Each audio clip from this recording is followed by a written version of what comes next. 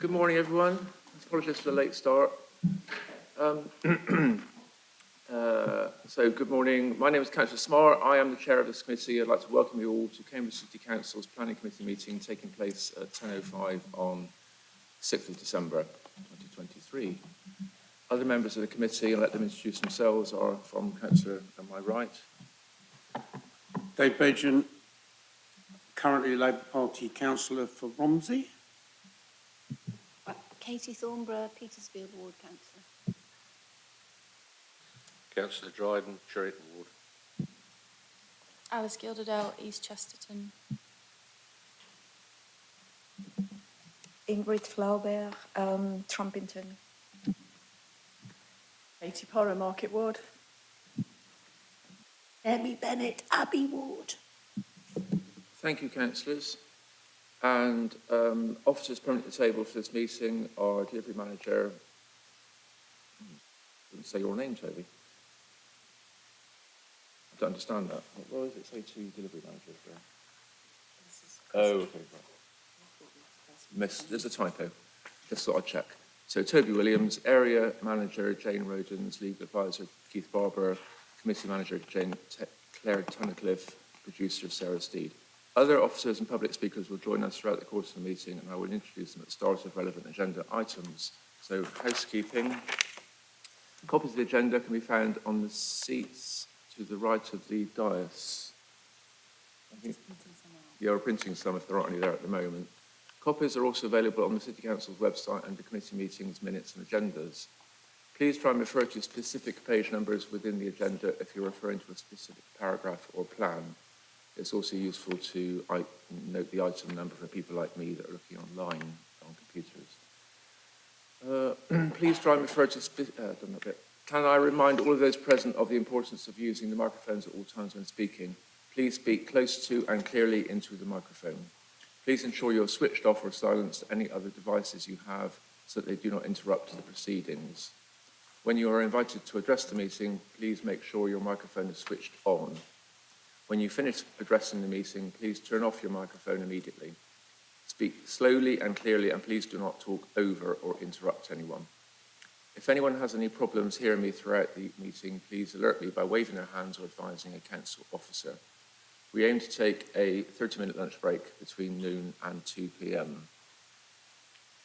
I think we might have adjusted that to 45 minutes going forward. So well, I'll check that with officers as we go along. Please can those present in the council chamber note that everything on your desk, including your laptop screen, is likely to be broadcast at some point. The camera follows the microphone being switched on, so councillors and officers are requested to wait a couple of seconds before speaking to allow the camera to catch up. Please raise your hand if you wish to speak. Please can those participating in the meeting via the live stream. Meeting chat is neither... I think the text is a bit wrong here. So note that the meeting chat is neither confidential nor private and can be subject to an FOI or DPA request. That's Freedom of Information or Data Protection Act request. Make sure that your device is fully charged and that you switch your microphone off unless you're invited to speak. Please use a headset if available when speaking and hold the microphone close to your mouth. Could public speakers turn their cameras off until we come to the application we have registered you to speak about? If a report officer drops out from the committee due to poor broadband signal, the senior officer present will take over their presentation or report and respond to questions. The process for each planning application will be the case officer will give a brief introduction to his or her report. Registered public speakers will be invited to have their say. There will be 3 minutes for those speaking in support and 3 minutes for those speaking against, unless advised otherwise. The committee manager will ring a bell when the time is finished. Once public speakers have addressed the committee, their speaking time is over. Public speakers are unable to join in with the council debate. The committee will then discuss and debate the item and may ask questions of the case officer. At the end of the deliberation, I will ask members to vote on the officer's recommendation by a show of hands. The council has a convention for major planning applications known as the Adjourned Decision Protocol. Where there is a majority resolution that is minded to make a decision contrary to the officer recommendation, the decision to determine the application will then be adjourned and the officers will prepare a further report which will come back to a future meeting of this committee. Only those present in the chamber can vote or propose or second recommendations. For the comfort of councillors, officers and the public, I may choose to call short breaks during the proceedings. If councillors or officers require a break at any point, please indicate to me and I will halt proceedings at the next convenient opportunity. Apologies. We've got apologies from Councillor Carling and Councillor Levine, and we've got Councillor Gilderdale and Councillor Flaubert replacing those two people respectively on the committee. So we have a full complement today. Agenda item 3. Any declarations of interest, councillors? Councillor Bennett.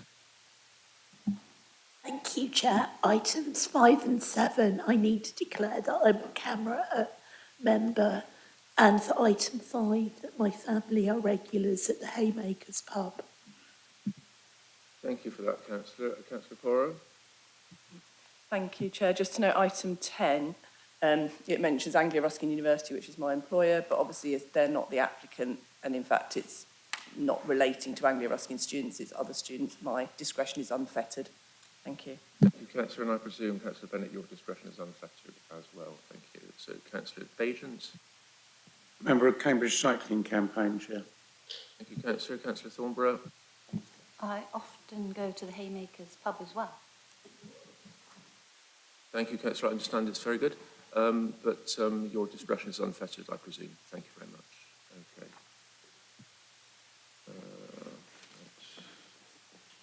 Three. So minutes of the meetings of the... Oh, what have I missed? Oh, sorry, Councillor Gilderdale. Sorry, item number 5 is in East Chesterton, which is the ward I represent, and obviously I've had discussions about this, but I have not allowed these to better my decision on this item. Thank you, Councillor. May I be so forward as to ask who you've had the discussions with? Is it a large number of people or residents? Or not the applicant, I presume? Have you spoken with the applicant without an officer present? No, no. That's so sorry to, just to be clear, because you are a replacement on the committee, we don't know, it's very bad practice to talk to applicants or objectors without officers present for the discussion. So just to be clear, thank you very much, Councillor. So, yes, that's all I think. So, minutes of the meeting of the 4th to the 10th and the 1st to the 11th. Can I assign those as a true record, councillors? Yes, I'm seeing nodding. Thank you very much. I'll do that. I think I've got them here. I'll just do that when I think of it.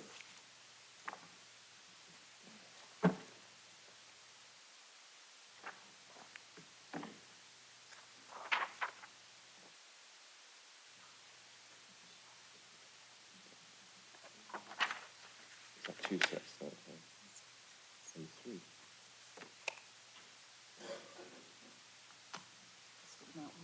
Yeah, okay. Well, I've signed one. They're a bit sort of mixed up, so I'll do that in a minute. So, moving on, I think that's all there, admin. So, first item of the day is Church Hall, 6A, Chapel Street. Let me just have a look at my speakers list.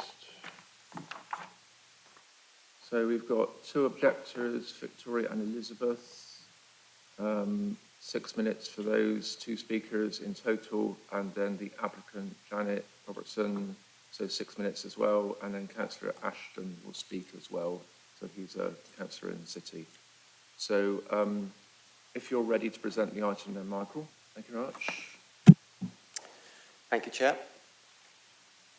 So, planning permission is sought for the refurbishment, reconfiguration and extension of the existing chapel building to create a multifunctional early years meeting space and 13 residential apartments. This is from demolition of the existing rear 2-storey building and alterations of the building of local interest, comprising demolition of existing rear lean-to, rear southwest elevation and roof, together with associated landscaping and infrastructure works.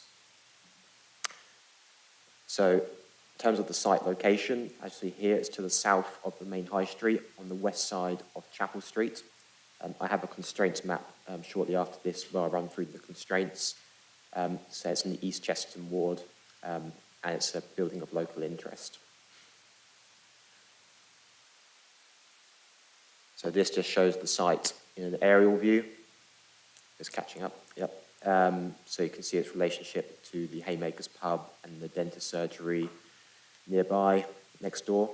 To the south is Chesterton Towers. It's a scheduled ancient monument and Grade 1 listed building here. Again, I'll go through the constraints shortly. 1960s, 70s development in here.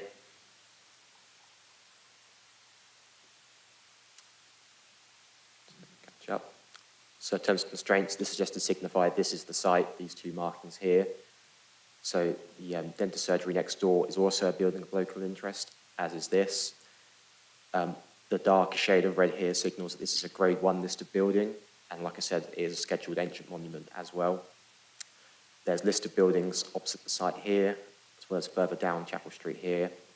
And this shaded area just signifies that it's in the Chesterton Conservation Area. So here is a montage of some of the external photos of the building itself, as well as from the High Street, for example, in the top left corner here, and further along Chapel Street in the bottom left corner and top right corner. There's montage, CGI views of these views later to assist members. And then these are some views of the external existing passageways along the boundaries of the site and the main entrance at the top here. So the building itself, the main part of the building, was actually originally built in the centre here. So this was built in 1844. And then there were two main additions, including the main sort of chapel building structure here. It was built later in 1863. And then there's some modern garages sitting alongside here.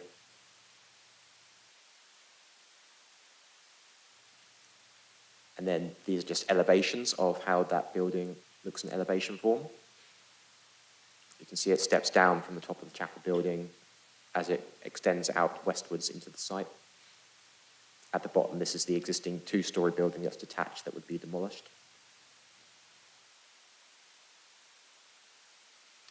Just some brief photos of the inside. So its former use, its extant use is as a nursery or preschool. And that's of the entire site.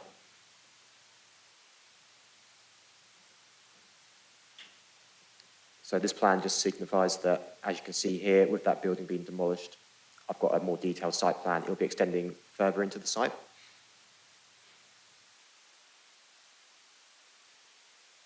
And again, I've got ground floor plans to show this in more detail, but to show the relationship of the development to the surgery in Chesterton Tower, this is a proposed site plan.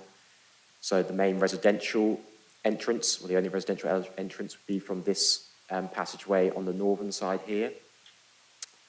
This southern entrance would be used for the multifunctional community space in here, and there will still be a main entrance off Chapel Street for that. There'll be a bike and bin store in here, where my mouse is hopefully waving, yep. And then access to upper floors, including a lift access here and here as well. And I would do a comparison with the previously refused application, as that was one of the points, for example, that it was refused almost due to the lack of accessible standards to the upper floors. So to show the floor plans in more detail, multifunctional community space would be reduced down to approximately 83 square meters from 365. So a significant reduction in the amount of that space. Then the rest of the development would be residential. So in total, there would be 7 one-bedroom flats and 6 two-bedroom flats. These on the ground floor would be 1 bedroom. As you can see, they're above the state space standards, so 38 square meters and 40 square meters here. They will have terraces along the south side as well, access to terraces at ground floor level. At the upper floor, as part of the sustainability strategy, on the first floor level, there will be 2 air source heat pumps serving the development over here. There would then be access from a stairway as well as a lift that reaches the units on the first floor. The 3 over here are again 1-bedroom units, above the multifunctional community space would be 2-bedroom units. Just to add, they also have got terraces on the south side, which is addressing one of the previous reasons for refusal. Above that would be the start of the duplex units. So there would be, again, 2 bedrooms across all of these at this level. This larger one here would also have a living space at this level. And you'll see they've got internal staircases which lead up to living spaces above each of those. And again, sorry, just go back again. Yeah, they've got access to external amenity spaces, at the upper level here. Hopefully my mouse is waving over. And then this roof plan just signifies where the dormer elements are, which I'll get to later. So you can see the staggered dormers across. So just showing the proposal, I've got a comparison later with the refuse scheme, but it will be retaining much of the BLI brickwork where it's possible to reclaim it, and importantly, retaining this pitched roof for the chapel here on the frontage. There would then be contemporary zinc-clad dormers out here, and much of the external of the new element would also be zinc cladding. As you can see, there's terraces at this level, above here, and then also at the first floor level here. There wouldn't be terraces on the northern elevation, partly because of the potential noise with the Haymakers pub, for example, and also the air source heat pumps that would be operating on that elevation.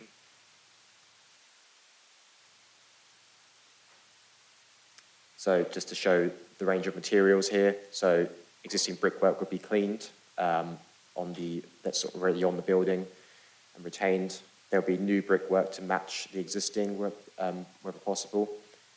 Standing seam zinc cladding, and then powder coated panel and window frame detail, and then painted steel balustrades.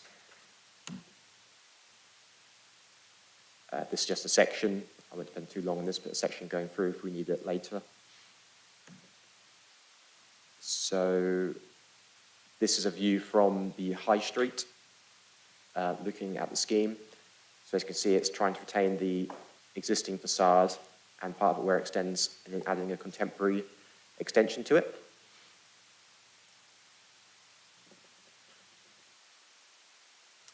And then this is the view from Chapel Street. So this is the view that's sort of opposite the scheduled monument, which would be to the left. You can't have to see it in the CGI, but there'll be the scheduled monument to the left of there.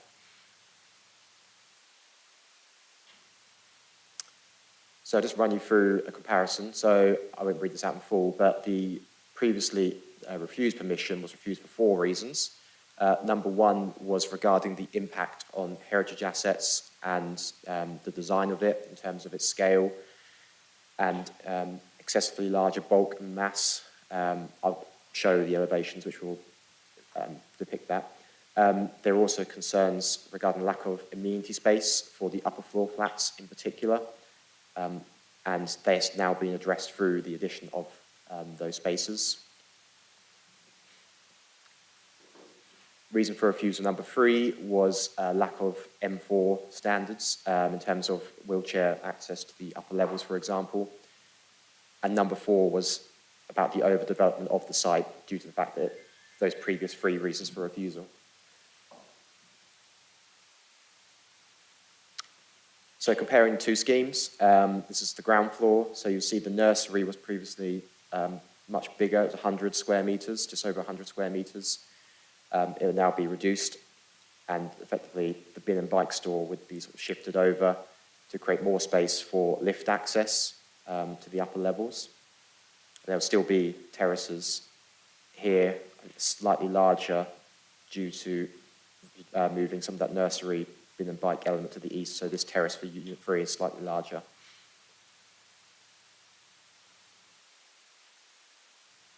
And again, at the first floor, you can see there were previously no terraces, external amenity space for the upper floor flats. whereas now they are proposing some. And you can also see with the wheelchair turning area here and the lift that there would be, it would be fully accessible to those levels. Previously, the nursery extended up to the first floor level as well, to have an extra 40 square metres. But like I said, the nursery is much, the multifunctional community space element is much smaller now.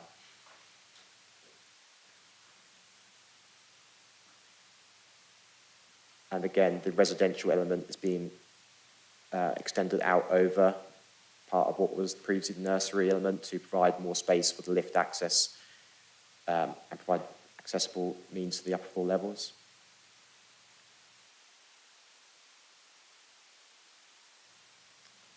And then at third floor, there was previously a play area for the nursery, and it was going to be retained in its original format, if you would. But obviously that's now gone, so it's, yeah, the scheme is effectively being extended out over that element.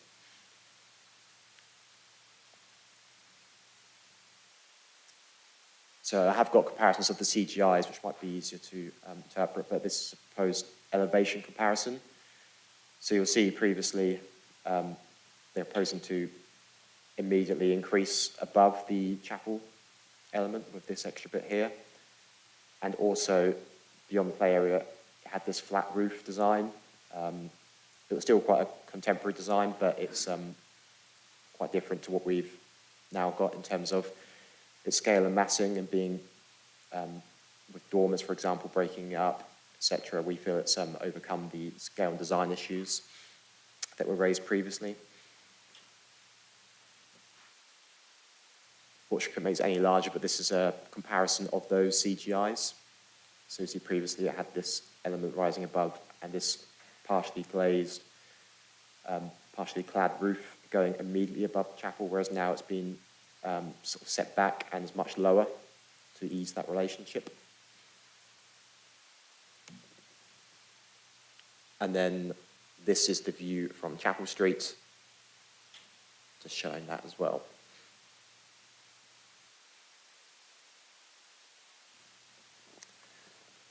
So in terms of the planning balance, going through refusal considerations first, officers have identified a low level of less than substantial harm to the designated heritage assets, that being the scheduled monuments and Grade 1 listed building of Chesterton Towers, the Grade 2 listed buildings numbers 1 and 5 Chapel Street opposite, and Chesterton Conservation Area itself.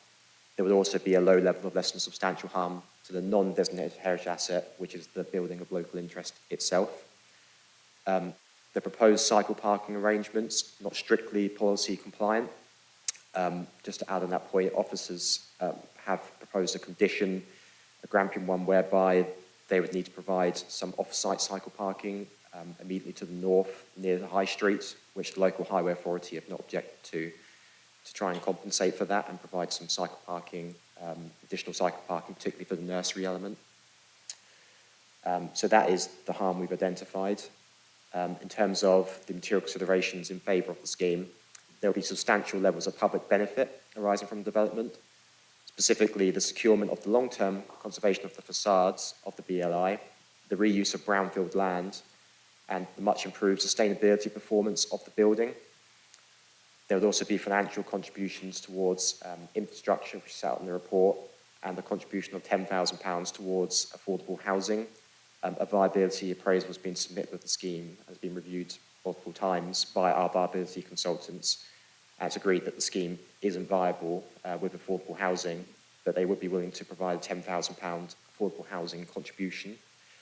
And that would be secured for a Section 106. No harm to neighbourhood amenity has been identified. The proposal will provide an acceptable living environment for its future occupiers, and no highway safety harm has been identified. Therefore, on balance, the officer recommendation is approval, subject to conditions and a Section 106 agreement that would need to be secured after any decision. Yeah. Yes, thank you, Chair. That's my presentation. Thank you. Toby just want to say something before we go to speakers.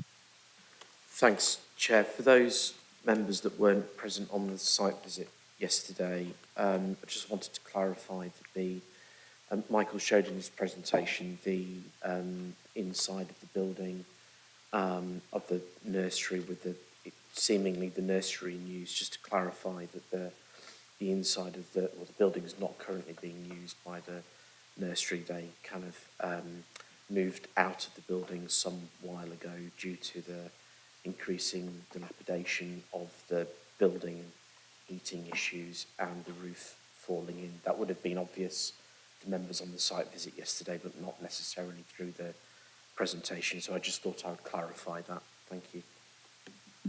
Thanks, Toby. And yes, what do you want to say, Mark? Sorry, Chair, just forgot to add, just make members aware, on the amendment sheet, you will note a new condition is proposed regarding foundation design. This is to do with the tree nearby but not on the site in the Haymakers pub site. That would just, it's just making sure that the foundations wouldn't interfere with that. So we've recommended that as a condition post the report being drafted, but it is in your sheet. Yeah, thanks, Mark. While we're clarifying, did you say that Highways had objected in 6.3? Sorry. It says no objection in 6.3, but I thought you said objected in your presentation. You No, didn't. they're sorry, probably speaking too quickly. They haven't objected. I think that was in relation to the cycle parking provided off the site.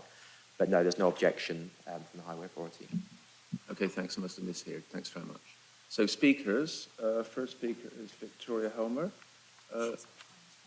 on Teams. Hello, Victoria. Good morning. Hello there. Hi. So you've got 3 minutes to speak, approx. So a bell will go half a minute before the end to let you know you come to the end, I think. That'd be the best thing to do, because we've got a second speaker for 3 minutes as well. So when you're ready, Victoria. Thank you. I noticed that in his presentation there, the planning officer just said that there was no perceived harm to neighbourhood amenity. And I have to say, speaking on behalf of several neighbours, we disagree with that. A number of the issues that I raised last time on behalf of local residents in the previous plans remain. So I'm very surprised the planning officer is recommending approval, particularly given the objections raised by the urban design team, which remain the same. The building is still too overbearing compared to the local area. The refuse and the cycle parking have not been resolved to satisfaction, and the urban design team said could not be supported. And the site, the big issue for the neighbours, the site is overused for the footprint. And that gives it traffic issues, parking issues, lack of amenity space, access issues. There is still only one narrow entry for residents and for every single item going in and out of that building, other than to the early years space. Additionally, I see two new problems, and they both relate to the change of the nursery into this early years space. Instead of having lots of traffic at 2 times of the day, morning and evening drop off, there will be constant traffic all day. As we said before, Chapel Street is not wide enough or in good enough repair. My car was written off a couple of years ago by a driver trying to squeeze through. One of the neighbours' cars has also been damaged as a result. The new traffic control at the end of Chapel Street has actually really helped, but so has the lack of traffic. And the minute you turn that into a venue people are using day in, day out, it's going to get much worse. A lot of people don't realise they can still exit up Church Street, so we have lots of people doing U-turns. It's going to get worse with more one-off visitors. The other issue is the nursery operated normal working hours, so that was pretty straightforward. And an otherwise residential street was quiet at nights and weekends. A community space has no such restrictions, and the building fronts straight onto the street. It has a single entrance to that early years space, and any evening events will cause noise and adversely affect residents, including the new residents. We're already going to have a far more traffic up and down the street from 13 apartments.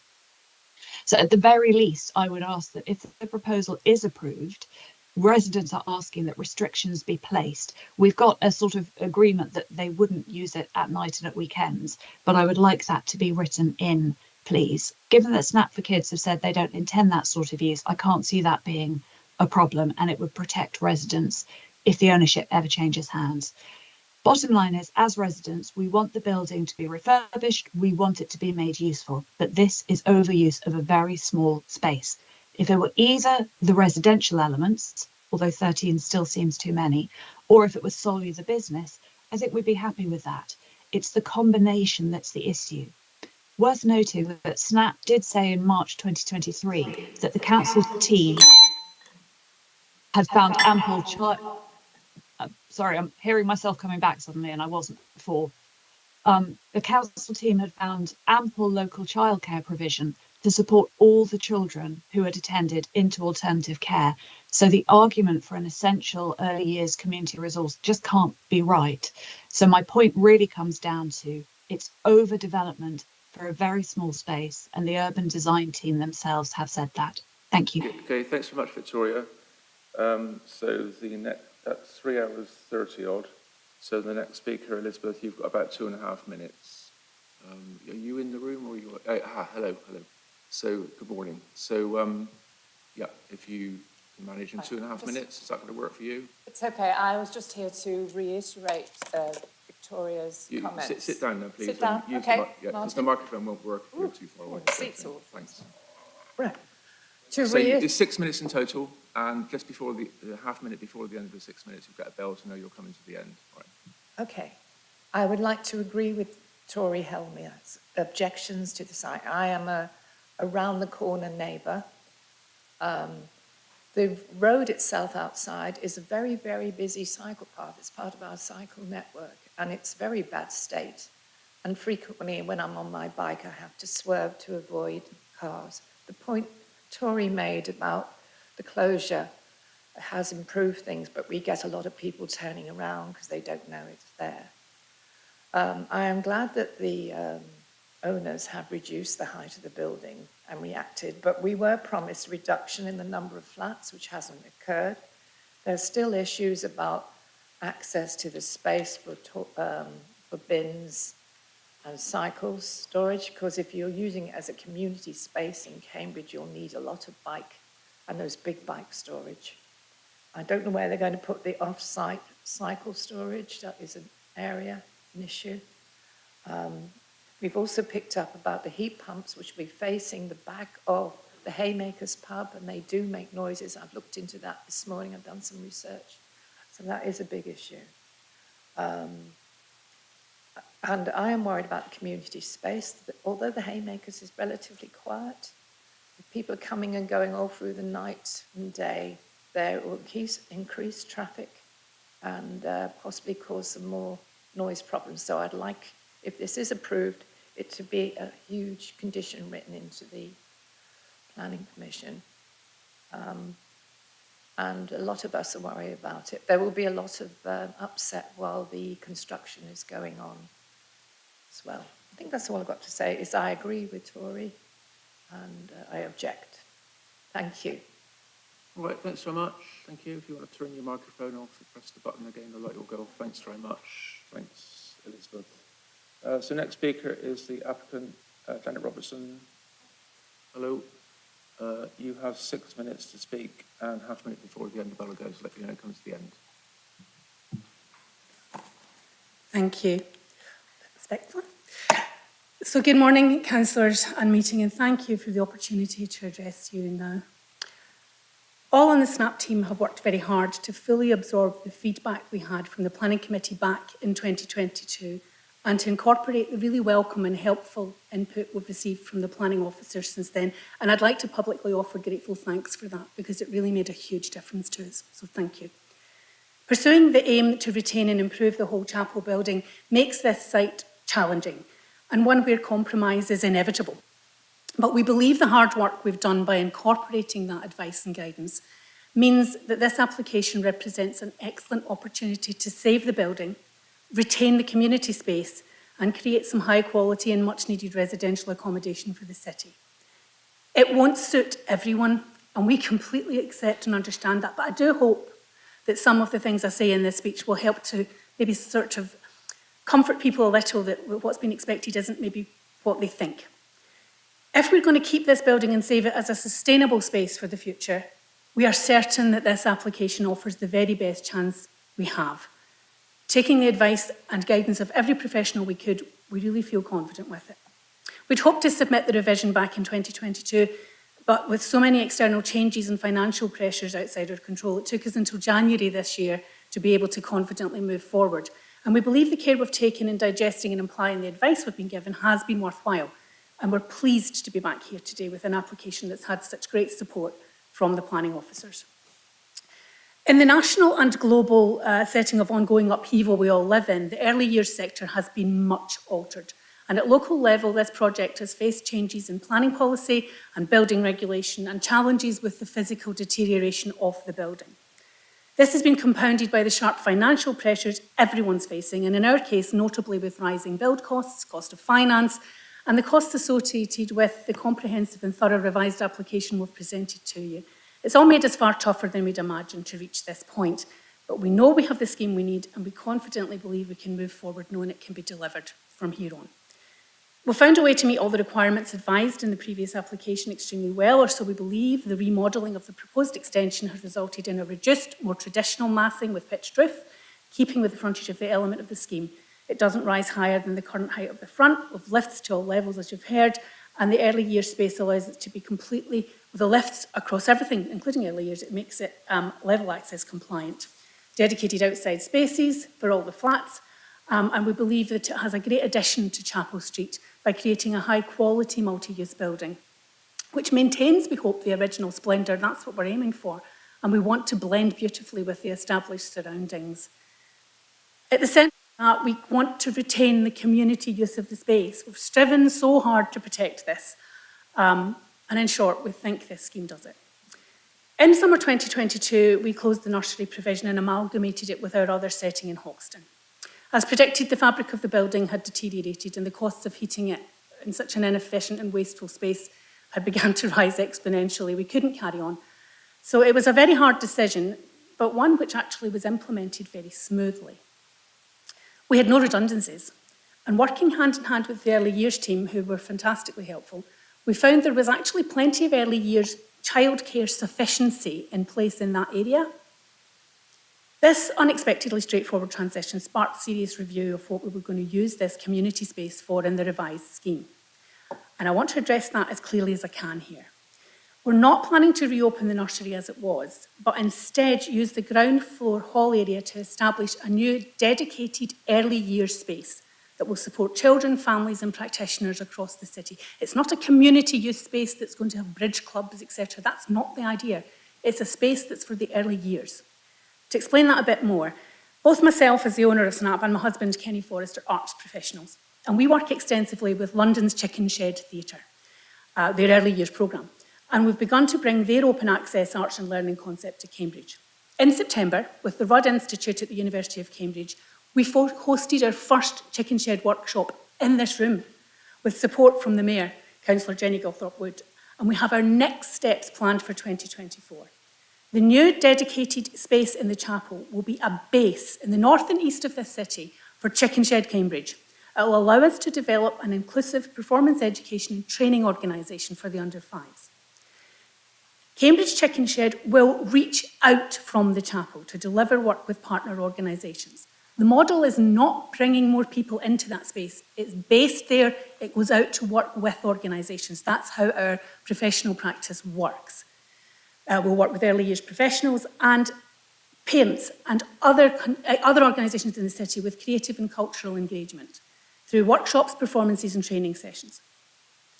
For know the work of Chicken Shed and what that means, the ethos for the early years aims to do this. Create a space for absolutely everyone, child and adult, no matter of ability or challenge that they face. It's totally open access. We aim to succeed together or not at all. No child is ever left behind. However. And we try to build a society where everybody can flourish by working with our littlest citizens and infusing them and those who help them grow with value. In summary, our application today sets out how we believe we can achieve this ambition for Cambridge using the new space that we'll create in the chapel within the scheme we propose. That scheme has, through sympathetic design changes that are harmonious and keeping with the heritage asset, we believe addressed all 4 reasons for refusal cited under the previous application and provide this building with a secure and sustainable future. We really hope members today agree. Thank you very much for listening. Thank you very much, Janet. Thank you. Next up is Councillor Ashton. Yeah, that's it over there. And you have unlimited time to speak, Councillor.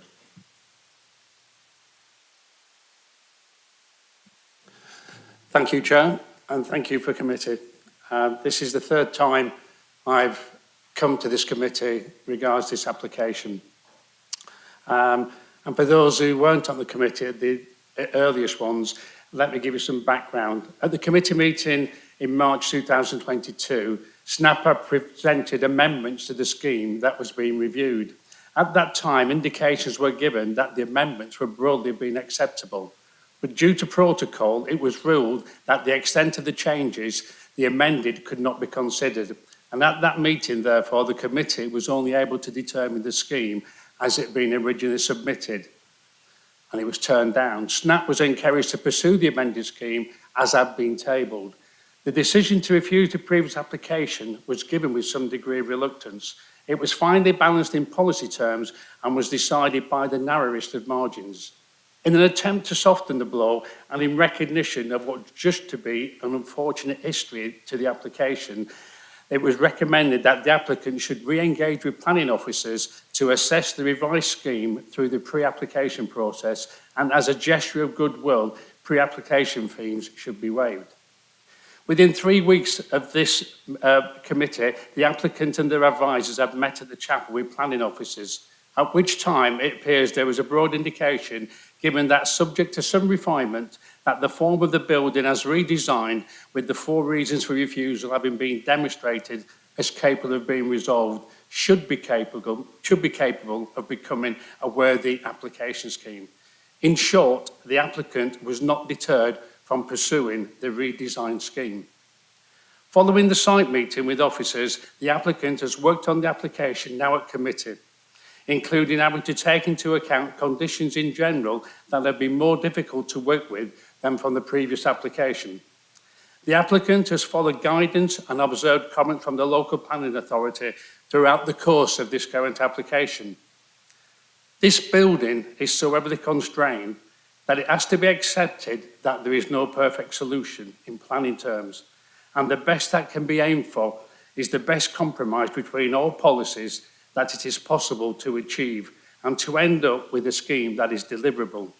At the end of the day, this is a scheme which would allow the building to be saved. And as was pointed out earlier, this building is now falling down.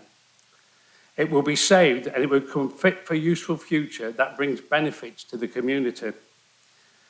Points that might arise in your discussion. Cycle parking has been mentioned already. There is no access restriction and no security issue, and users of both refuse and cycle parking facilities are one and the same residents. At the end of the day, the tidiness of a refuge facility is a management issue. This is a prime example of the degree of compromise that is acceptable in a balanced decision-making process, and we should not lose sight of the prime objectives and let a relatively minor issue prevent a solution that by now must surely be considered as the last chance at this saving the building and the community benefits. Oversized cycle storage is to be encouraged where possible, but in this case, in an heavily constrained building, it's simply not possible to accommodate this type of cycle.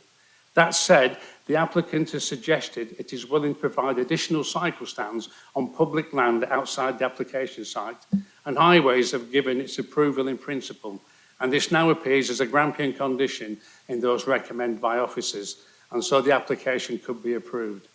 Arboricultural. There are 2 trees in the garden of the Haymakers pub, and these are outside the application site. There is no reason why the foundations of the proposed extension cannot be designed to avoid root damage. This is not an uncommon situation, and there is a structural solution for all situations. Noise from the Haymakers pub and noise from the proposed Hersauce heat pumps. This has been addressed through discussion with the Environmental Health Officer.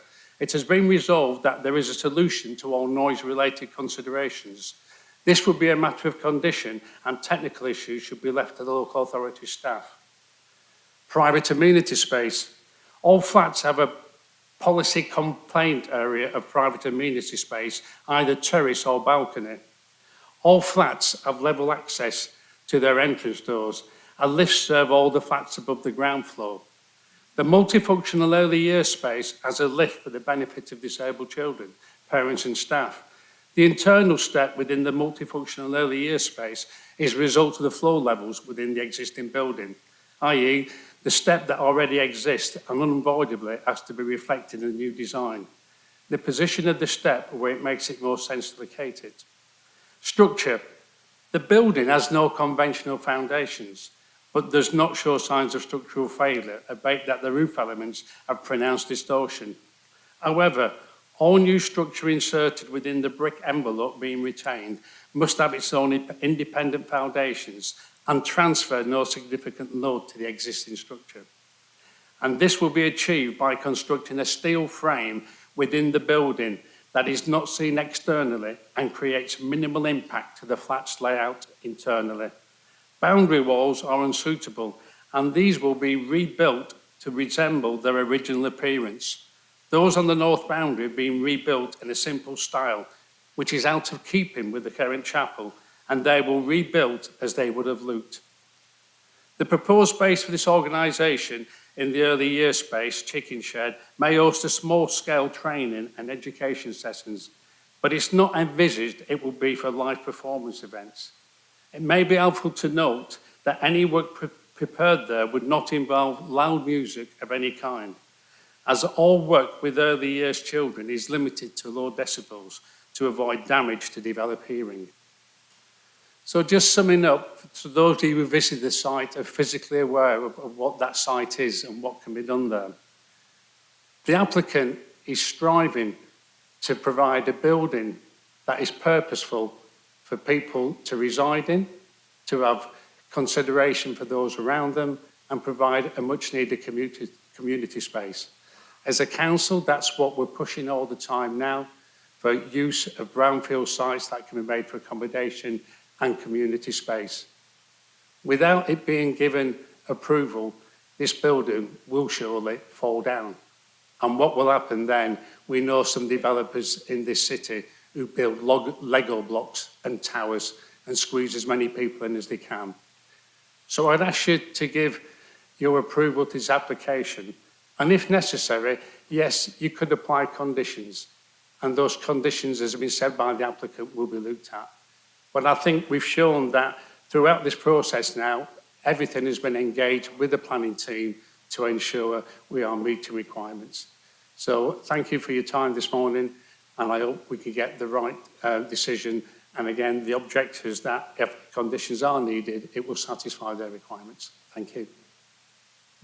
Right, thanks, Councillor. So just to be clear, Councillor Ashton is not a ward councillor in East Chesterton where the scheme is located.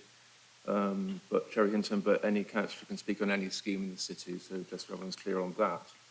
Chair, could I just give the reason why I was speaking and not the East Chesterton councillors? You don't need to, Councillor, but if you wish, yeah. Yeah, because at the time when this first came up, the East Chesterton councillors were all suffering illnesses, and no councillors from East Chesterton could speak on the scheme. So that's why I spoke up, and obviously the applicant resides in Cherry Hinton, so as a resident of mine, I looked at the scheme to see whether or not I could give it my support, and I felt because of the reasons stated, I could give it my support, and I spoke to the East Chesterton councillors to explain why I'll be talking on an application in their ward. All right, thanks, Councillor. Thank you very much. So, can't see any hands at the moment. I'll go first. So, before I start, the first speaker, Victoria, spoke about a condition being written in if the scheme was to be approved, so we need to pick that up later. I didn't quite catch all the detail of that, but I'm sure Michael's got it. Yeah, okay, so that's that. And also, both objectors spoke about highways and problems on the highways, but highways officer has not objected to the scheme, as was clarified earlier with Michael, case officer. I'll just say a couple of things just to sort of go through it. Well, firstly, as you can see in the sort of pack, it's an on-balance recommendation by the officer. You can see planning balance, the last image in that pack on this item. And also, excuse me, there are objections from consultees, which are 6.5, Cambridgeshire County Council Historic Environment Team, objection from Design Out Crime from the police. That's to do with the bike sheds and bins being combined, which is not recommended. The Conservation Team, 6.13, I think it is, has objected, and you'll have seen that no doubt in the report. Historic England 6.24 has objected, 6.26 Landscape has objected, and 6.44 Urban Design Team has objected to it. And plus there are third-party representations, as often is the case. There are 10 people objecting, plus CamCycle. So just to be clear on all of that, councillors, detailed questions. Councillor Power. Thank you, Chair. And firstly, I sat on the previous one. I don't remember it being quite as finely balanced as Councillor Ashton said, but this is a great improvement, you know, and I think that should be recognised. I do give some weight to what the ward councillor said, that some developers might have just let this rot and then come in saying, well, we're going to knock it all down. So I do absolutely give weight to the amount of the fabric of the original building that will be either kept or rebuilt, because I think it's one of those, be careful what you wish for, because actually if this was coming in as a demolition site, you know, we'd be looking at something, I think, which would have lost all of that architectural value. I think for me at the moment, and I am very on balance on this, the concerns I have, and the massing at the far end, so the not chapel end, which I think is quite substantial, doesn't perhaps step down as much as I might have expected. The dormers and how they give out onto the listed monument, though I do note from the site visit that the particularly unattractive line of garages, and I think the not particularly architecturally significant flats built around that monument already, unfortunately, may mean that ship has almost sailed already for me, because the environment is challenging at best. I don't think it's shown off to the best of its ability anyway. The cycle parking and bins, I suppose for me it's whether that balance of keeping the fabric of the building and the slightly more narrow pathway, and I wonder if the officer could just confirm the width of the pathway, particularly at the top end by the chapel. But I understand that obviously to make it wider, we'd have to knock down some of the building, which would obviously defeats the point of trying to keep the front of the chapel. And obviously there is a net loss of nursery provision, but I do understand the county hasn't objected, and that there is another early years use being put in, which I appreciate, rather than perhaps shoving in some extra flats and getting rid of it completely, which could have been an approach taken. So in terms of officer questions, I do support what the resident objectors were saying about some conditions on opening hours. I think we do have fairly standard ones for community centres, don't we? I have a feeling they're quite late in the evening, but given that the use is in the day here, I would be grateful for officers' consideration as to whether that could be included. The cargo bike parking does worry me, and also how this Grampian clause works. I understand that this is us basically saying the applicant would agree with the county to pay for some cycle stands. I can't quite find the exact condition, and I wonder if the officers could comment on how robust that is, because what I wouldn't want to happen is for this all to be built and that not go forward. So I'd quite like some kind of stepping clause that says this needs to be agreed before occupation, for example, because I think that is important. And particularly, you know, with Chicken Shed, lots of kids are riding, you're going to have cargo bikes. They're going to be messy and park around the area if we don't have some provision. So I'd be grateful if officers could comment on that. There's some mention on page 67 of a deed of easement for the pub. So that's basically saying that the people moving into the flats can't complain about the pub noise later. Again, I wasn't entirely able to find that. So I wonder if you could just comment whether that's coming in on the S106 and how robust that is. And finally, the early years use, are we happy that were the current owners to sell it on, that is robust and that we have a condition? I think condition 20 seems to be the obvious one. Should that perhaps be strengthened? So, sorry, those are some comments on my questions. Thanks, Councillor. I'll collect a few questions before I go back to the case officer. So, Councillor Dryden. I think Katie was before me. I think Councillor Dryden's insisting you go first, so we'll go on.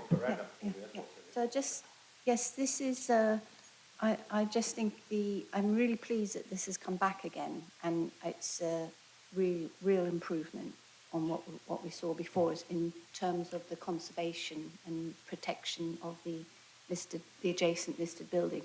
There's a few things. The condition 23 is about water efficiency, and it's 110 litres per person per day, and for the 13 flats. And I know we have refused, or we recommended for refusal a scheme where there were many more homes, and I just wondered whether we know that accommodation can be designed to, say, 90 litres per person per day without recycling. And I wondered whether we shouldn't be asking for a more efficient water usage for each flat. And the other thing is about measuring the water usage. The traffic management plan for the construction is as an informative rather than a planning condition. And I wonder if the officer could explain that. And also the designing out crime recommendations, that's informative as well. And I don't know why that isn't part of a planning condition under policy 56. And then also, I don't know if these are market homes or are these build to rent. And if they are built to rent,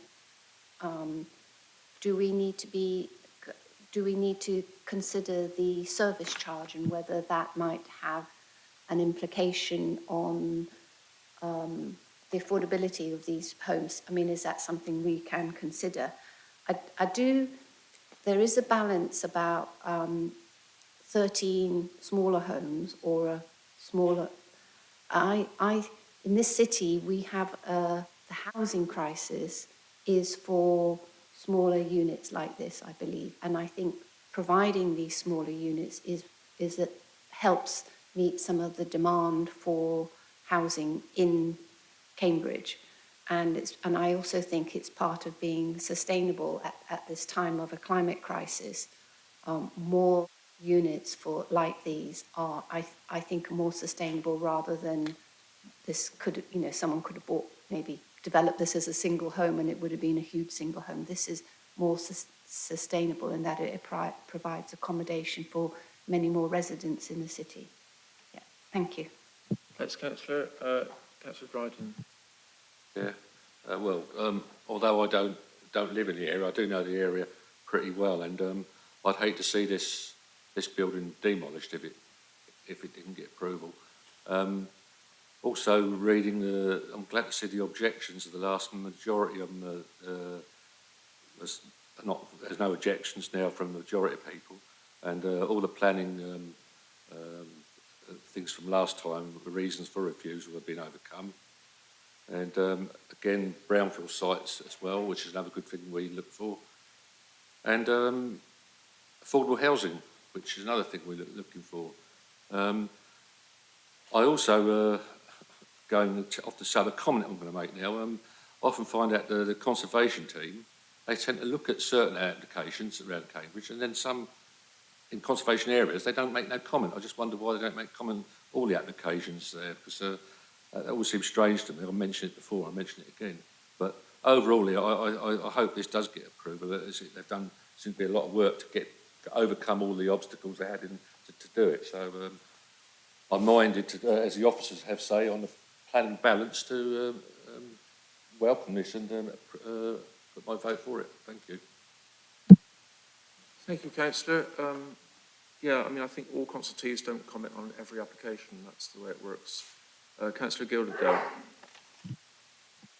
Thank you, Chair. I'm really pleased to see that this has come forward. I think it's a fantastic space, and I know that lots of residents will really benefit from having this space opened again. I think I wanted to speak on policy 56 on the designing out crime, as well as Katie has mentioned. I think specifically on both this kind of narrow alleyways going down the access routes down both sides of the building, and whether it's possible to ask about the lighting of those spaces. And I know it has been mentioned that there should be some CCTV put in.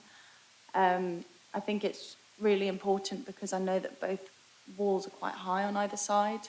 I think especially in the winter months when it's dark, very early, people will be coming and going down those alleyways, and it might be difficult for people to kind of navigate that space without light. So I wanted to check about whether there was going to be light put in there. And like other people have mentioned, the cycle space, I think it is really, really important that we make sure that there is adequate cycle provision. I think anyone who knows Chesterton High Street and uses various shops or walks up and down there, there's very, very little cycle parking generally in the area.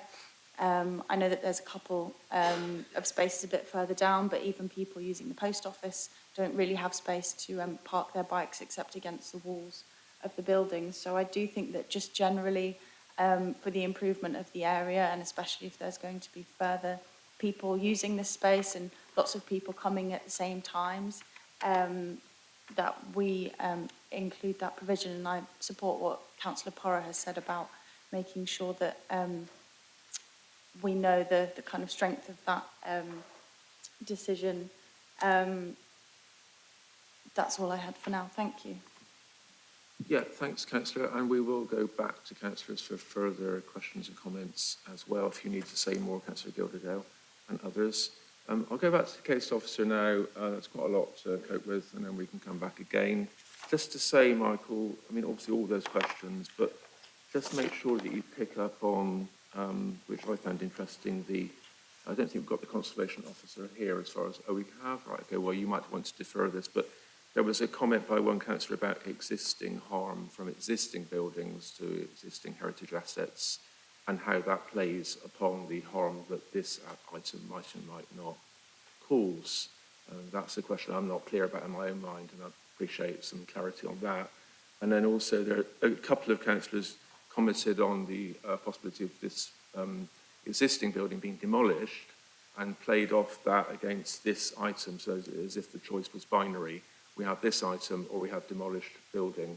I'm not quite clear on that either. I suspect that's not the case, but if you could be clear on that too. But otherwise, just all those detailed questions, please, Michael. Thank you, Chair. I'll go in order of councillors. I'll try to anyway. So I'll share my screen regarding the point about the width of the alleyway. Let's get the floor plan up. Sorry, bear with me.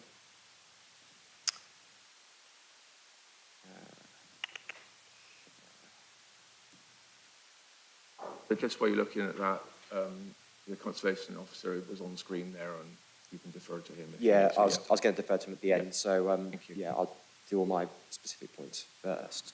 Is this showing? Let's come to there.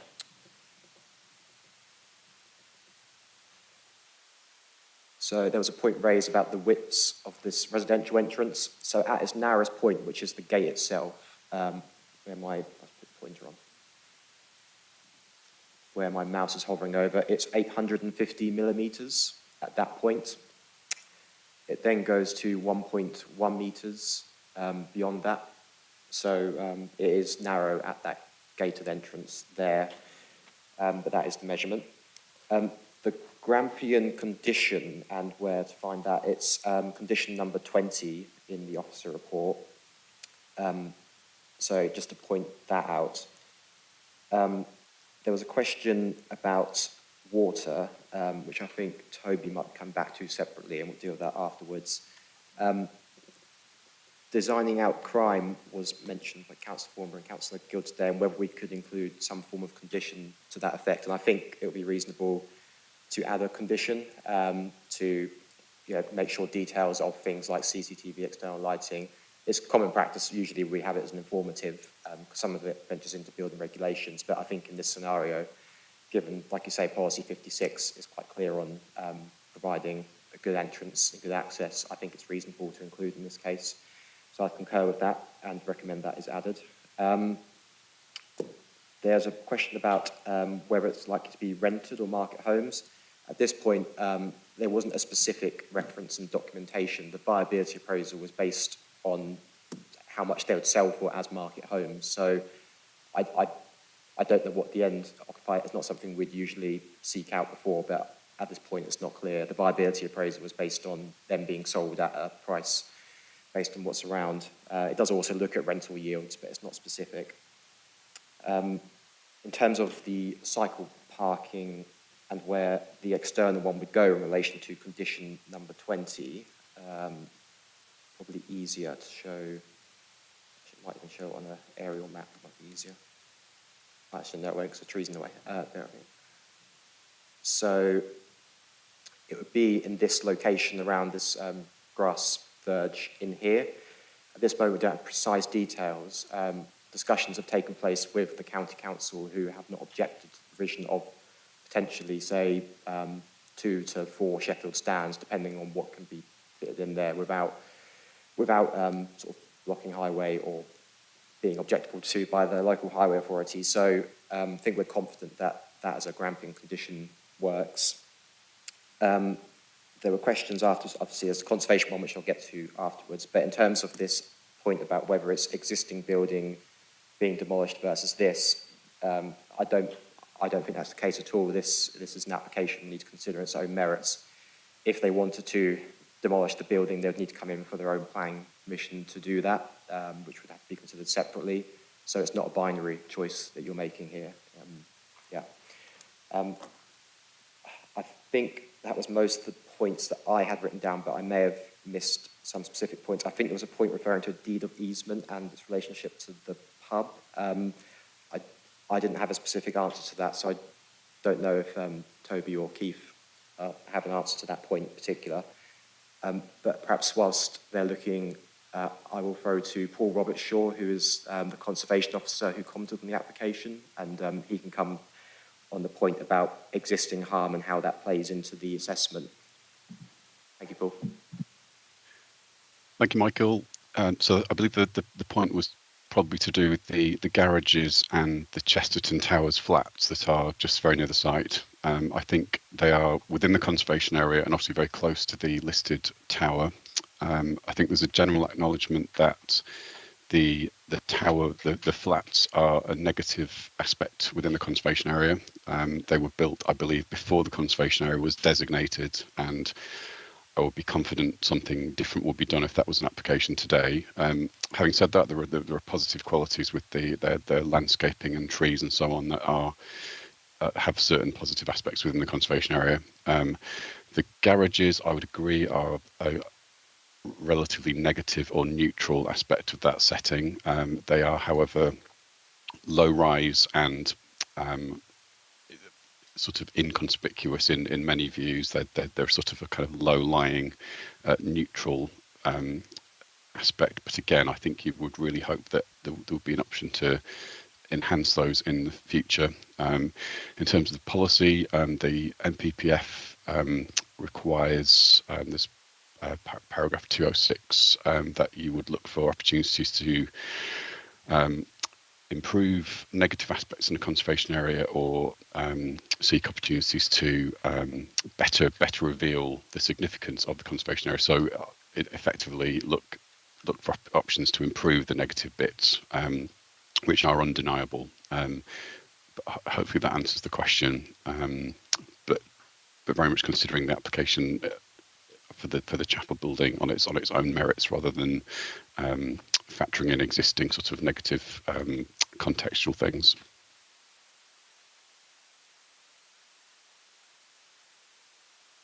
Okay, thanks, Michael. I think you referred to Toby. I didn't you want to come back, Toby, on that? Yeah, just on the water point that Councillor Thornborough raised, I think probably the best way to deal with this is through an informative to ask them to see if they could consider a scheme that could reduce water usage down to around 99 or 100 litres per day. Lots of the evidence that's kind of coming out of some of the bigger, larger development sites that we see for housing, new housing, is that kind of figure is achievable. I say informative because this is an existing building and the proposal includes a pitched roof. So that may kind of compromise the ability of the scheme to achieve a lower standard, but certainly as an informative councillor, we can run with that. Thanks, Toby. Michael?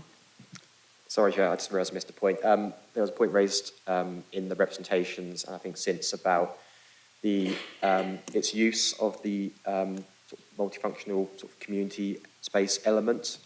We have got condition 19, which is very specific about how it would be used. I think that's the mechanism we'd be using to secure things like hours of use and ensure it's not operated at, for example, nighttime and that side of it. And there's also condition 28, I believe. Sorry, just let me catch up. Which is quite strict about how it can be used, which is in use classes EF only, because you may be aware use class E is quite a broad category, which does include nurseries. And then F1 and F2, so it is very limited in what it can be. Thank you. Yeah, so thanks, Michael. I'll just come back on my question. So I wasn't quite clear on the answer from the Conservation Officer, and there might not be an easy answer to it, but it was just that, if I can be perhaps clearer in my question, if there is an existing building that does harm to the heritage assets, does that mean that any potential harm caused by a new application site is lessened because of that existing harm, or does one consider the new application site on its own merits individually and only in comparison to the heritage assets? It's a detailed question, but it's just one, it seems important in this context. And anyway, the whole question of heritage assets and conservation is a technical one, not least in terms of the language used, like less than substantial harm, which is a contradiction in terms, but it's a technical term. Yeah, Michael. Oh, also, Michael, I mean, I don't know if you wanted to task the Conservation Officer with just basically commenting on his report as well at this time, or whether you want to wait for any other questions on that topic from councillors is up to you. Okay, thank you, Chair. Taking your first question, the building is in the conservation area. That's the state that it's in right now. So I think given that that's its current condition, I think you're almost assessing what we've got proposed here with that as the baseline, if that makes sense. And then it's, how much harm does this scheme cause against that baseline, is my understanding. I'm sure Mr. Williams will come back. He feels differently. I'm happy to let the Conservation Officer, if they want to elaborate on their comments and perhaps where they feel the harm lies. I think that I'd be happy for that, if you're mind the Chair. Yeah, see you nodding. Paul, are you okay to give a synopsis of your comments? Yes, of course.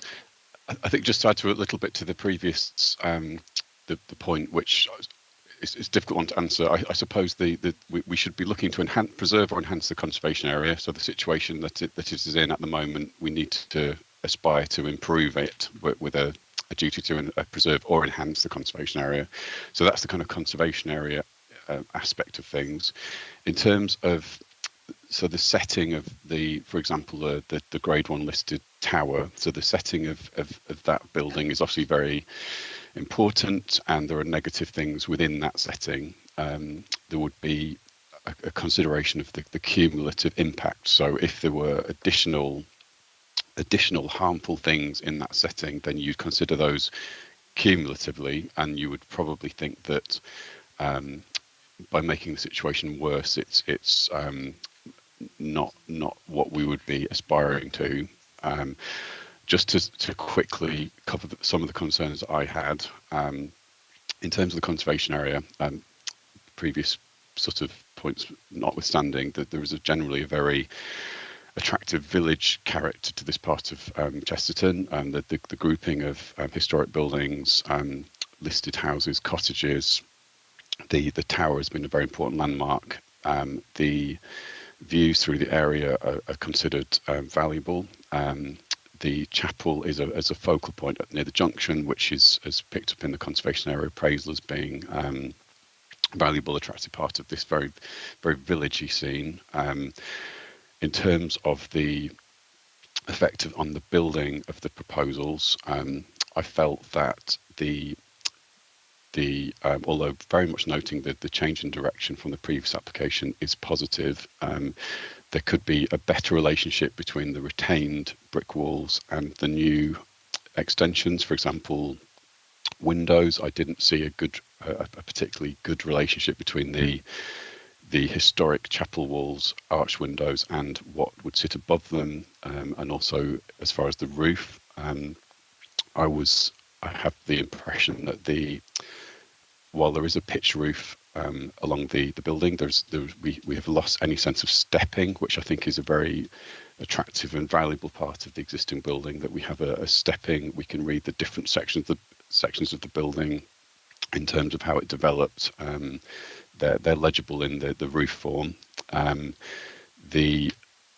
While there is a pitched roof, I felt that the dormer windows are of such a scale that when you view that building from oblique angles, as you would do, you would read essentially a series of large flat elements that would coalesce into what would appear largely as a flat roof structure, with the pitched roof sort of glimpsed from certain places.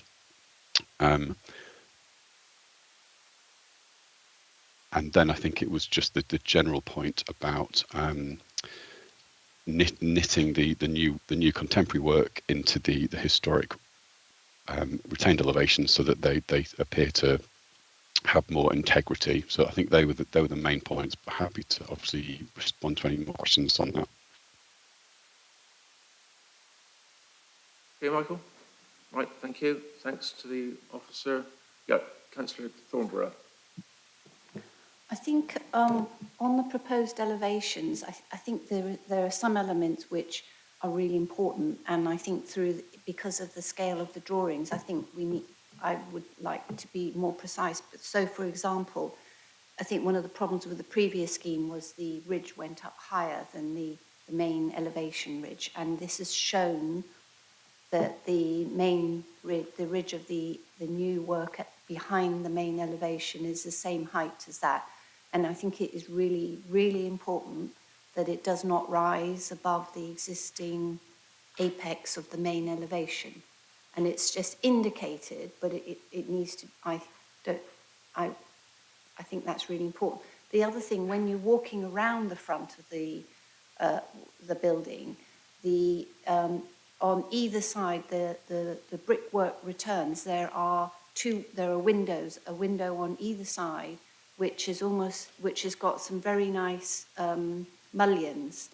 And it looks from the elevations, the northwest and southeast elevation, it looks like those original windows with the details of the mullions and the small panes of glass are to be retained.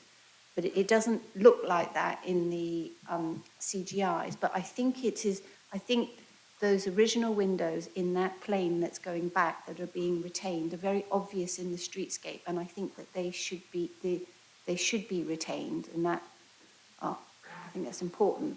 It sort of indicates that in the elevations, and I think they're important to be retained.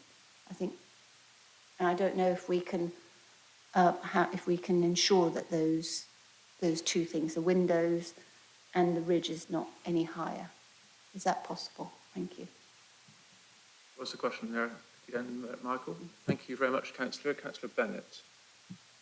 Thank you, Chair. Apologies if I'm not very audible. I have two concerns. During the emphasis put on the resident objectives about the opening hours, when they are agreed under condition 19, could they come back to spokes? I would be uncomfortable about just using our standard community hours, because those are mainly for standalone buildings. And when we have community rooms such as River Lane, which are actually part of a residential building, residents have argued for shorter hours and an earlier curfew. So that's point one. Two is that we've gone to great lengths to get the upper floors M4 compliant, and including a wheelchair turning circle for the lift and lift, which I really do applaud and appreciate. However, if you can't get an attendant wheelchair or a mobility scooter or turn a power chair to get into the building, then we might as well not have bothered about the M4. And going down to 850 millimetres is very, very challenging. I would not take a mobility scooter down there, even the so-called super compacts. A power chair you could probably get down there, but you might not be able to turn into building. I can't tell from the details given. And if you have an attendant wheelchair, which is one where somebody's pushing it, then you need to have room both for the chair and the person pushing it to turn, and that could be really quite challenging. And you might well have that sort of arrangement if you have, say, a disabled child being brought by a parent. So point 2 is I'm concerned about the access if we are having an 850 millimetre pinch point, and also the turning as you actually come into the building. Thank you. Yeah, thanks, Councillor. Good points. I note there's no consultee for disability officer on there. And just to add to Councillor Bennett's questions, if we could find out if all of the accommodation is accessible. I couldn't quite see from the plans exactly whether it was or not, but if all of the apartments are accessible flats. Councillor Bajan.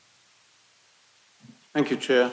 I'd like the officer, if you could. Oh, thank you very much for a very good explanation, by the way. I think it was absolutely wonderful. A bit more about the viability and why there's no housing, affordable housing being built. I mean, there's a lot of dwellings here and no affordable housing. I think it is important whether it's going to be rented or for sale. I think that the use of the buildings and the occupancy is quite important. I wonder when people talk about there's not a lot of money spare at the end of the day to build affordable housing. They raise the question, of course, is this affordable to be done? Is it going to work? Will it be built? Will it be successful? I'm concerned about the bike parking, very concerned about the bike parking. We've, as a planning committee, hold a firm line on cargo bikes and the amount of bike parking on site, but I do recognise that this may be one of the only ways of saving this building. So I think there's a balance maybe to be drawn there. I'm concerned about the inconsistency of the Conservation Officer's comments. If you compare this with Romsey Labour Club, which they thought was okay to do what being done with it, and then you compare it to this, then I don't see how those comments align. They're inconsistent. I mean, once those garages were built, all bets were off really, because the whole area's been destroyed. And while I'm talking about garages, does the chapel own the garages or the small piece of ground adjacent to them? Are they part of... No. Okay, thank you. Really, I'd just like to hear a bit more about the affordability from the officer, if I can. Thank you. Okay, thanks, Councillor. Yeah, I can see more hands going up. I'll just make a note of those in a minute. Just wanted to respond myself quickly to your points, Councillor Bajan. So, Romsey Labour Club, yeah, I will do. But just to be clear, Romsey Labour Club's a different scheme and different heritage assets in that vicinity. And also, we've already bottomed out that the existing buildings on the site, or around the site, are not the important thing here. The important thing is the perceived less than substantial harm caused by the applicant building, the applicant site. So, Councillor Flaubert. Thank you. I echo the concerns that the officer has about the appearance of the building. Just look in the pictures. I actually don't see the retention of the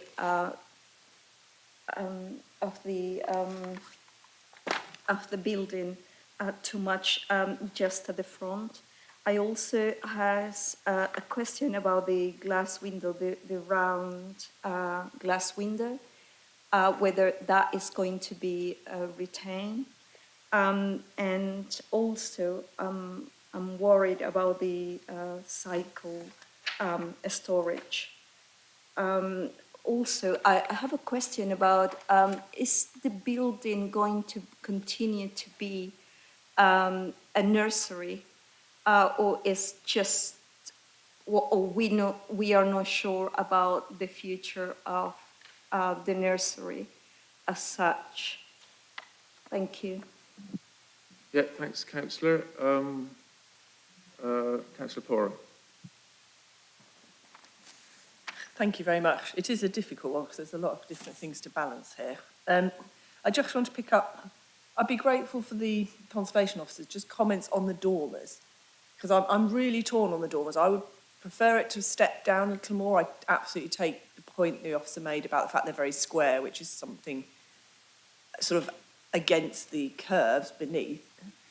But equally, I'm kind of guessing they may provide some solar shading and things. That's possibly why they're designed like that. So it'd just be interesting to know, because I suppose at least as it is quite consistent. You know, it does. I don't know whether stepping it down at the end would actually make it look worse, I suppose I'm saying, and asking for an opinion on that. I don't think we've picked up on the deed of easement. I don't really mind. I just want some reassurance that we aren't going to have the pub being closed down by residents complaining about the noise. So if that is in the S106, can someone just let me know about that? That'd be great. I do agree with Councillor Bennett. Whilst I understand condition 19 will have opening hours, I think this is a really important issue because, partly because of the use, it'll be noisy in the day in a good way, I hope, with children running about. But I do think, just to give reassurance, I would quite like that to come back to Chair and Spokes, just because, you know, this may not be discharged for months or possibly years with different officers, and I want to make sure we pick up on that as an important issue.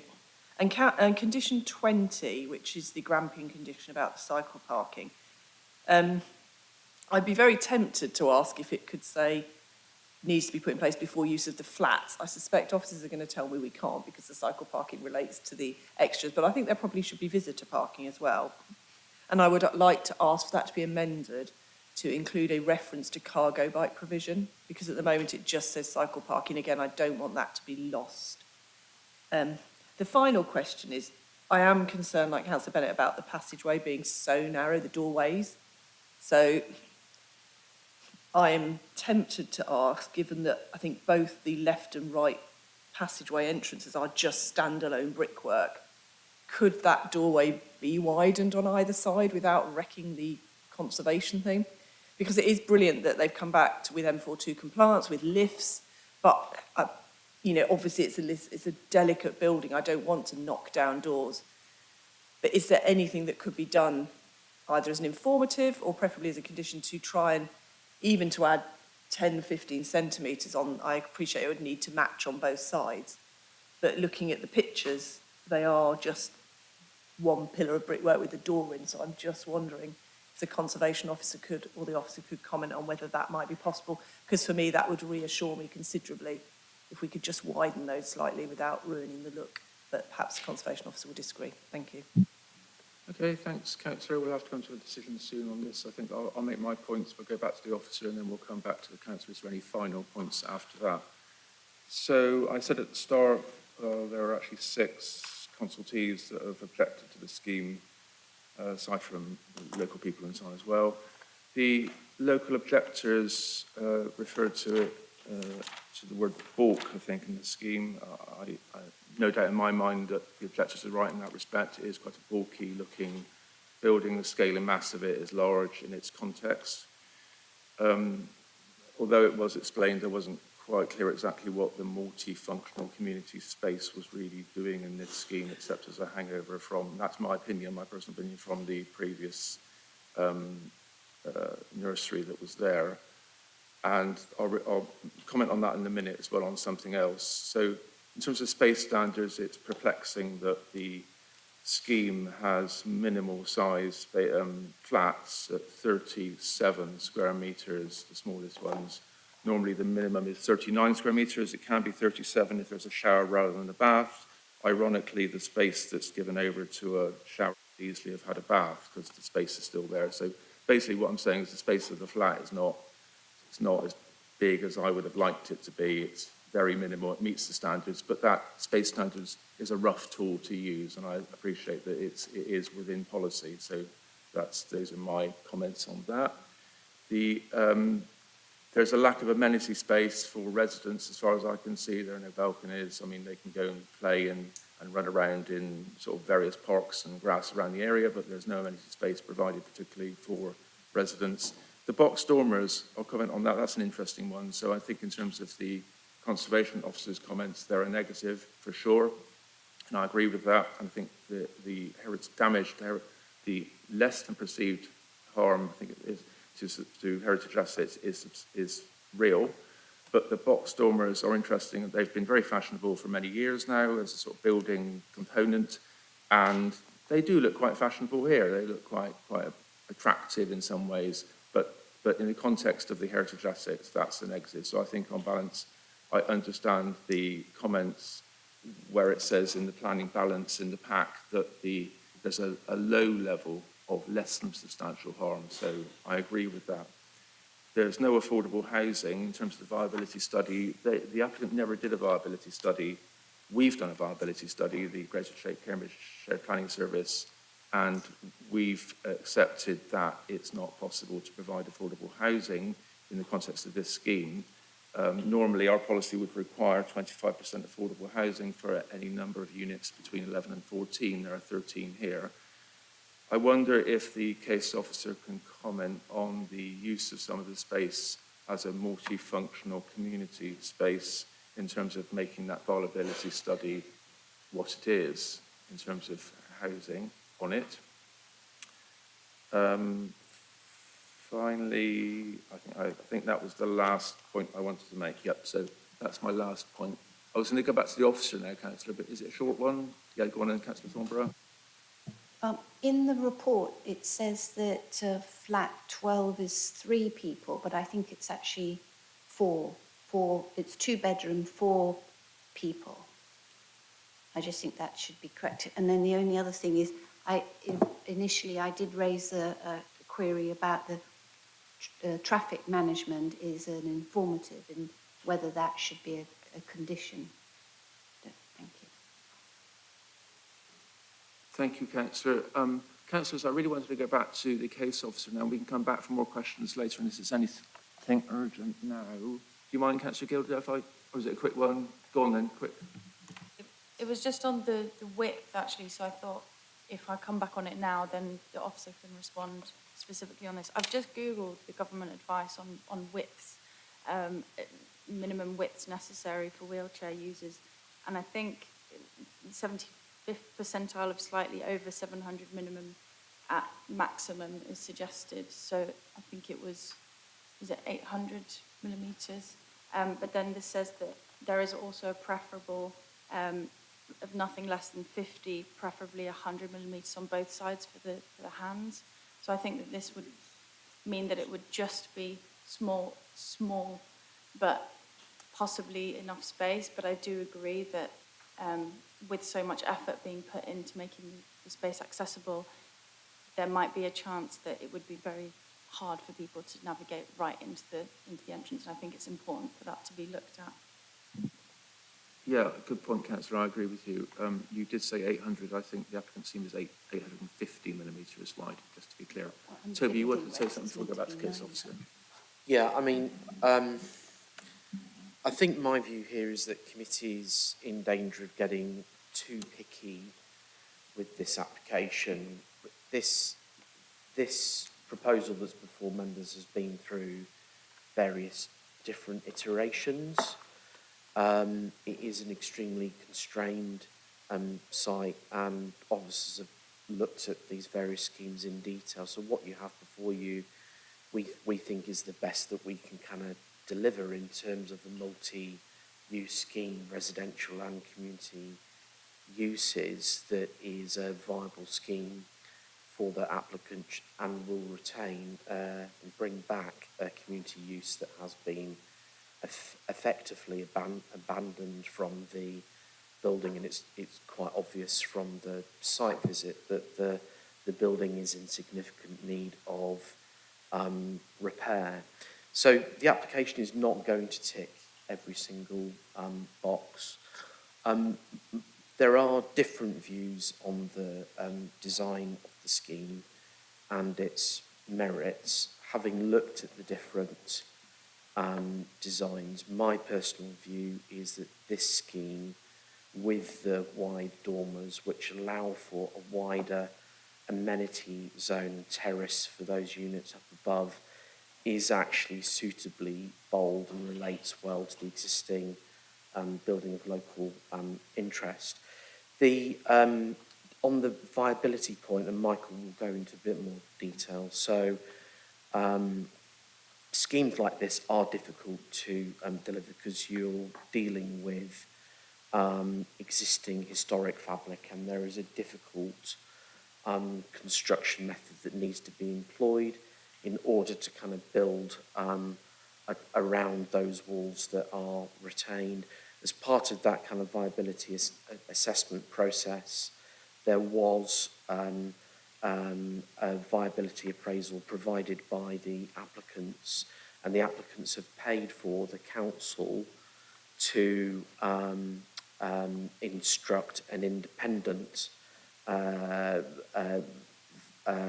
body, I think it's BNP Paribas, to assess whether those assumptions are correct, and that's effectively confirmed the issue with providing the scheme is not able to provide the 25% affordable housing provision that the policy would otherwise require. Now, our policies are quite clear that members are capable of taking into account viability evidence to reduce financial contributions and affordable housing provision and or contributions. So the scheme before you, on a technical basis in terms of the expert advice that we've received, it is acceptable that affordable housing provision is effectively removed, and that we seek a reduced commuted sum of £10,000 towards off-site affordable housing provision. I'll let Michael kind of deal with those detailed elements. The point about the transport construction plan is noted. We can cover that via a condition, and I'll cover that when we get to the recommendation. But over to Michael. Yeah, before you go, Michael, so thanks very much for those very useful comments, Toby. Obviously, in the end, it's members who will make the decision. Just to be clear, I won't ask you to explain the word picky, but I'm sure we all understand. But I think picky is what we do best in this committee. We certainly like to get into the detail as well as the strategic matters of an item on the table. And so, but I appreciate the point you're trying to make, Toby, in terms of making an informed, robust decision on this item. So, Michael. Thank you, Chair. Fortunately, despite being a very new laptop, my laptop wasn't out of power. So I'm relying purely on my notes here. I'd like to be able to share my screen and show certain things, but I'll have to use my display it some other way. The windows, there's a point about the ridge height and whether it's level with the existing building. Looking at our drawing, it was around less than 0.1 metres, so it was bigger than that. But yeah, it's fractionally taller as it got backwards. So there is a slight discrepancy. We can't, I'm sure Toby correct me, but we couldn't redesign the scheme here and say it needs to be absolute level, because this is what we've got in front of us, so we'd need to consider it being very slightly higher than the existing ridge. On the windows being retained, the circular window, which I think was also raised at the top on the pitch, is proposed to be retained on the plan, so that would be retained. I don't think there were other windows. Councillor Thornborough can go back on this or not, but if there are other windows you were also talking about in that regard, or can I seek that clarification before I go for the other points? That's okay. Yeah, Councillor Thornborough. Yes, it's on that. It's the ones. There's a window going down the side with an arched top. That one, Yes, on the elevation, the drawn elevations, it replicates what is there now, which is good, I think. And I think the mullions and the small panes should be retained. That's what I'm saying. It shows on the elevations, and it would be good to keep those. Okay, thank you. Through you, Chair. I think we'd be happy for either an existing condition or a new suitably worded condition to incorporate that. There is one about reclaiming brickwork, so I wonder if we could potentially amend that to also include the window details as well. But just a thought. But if not, a separate condition would be fine. Yeah. Check that is reasonable. Is it a condition that wouldn't be an informative? Does it affect the scheme at all, the interior? I don't think so. I think the actual specific painting of the window might need to be different, but the arches around it, for example, yeah. Okay. Then there were points about condition number 19 and whether we can go back to spokes for when that comes in to be discharged.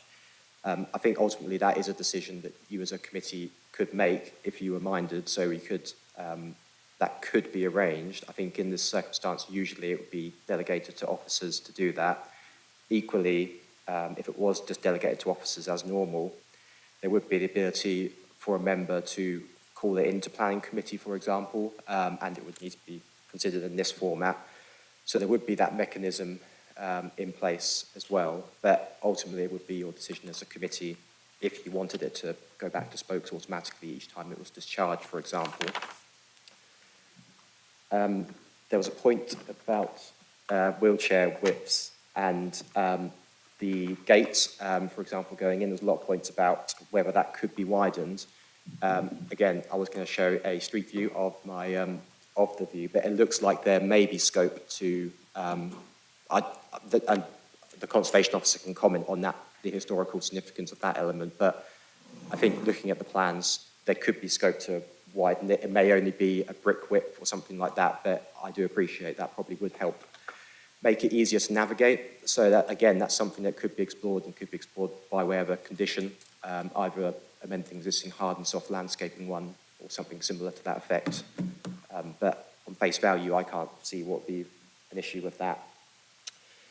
On the point of accessibility, I think it's worth noting flats 8 and 13, which are effectively above the multifunctional community space element on the eastern end. They would not be accessible, so those ones would not have access in. So if I've got the second floor, you can see the lifts, for example, would not reach those flats. So that's flats 8 and 13. They would not be accessible. So I think that was a point you raised, Chair. So those two units in particular would not. There were questions about viability, which Toby has come back on. Just to add some specific figures to it, for example, there was a lot of backwards and forwards between our consultants and their consultants in terms of querying things like construction costs and which developers' profit should apply. As you may know, typically developers' profit ranges between 15 to 20%. That's sort of the industry standard in terms of what they'd be seeking.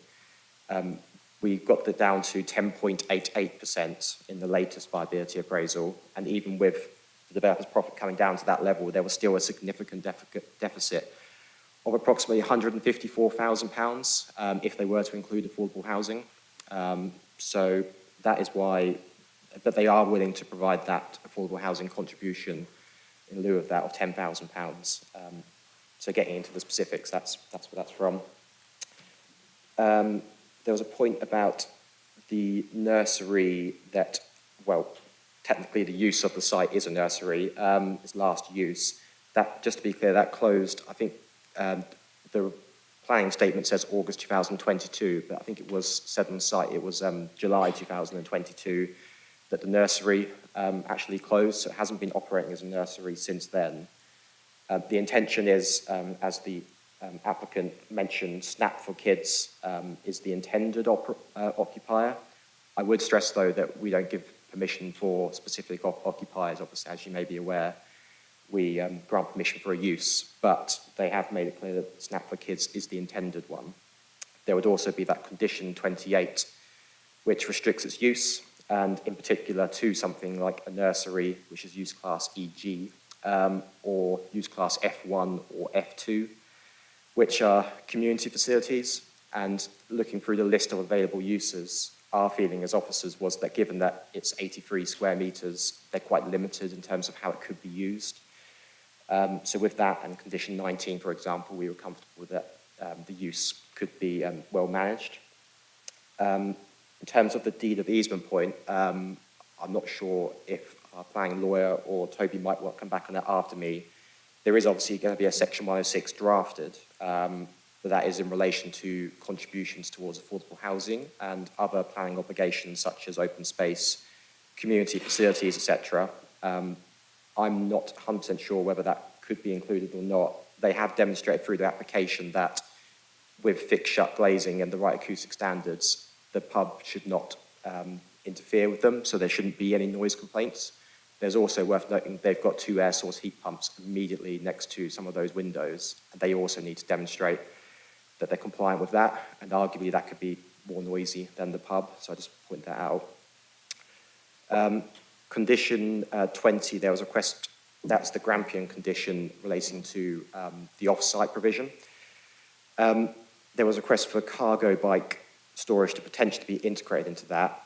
My understanding is cargo bike storage typically longer and sometimes shallower than your traditional Sheffield stand, for example.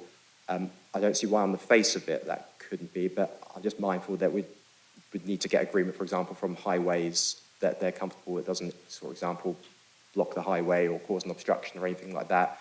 In that spirit, I'd be minded to suggest an informative to pursue that, but I don't know if I'd necessarily be minded to condition that at this stage, because otherwise it could render the scheme incapable of being occupied if they couldn't deliver a cargo bike specifically, for example. But I think it's a valid suggestion that I think could be incorporated into an informative. Done that. Sorry, I'm just looking for anything else. I think Councillor Smart, you raised a point about whether the use of the early years facility element has been factored into the viability. There is a return assumed on that as well. So in this case, it was £15 per square foot is the return that they've factored into their calculation. So the revenue from that is factored into the viability appraisal, and it's still showing a deficit with affordable housing. Just to reiterate, yes, the condition for the traffic management plan is definitely something that should be on. It was just missed when, obviously, I was writing on my report, but it's intended to be there, hence why I've got the informative. And on the width of the gate, typically we would be looking for 1.1 metres as a means of access to get through in and out with a cycle. It is noted, though, in the guidance and standards that it's not always achievable in every site, and as Toby was referring to earlier, it's quite a constrained site, so notwithstanding that, we could look at potentially increasing that width slightly, but I'm not 100% sure if it would definitely meet 1.1, but I just thought I'd note that point. Thank you, Chair. I don't know if Toby or Keith want to come back on the deed of easement point or not. Toby, Keith? I think that's a matter that's outside of planning's domain, Chair. Thanks, Toby. So final questions then before we go to the vote. Just to come back briefly, Michael, my point about viability was really about if the early years facility wasn't there, would that mean that the viability worked in terms of providing affordable housing, or if it was perhaps left out of the scheme later? But maybe that's a difficult question to answer because we have a scheme on the table, don't we? So, but that's what I was getting at. Councillor Poorer. Just to say, when I asked to amend condition 20, I'm very happy to say to include cargo bikes if possible, rather than having an informative, just so it's up to the county. I just don't want it to get missed when they're looking at it. So I'm happy for that to be flexible rather than informative if that's agreeable to officers. Thank you. Any more? So if we're going to go to the vote soon... Oh, sorry, Councillor Bennett. I welcome the possibility of the curfew coming back to spokes.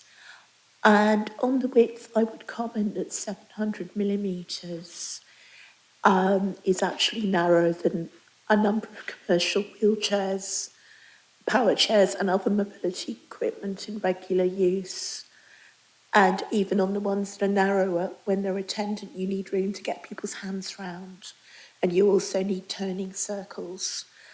On the 1.1, I'm aware this isn't a planning matter, but Actually, I have a long, narrow passage that is 1.1 metres in my house, which I moved into before I had a mobility condition. I can say that I can get a Super MIDI, which is a medium power mobility scooter down, but in fact, actually, it's very difficult. Quite often I need 3 or 4 attempts, and I've also damaged my scooter trying to get it out. So I can say from lived experience that 1.2 metres is substantially better than 1.1. Thanks very much, Councillor. The point I was just going to make was the Speaker, Victoria, asked about a condition to be written in. Did you catch that, Michael, at the start? I didn't get all the detail on that. Can I respond? I think that point relates to condition 19. I think we felt that condition 19 addresses that point. That was about the use of the nursery and hours of use, for example. While I've got this opportunity, Chelsea, it's your discretion. I'm mindful, didn't go back to Paul Robert Shaw about the point about the dormers. I think there was a request for him to explain that maybe, but it's your discretion, obviously. Yeah, no, no, you're the boss, you're the case officer, so you do that. I mean, by all means, but Councillor Thornborough first. We have a condition that this needs to be M42 compliant, and that actually, the building regs for that states it needs to be 900 wide approach route, and that doorways need a clear opening of 850. So I think we've got that. If that's what building regulations is requiring, which is this is more or less compliant. I think. I'm not quite clear, Councillor, what you're saying there when you say more or less compliant. I think that we need to rely on our condition, which requires M42 already, and the doorway. It says that an external doorway needs to be 850 millimetres, which I think is more or less what that constriction is, and it says the approach width needs to be 900. Obviously, anything wider is better, but that's what M42 requires. Okay, thanks, Councillor. So, Michael, do you want to do the officer? Yeah, just on that point, I'm mindful that, as I've mentioned earlier, units 8 and 13 don't technically comply with M42. So it would need to be a suitably worded condition that those units, for example, were excluded from that if we were to add a condition that is M42 compliant. Because I don't think it's in my list of conditions. I only quickly searched it, but I'd be hesitant to just put a blanket one, is what I'm saying. But the other flats, obviously, yes, and to comply with that, like you say, they'd probably need to then provide those widths and the actual access regardless. So, yeah, it might need to be tailored slightly, that condition is what I'm getting at. Thanks. And did you say you were going to use the Conservation Officer read the dormers, or? Yeah, I think it was a question from Councillor Poor, I believe, about the dormer design. So I'm happy for Paul to step in and comment on that if he likes. I can do. And I just quickly respond to the point about potentially widening the arch, which was mentioned in terms of sort of conservation issues. I would feel that if there's an opportunity to do that, it should be exploited, given the amount of change that would be sort of occurring at the building. So it would seem a missed opportunity if there wasn't a chance to make that work somehow, subject to design and detailing. The dormers are something that I've referred to. I do consider them large and bulky. They are bold, as described. Part of the issue with the dormers is on one side they are obviously functioning as external amenity space, so they're balconies with associated activity on them. The sense is that they do draw the eye and leads to a slightly top-heavy appearance of the building in my view. I would suggest that some of the concerns raised about the setting of the Grade 1 Chesterton Tower could be mitigated if the dormers were less visually assertive, particularly in relation to that amenity space. So I would suggest that purely on visual terms, the dormers are bulky and excessive, but I do appreciate there are constraints in terms of the way that the accommodation is planned and so on. But that would be my view. Okay, Michael. All right. So yeah, that's the view of a consultee, the Conservation Officer. Obviously, the case officer is recommending approval. Any more questions or no? Okay, let's go to the recommendation then, please, Toby. Okay, thank you, Chair. So the recommendation is set out on page 88 of the report, and that is to approve, subject to the planning conditions as set out with minor amendments to the conditions as drafted delegated to officers, the completion of a Section 106 agreement with drafting and terms delegated to officers as per paragraphs 8.81 to 8.86 of the officer report, subject to an additional condition as set out on the amendment sheet in relation to the foundations, an additional condition requiring the submission of a construction management transport plan, an additional condition in respect of lighting, CCTV and other security measures in relation to the Designing Out Crime officers' comments. An additional condition to explore the possibility of widening the side access to the flats from Trappel Street. And informative in relation to the encouragement to lessen the water usage of the scheme to 100 litres per person per day. A condition in relation to a requirement for a schedule of retention and repair, including the surrounding brickwork to the original windows in the front part of the chapel. The amendment of condition 20 in relation to cycle parking to include phrasing prior to the use of the flats and the community space, and for the exploration of the provision of cargo spaces if possible. A M42 condition with flexibility for the allowance for the 2 apartments not served by the lift provision.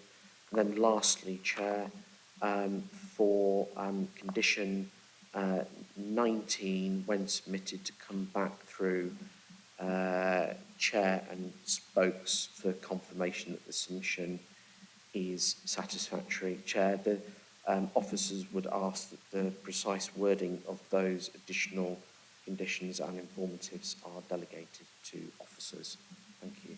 Yeah, that's fine. Thanks, Toby. Right, okay, so the officer recommendation is one of approval. All those in favour of that recommendation?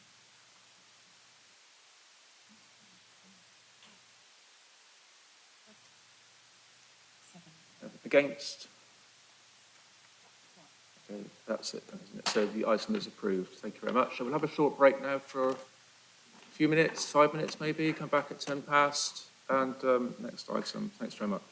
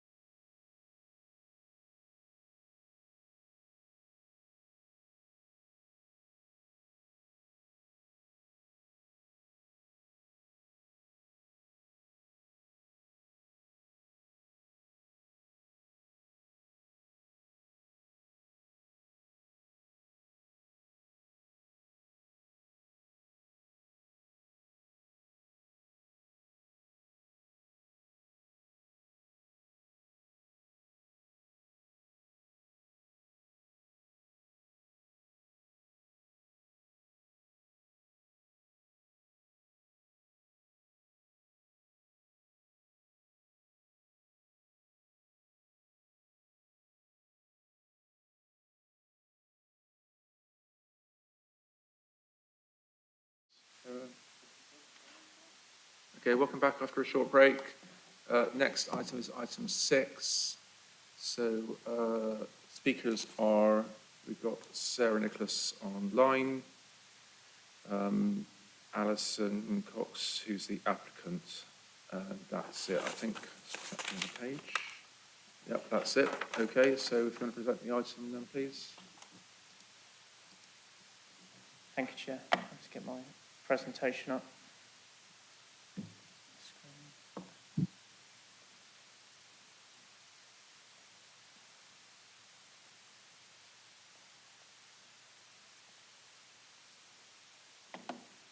Hopefully members can see my slides on the screen. So I should have just said that Councillor Dryden has left for the day now, so we're not missing him. We're still quorate. Thank you, Chair.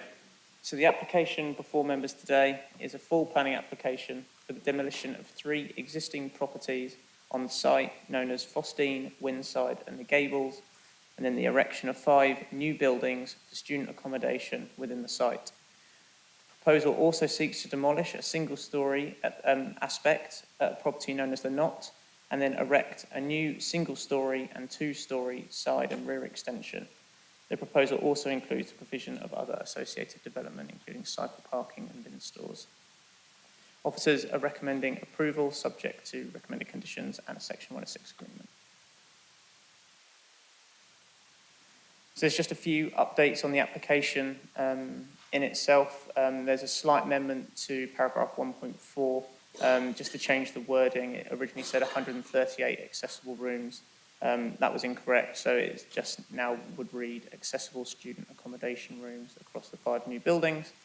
There's an amendment to condition 8, so that's just regarding a trigger point regarding passive house standards. So originally the condition within the report indicated that we were 6 months. There's quite a lot of issues with getting the certificate from passive house within that time frame, so that's been extended to 12 months prior to occupation. They would have to provide that certificate. Condition 26, that has been amended from, originally that was electric vehicle charging points and required them to provide that. They have provided that within a plan, so that is now a compliance condition regarding electric vehicle charging points. And then there is a new condition similar to the scheme we just had previously, which just regards foundation design to ensure there's no impact upon the trees. So regarding the main material considerations of this application, so you've got the principle of development, the impact of the proposal on the designated heritage assets, which in this instance is the conservation area. There are also some nearby listed buildings. The impact as a result of the loss of the positive unlisted buildings. So the 3 dwellings to be demolished are all considered positive unlisted buildings within the conservation area. There's also trees, sustainability, and any public benefits as well as ecology.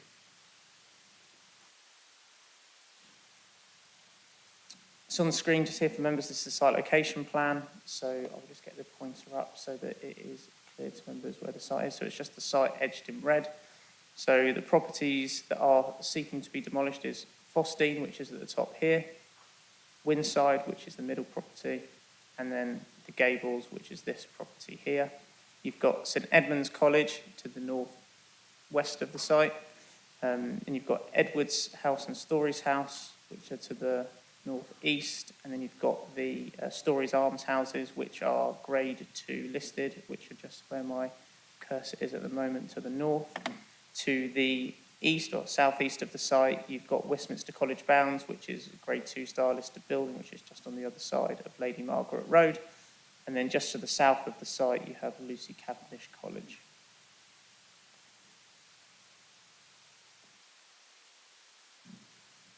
Sorry, it wouldn't change. This is just a plan, just indicating the site constraints. So you've got Bennett's House, which is these, which is a building of local importance. You've got a couple of listed buildings just surrounding the site. So this is Westminster College Bounds, and this is Stories Arms houses here. There's also a number of TPOs on the site.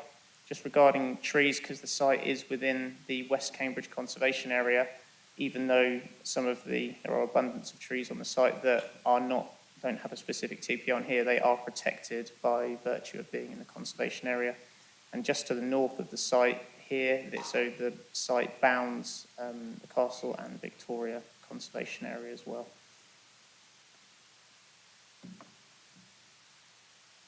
So this is just when it catches up. So this is just a aerial imagery of the site. So you've got St Edmunds College here. These are the existing dwellings with their rear gardens. This building here is the Knot. Edwards and Storey's house here. Lucy Cavendish to the south.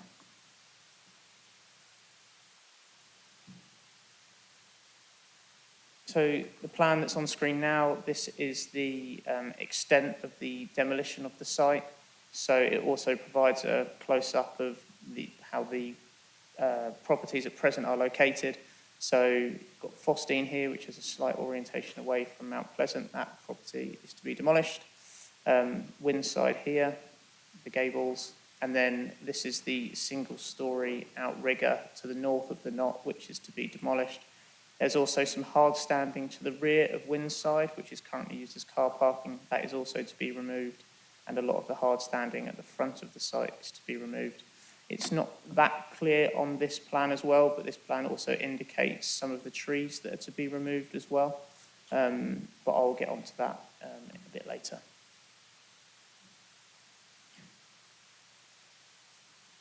So this is the proposed layout of the proposal. So as you can see, the layout is broadly similar to the current layout of the site. So ACO1 would replace Fostine. The dwelling has changed its orientation and it does extend further into the rear garden of that plot. You've then got ACO2, which is a replacement for Windside. Once again, that is on a similar footprint to the existing Windside. ACO4, which is a replacement of the gables on a similar footprint. And then this is the extension to the Knot, is this aspect down here. So where my cursor is hovering over it, this is single story. And then this bit more towards the left of the page, that is 2.5 story. And you've got the two new buildings at the rear. So ACO3 is in the rear garden space of the original property known as Windside. That is almost identical in size to ACO2. And then you've got ACO5, which is very similar in scale to ACO4. I'd just like to point out to members, if it's not clear, there is also associated bike parking, which is attached to each individual property. So each student accommodation block would have its own, each individual cycle parking space. Bin store is the rear here, so there's easy access for vehicles to move off the rear of the site. And then the Knot, obviously because it's not a new building, that cycle parking is here. It has to be placed there simply because of the other constraints on sites, particularly regarding trees.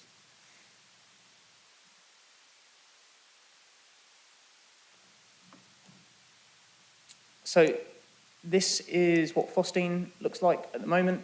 So it is a Victorian villa-style dwelling, 2.5 stories in height. One of the things I just wanted to point out to members is just the proximity of this tree to the existing property. One of the reasons for the requirement of these properties to be demolished is because there's currently subsidence and there's some significant structural issues with the properties. So that is one of the reasons why the properties are seeking to be demolished, but I'll touch on that a bit further on. But they have some architectural features, but the proposal is seeking to use these within the current building. So this is the property known as Windside. So what I just like to point out to members, the elevation here, even though this one appears as the principal elevation, that does not front Mount Pleasant. This here is the elevation that fronts Mount Pleasant. But as you can see, there's other similar architectural stylings within that property. The same as the gables. So this photo on the left here, this is the elevation which fronts Mount Pleasant, even though our main architectural features are on other elevations, they are not the ones that would be seen in the public realm, similar to the other properties. And then this one here is the Knot. So this is the property that is being retained and is not being demolished. The single-story outrigger, where my cursor is hovering over, that is what is to be demolished and is going to be turned into a single-story link extension. The boundary treatment here will also be replaced, but as you can see, there's similar architectural stylings throughout the dwellings. So in terms of other parts of the site, so here is the rear of Windside, where the building AC03 will be located. This photo here on the right-hand side is the rear of Fostine. So the proposal, I mean, it's difficult to tell from here, but the main point that I wanted to raise within this photo is just the desire lines throughout the site. So because the site is currently used as student accommodation for students of Lucy Cavendish College, there are a number of desire lines that run through the site and does slightly erode the historical character of the site. So I've just provided some quick street view images just for members to get a better understanding of the site because it's quite complex. The main one I want to point out is just the one at Mount Pleasant here, because you've already seen the one of the knot within other photos, but as part of the scheme, what they're looking to do is to remove the boundary fence along here, and that will become estate fencing. The trees along the frontage here will be retained, so they are looking to open up and create a more visually attractive view through Mount Pleasant. And then this is on the corner at Mount Pleasant, so St Edmunds would be behind you if you were stood here, as well as Storey's Almshouses would be sort of to the back left of where you were standing. But just wanted to point out this shows that because of the amount of trees on site, they're very screened, the current stylings of the property. So in terms of the design of the new proposals, so that is Fostine on the left. I tried to do a slight comparison regarding that. So Fostine is on the left, and then the new building AC01 is on the right. As you can see, that it's trying to take as much architectural styling as possible. Each of the properties are limited in what they can do as they're attempting to achieve passive house standards. This in itself governs the design. But officers consider this to be acceptable. Sort of whiz through these. So this is Windside and then the proposed AC02. And this would be the Gables and AC04. And then this is the Knot, obviously, because this has the extension and it's already existing. So this is the single-storey or 1.5-storey link, and then this would be the 2-storey side rear extension. And then these are the elevations of AC03, which is going to be to the rear of Windside, and then AC05, which would be to the rear of the Gables, or AC04. One of the issues on site is trees. This plan just indicates the level of tree coverage at the moment. It is a bit of spot the difference, but I'd just like to point to members, the main bulk of where trees would be lost on the site is around this area here and then up here. So it should come through now. So as you can see, that's the area, but there is going to be replacement planting throughout the site, mainly along this southern boundary along here, but there is also they're obviously completely re-landscaping the inner site, and also there's new proposed planting throughout. And finally, there's just some CGIs of what the proposal would look like from key views. So this is on the corner of Mount Pleasant, as I showed earlier.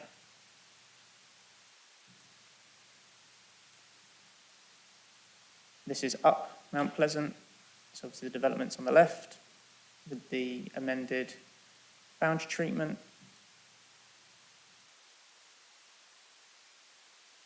And this is the Knot, so that's the extension, so you've got the 1.5-storey, single-storey extension there. The CGI of the Knot. It'll be opposite Westminster Bounds. So one of the main issues with the application is the demolition of the existing buildings. So there's several reasons why the buildings require demolition. I've just outlined them there. I'm not going to go through the list completely, but the main things is that there are structural issues at the moment. Sorry, I get my words out. There are structural issues at the moment, and this has been confirmed by a structural report and assessment that's been carried out and provided to the council. The dwellings currently require structural underpinning and other remedial works in order for them to remain habitable. The trees on site are currently impacting the foundations. The properties also at present are poor in terms of energy efficiency, and the property layout is also poor at present, and provides a poor standard of student accommodation. Even with the retrofitting, this would result in a loss of trees. I do touch on this in a bit. And the retrofitting, although it would provide the property with better energy efficiency and would be structurally stable, it would still result in a poor standard of accommodation for students. Historic England and the Conservation Officer have both raised no objection to the principle of demolition, and Historic England have no objection to the proposal as a whole. One of the other things, especially with the demolition of the buildings, is that how that has an impact on the conservation area. So it's considered that the demolition of the buildings and the new plot layout would cause a moderate level of less than substantial harm. Historic England, as indicated, have raised no objection to the proposal as a whole. Both the Historic England and the Conservation Officer have indicated that by achieving passive house standards, this does govern the design of the proposal. The Conservation Officer has raised concerns regarding the introduction of buildings to the rear of the site, as well as the loss of garden character. Although it is considered that the boundary improvements are considered to be a positive, officers consider that there are a number of public benefits of the scheme which are considered to outweigh the less than substantial harm to the conservation area. And the last things that is an issue within the site is the loss of trees. Obviously, I've indicated that there's a number of trees that are being lost on the site. This includes 2 Category A trees, 15 Category B trees, as well as 1 Category B group. It's important to note that although this is a negative, that some trees would be lost on site as a result of the retrofitting and underpinning of the existing properties. I do have a plan indicating what extent that would be, but although that is not a complete exhaustive list of trees, because obviously there may be result in further trees to be removed should that have been a consideration. There is replacement planting proposed. Officers still consider that the public benefits of the scheme outweigh the harm to trees. However, the tree officer has raised an objection due to the loss of trees. So this plan here just indicates, should the buildings be retrofitted, that essentially all the area in red would require either significant cutting back of trees or felling of trees in order to facilitate the retrofitting. So essentially it is covered largely around the footprint of the existing buildings in and around here. There are a number of Category A trees that do fall within that that would be affected. This is just a more simplified plan of trees that would be impacted. So all the ones in purple would be affected by the work, should the properties have been considered to be retrofitted. But obviously that has not been considered a viable option. In terms of the public benefits, obviously the new buildings would be of a passive house standard. They would be completely electric. There would be no increase in energy usage above the existing buildings, even though there is an increase in students. So at present, there are currently 37 students on site. This would increase by 101, so there'd be 138 in total. The proposal, and there is a condition placed on the recommendation at the moment, that would require them to achieve 4 watt BREEAM credits. So this equates to roughly a 50% reduction in water consumption from the baseline. So this is if the buildings were new. This is not a 50% reduction in the existing use. It is too difficult to measure the existing use in comparison to a different accommodation, because the way that it's measured is different as well. Another public benefit is that as part of the scheme, the college have indicated that they would release a minimum of 60 rooms back to the private rental market. In terms of properties, so there's some detail surrounding that. There is a property that has been, or an area that has been indicated, but because of the complexities of this, it's not definitive at the moment, every property that would be released back. However, this would be secured by Section 106, but it would equate to roughly 18 to 22 individual properties that would be released back to the private rental market. The proposal also provides a biodiversity net gain, or estimated biodiversity net gain, of 44.3% for area habitats and 76% for linear habitats. In terms of representations, there's been no objections from a number of consultees, including Historic England, Local Flood Authority, Urban Design, Access Officer, Ecology and Environmental Health. There have been objections from the Trees and Conservation Officer. There have been 3 objections regarding the impact on the conservation area, loss of trees, sustainability, and impact on the character of the area. 1 has been received in support, and there have been a number of local interest groups that have commented and objected regarding the conservation area, buildings, not enough evidence for demolition, as well as cycle issues. So this is a very finely balanced planning application. Officers consider that there are a number of material considerations for approval. These include the public benefits outweigh harm to the designated heritage assets and to the trees. The development is in character with the surrounding context. It would provide high quality, accessible student accommodation. The release of 60 rooms back to the private rental market is the reason we consider it acceptable. There's no harm to the amenity, no highway safety impacts. There is biodiversity net gain, and the proposal will provide high levels of sustainability and water efficiency. In regards to reasons for refusal, the loss of trees and impact on the designated heritage assets are the main issues. Officers are obviously recommending approval subject to conditions under Section 106. Thank you, Chair. Thanks very much for that. Tom's very clear. So speakers, first up is Sarah Nicholas. You're online. Hello, Sarah, are you there? I see your initials on screen. If you want to put the presentation off the screen, please, Tom. And then Sarah can put herself on screen if she wants to. Yeah, hello, hi Sarah, good afternoon. Hello, thank you. You can hear me okay, can you? Yes, I can hear you and we can see you. And okay, you I've got have 3 minutes to speak. And then as we come to the end, the bell will go to let you know come to the end when you're ready. I seem to have some feedback, but I hope you can hear me. Good afternoon, councillors. My name is Sarah Nicholas and I'm the Principal Planning Officer for Cambridge Past, Present and Future. We are Cambridge's largest civic society, and one of our aims is to protect, celebrate and improve the important built heritage of Cambridge. We object to this development as proposed and consider that with some revisions, a scheme which is less harmful to the conservation area is possible. These are the key points we raised in our objection back in August.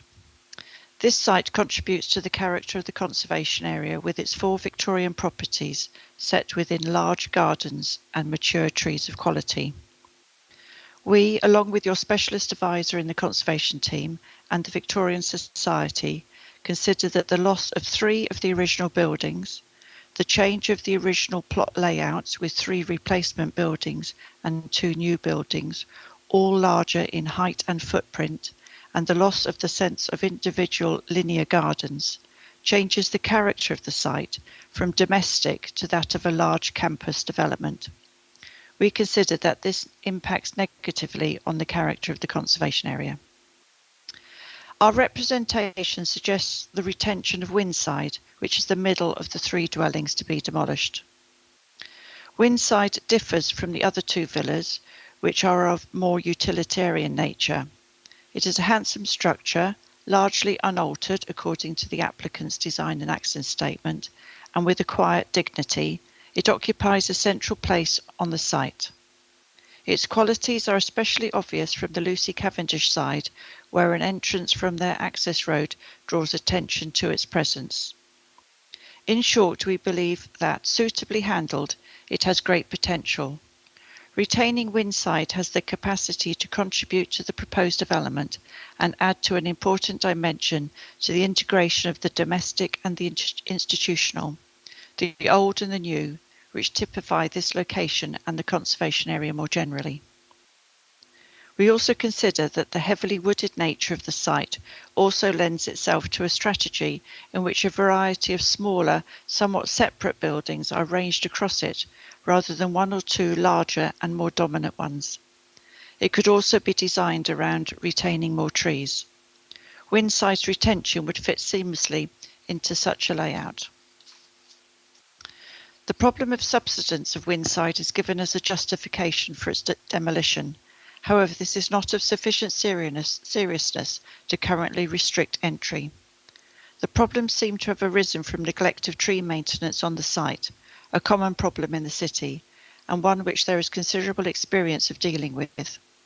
The opportunity afforded by redevelopment of the site seems an opportune moment to pursue remedies.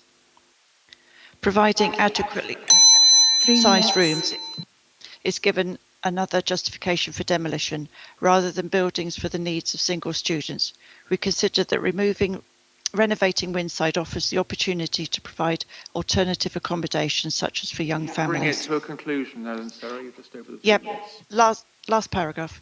We request that members give weight to the impact of development on the conservation area and consider deferring the application to allow the applicant to consider an alternative design, retaining 2 of the 4 dwellings and introducing smaller blocks, reducing the harm to the significance of the conservation area, thus making it compliant with Policy 61. Thank you. Thank you for letting me overrun by a second. Thank you very much, Sarah. So you can continue to listen into the meeting if you wish. You don't need to share your screen if you don't want to. So the next speaker is Alison Cox from the applicant's side. The objector took 3 minutes 45. It's sometimes difficult on Teams to get the timing to work right so they hear the bell and everything. So you also should have 3 minutes 45. So at 3 minutes 15, a bell will go to let you know you've got half a minute left. Right, when you're ready. Thank you, Chair. And thank you for the invitation to address you. I'm very pleased that members were able to visit the site earlier this week. I'm Alison Cox, Domestic Bursar of St John's College. St John's has a particular need for postgraduate accommodation, and this is not to provide for large numbers of new students, but to create a community on a site that we own. This has clear benefits for well-being and means that 60 rooms in shared housing in the city will be released back to the private rented sector, including for family housing. A Section 106 agreement guarantees this significant public benefit. Improving postgraduate housing is a key strand of the college master plan, discussed with the Council and Historic England since 2017. We set up a planning performance agreement to help realise projects almost 2 years ago. The constructive working relationship with officers and the thoughts of the design review panel have been instrumental in shaping our plans. We recognised at the outset that the villas have some value to the conservation area and investigated how they could be improved. However, the inherent problems with 3 of the villas, including subsidence, meant that to realise suitable 21st century accommodation and sustainability standards would leave little more than 1 wall of each property unaltered. All the technical consultees agree that the demolition of the villas has been justified. The Knot, the best of the 4, will be retained and improved. Replacement of these unlisted properties will provide more and better quality accommodation. It will be highly sustainable to Passive House standards and justifiable in whole life carbon terms. The site, which is open to the public, will be fully accessible with level access and lifts in each block, and dedicated parking for disabled users, including EV charging. There will be hugely improved facilities, more usable amenity space, controlled and reduced car parking, better cycle parking, and waste storage and disposal, all achieved with 44% biodiversity net gain. We've listened to the advice of officers and the DRP, and so the new blocks follow the West Cambridge villa character, are of appropriate scale and materials, with bricks reused and tiled roofs. The boundary treatment to Mount Pleasant will be hugely improved and retained key trees supplemented by new planting. Historic England agreed that overall the scheme will preserve the character and appearance of the conservation area.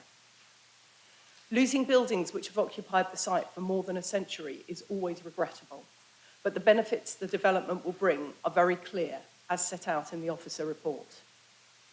This very high-quality scheme will benefit future generations of scholars and the wider community for years to come. Thank you. Thank you very much. Right, members. Councillor Thornborough.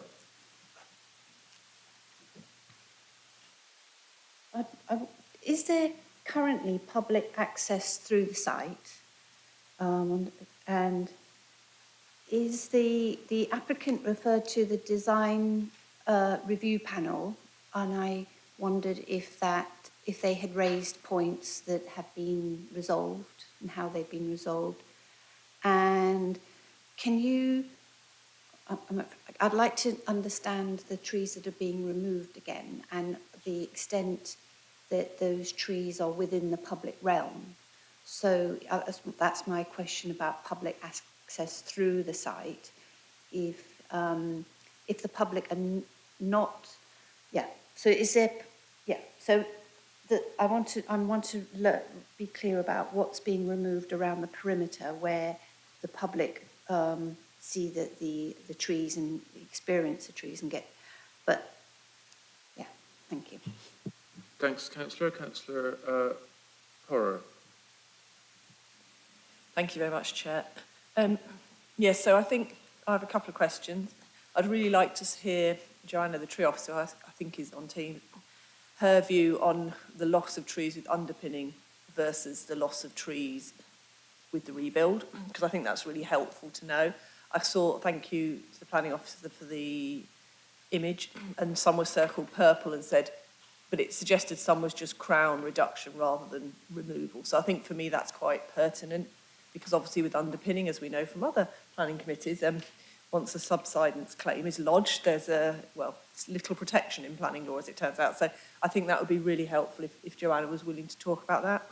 And also particularly, I think, this issue of the conflicts the tree officer has raised raised concerns about, and how we can be satisfied that there is robust protection for any trees that are remaining on site, and obviously just to confirm that they are covered by the replacement tree condition. Because obviously some of the trees that come out will be older, they'll be very valuable. I want to be sure that the biodiversity net gain has taken that into account. The biggest question for me is, I want to be confident this is for students. We have had issues with university accommodation before, which again I think was slightly different to this, where we had houses proposed and a request to blanket agree that that could also be for academics and families. I think probably these are single person rooms, but I would really like a condition in there to be clear that this should be for people who are predominantly studying. Obviously you can have postgraduate studies, you can have postdoc, but this isn't meant to be accommodation for adults with full-time jobs, because that shouldn't be assessed under this policy. If so, we need affordable housing, we need garden space. So I would really, really be grateful if that could be confirmed and what condition we could put in. And finally, I have to say, I find the scheme quite attractive. I disagree with the planning officer that the extension to the Knott building is subservient, but actually to me, I don't mind that. I think it actually adds a nice extra piece of character to that corner. So although I don't find it subservient, I personally find the design quite appealing. I'm grateful for the references that have been picked up from the existing buildings. I'm grateful for the retention of the Knott building. And I think, kind of exemplar passive house developments do need to look slightly different. I understand that. So I at the moment, I'm grateful for the explanations. But my main concern is students, trees versus underpinning or demolition, and the planning conflicts to protect the trees. Thank you. Thank you, Councillor. And just to be clear, we do have the Conservation Officer in the room, and we also have the Tree Officer online available for Tom to refer to if need be. Councillor Flaubert. I am also concerned about the trees, and I would be very grateful if the Conservation Officer could actually tell us about the maturity of those trees that are going to be removed. I also would like, I don't know if it's possible, but if the legal team could tell us when, why some trees are put into the tree protection order. So what does it mean, the order, and why are we so keen on removing trees that are protected? Thank you. Thank you, Councillor. Councillor Bennett. Thank you, Chair. I also share my colleagues' concerns about the trees. I also consider the design attractive, but the point that I wanted to raise was on the Section 106 agreement and the public benefit of the release of 60 existing student rooms back to a private rental market. It's the first time I've seen this on a planning application, and I'd be very grateful if the officer and the legal officer could outline how it works. I also note that currently we have Lucy Cavendish students on the site who are presumably going to be displaced in favour of the John students. So, for example, if St John's College is releasing the White House at Madingley Road and a building at Richmond Terrace or Park Parade, what stops Lucy Cavendish from buying those buildings to rehouse its students? And if that happens, in the opinion of the officer, will the release of rooms back to private rental market still be achieved, albeit on an indirect basis? Thank you. Thanks, Councillor. Councillor Gilsdale. Thank you, Chair. I also wanted to ask about the 60 student rooms back to the private housing market. I think it's very interesting because a lot of the private rented sector, a lot of people who rent in the private rented sector are students. And I wanted to ask who is going to manage the properties? Are they going to be retained by the college if they're already owned by the college? And is the assumption that they will go on the private housing market? And I know that the university has its own university accommodation service, which also facilitates the private housing in the city, and certain landlords advertise properties through that, but that still means it's kept within the university and student body. And I wondered whether there could be some sort of condition that meant that they had to be, I don't know whether the ownership has transferred or whether in the long term these houses will then be returned to the college at some point when the colleges continue to increase their capacity.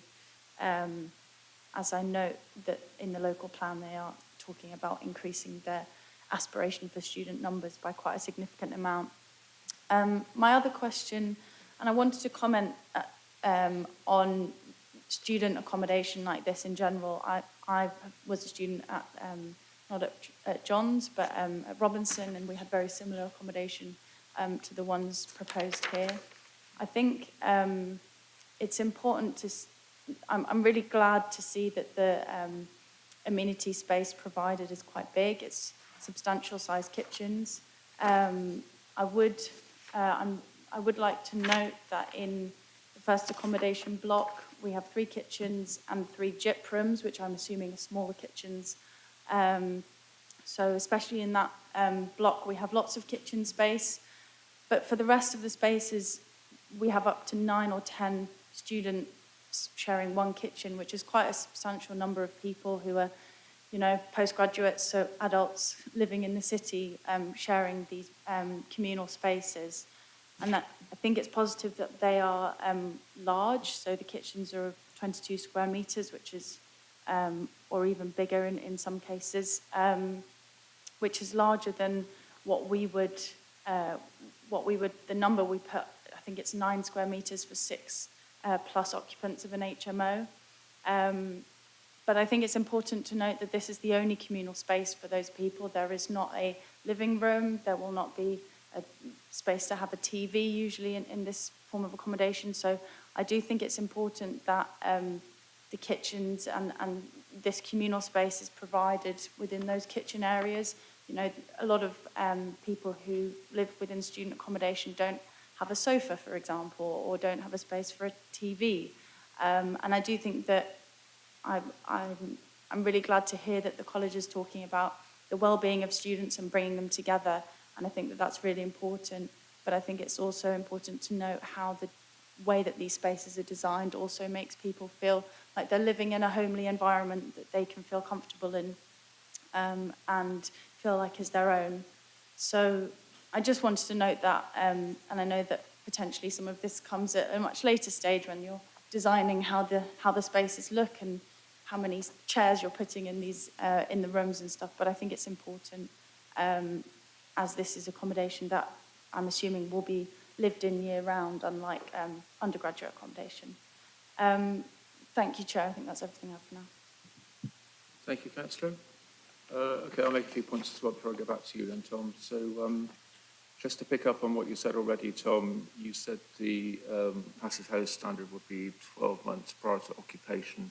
So I was just a bit concerned that that might cause the property, if approved, to not be able to be occupied. I hope that's not the case. I presume not.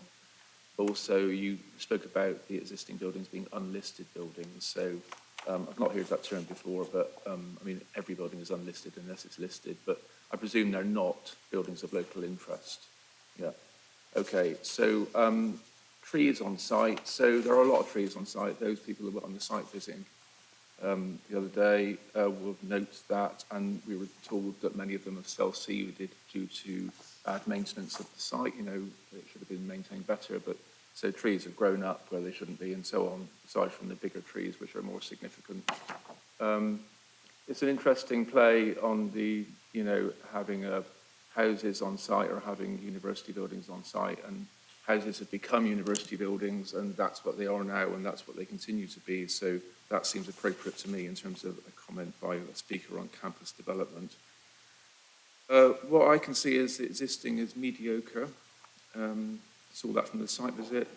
There are significant cracks in the buildings that you can't see in the pictures, but we saw on site, and lots of structural damage to the buildings. So that's significant too, I think. Although none of that is a game changer in terms of making the site have to be redeveloped, but it certainly plays into it, I think. It's notable that the applicant is choosing to remove buildings, not trees, in the context of, you know, saving some of the bigger trees that are damaging buildings. So that's the choice by the applicant. I think the proposal is excellent.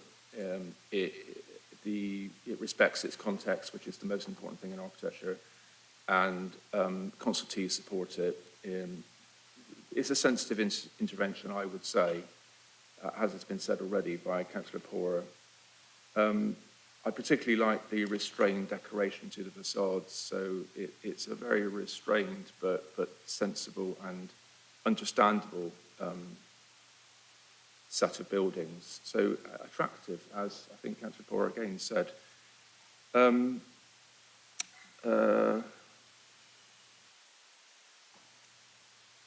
So yeah, the larger windows in the proposed are appropriate, I believe, in the same way that we approve larger windows in the Sustainability Centre on Regent Street. Same reasoning, passive house standard, etc. And I think they look good. I don't think they look wrong in the context of a modern, 21st century development. There's a mixture of English and Flemish bond in the existing buildings. The new proposed will have English bond throughout, which is a significant choice. I think fits into the context of the sort of brickwork generally and how it's being proposed to fit that into, you know, a sort of new representation of what was there before, which I appreciate. I think, you know, working with what was there before, even when it's gone, is a pleasing way to redevelop parts of our city. Just finally, I think, you know, the officer spoke about it being finely balanced. Well, I don't find it finely balanced, but others might. But perhaps I put less emphasis on the loss of trees than others have, because many people have asked about the trees. I see the most important thing here is the buildings. That's what planning committee is all about, I think. And trees are important, but not the most important thing. But others may think differently. So back to you then, Tom, and more questions after that, if need be. Thank you, Chair. I'm just going to move my microphone so it's easier so I can look around the room. There was a lot of questions, so I'm going to try and take them one by one. Councillor Thornbury, you asked a question regarding trees within the public realm. I'm just going to bring up the plan on the screen, which related to, just bear with me a second. So I'll be flipping between two plans here just so you can see. But so at present, the trees that are essentially visible to the public realm are those that run along Lady Margaret Road and along Mount Pleasant, and also that along Lucy Cavendish Road to the south. They are pretty much the main trees that are visible from the public realm. There are some larger trees within the site which you probably could see from parts of the site, but it would be, given that the height of some of these trees along the front side and south, it would be sort of difficult to tell the difference between some. But essentially, as part of this application, they are seeking to retain essentially most of the trees along the front, as well as some additional planting. Most of the trees along the south, as well as some additional planting, and then most of the trees along the eastern boundary, as well as some additional planting. So the majority of trees that are being removed are ones that are currently either in conflict with the existing buildings, or would impact upon the siting. I mean, as I sort of initiated in the beginning, it's that sort of the main trees that are being removed are within this portion of the site here, and then I think there's one being removed up here. They're the main ones that are being removed. There are others within the site. So in regards to the public realm, they're the main ones that would be visible. In regards to accessibility of the site, I understand that you could freely walk onto the site.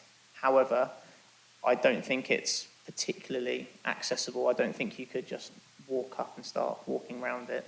There are gates on the eastern part. Whilst my mouse catches up, it's being slow. Just there's an entrance here which is gated, and there's also another entrance here that was gated that we walked through on the site. Obviously, you could walk through the front and walk round, but I can't envision many people do that because of the way the boundary treatments are set up at the moment. It appears quite closed off. The same with along Lucy Cavendish Road, and by way of the most open part of the site is the knot, and that is sort of sectioned off in itself because there's some fencing along here, and then, I mean, you'd have to go through the gate to then go through into the rear. So the site in itself is not completely accessible at the moment. However, as Alison indicated, the site is proposed to be a lot more open. You would be able to walk through the site, although there is quite significant topographic levels throughout the site.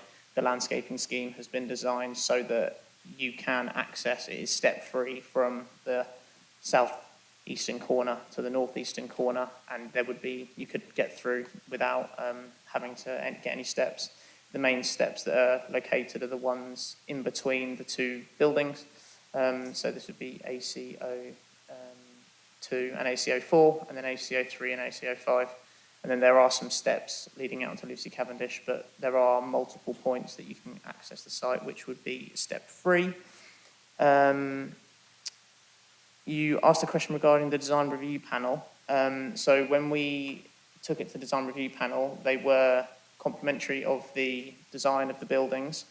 They weren't particularly happy with the buildings being located at the rear, but they did caveat that by indicating that they would prefer to have significantly taller buildings at the front, which, when officers considered that, we considered that we would much rather have more villa-style dwellings than institutional-style properties, and that was something shared by the applicants as well. So although the design review panel didn't like the buildings, they said you probably could build up, but we wanted to refrain from doing that to try and keep the character there as much as possible. The design review panel also appreciated and this is something that Councillor Gilderdale touched on, is that the connectivity from the shared rooms into the outdoor space, and they were very complimentary of that, and they were very complimentary of the fact the levels of sustainability as well. So that was in a broad sense. I did appendix the design review panel, so that should be available as well if you did want to read through it in more detail, but a sort of a broad of what happened in the design review panel, that was that. I think that was all of the questions that you asked. Councillor Pora, I will refer to Joanna, the tree officer, regarding the difference between underpinning the loss of trees and then the new dwellings. And also I'll refer to her on a number of other questions that members have asked regarding trees. However, Chair, I don't know if there's any specific questions, but I will try to ask those. But if obviously members want me to ask more specific questions at the end, I'll obviously defer back to Joanna. Regarding the students, they would be all single postgraduate students, so there would not be families and there would not be for staff. How we would secure that, it might be, we could either do it through a condition, but it would seem onerous given that the scale of the buildings and the layout themselves are quite constrained in that sense. You would only be able to have single occupancy, and the college, I'm sure, have other accommodation for staff members. I'd have to defer to Toby, sorry, about whether we could condition that or whether it was something we could put in the Section 106 or something like that. Councillor Forbear, regarding the trees, the age and maturity, once again, I'll relay that question to Joanna, the tree officer. But I'll ask that at the end if that's okay with you, Chair. So I'll go through all the questions I can answer. Councillor Bennett, you asked the Section 106 and how does that work? So there has been an example previously that Trinity College have done, and there was a Section 106 associated with that, and it essentially, the wording would be specific and that the release of whatever rooms or whatever properties would be released onto the private rental market for a period of, in this instance, I think we've just briefly discussed with the applicant that it would be for a minimum of 15 years.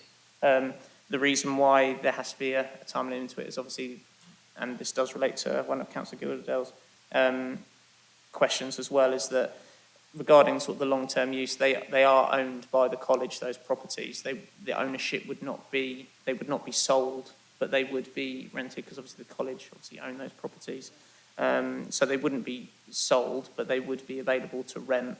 I couldn't answer the question about how they would be rented either.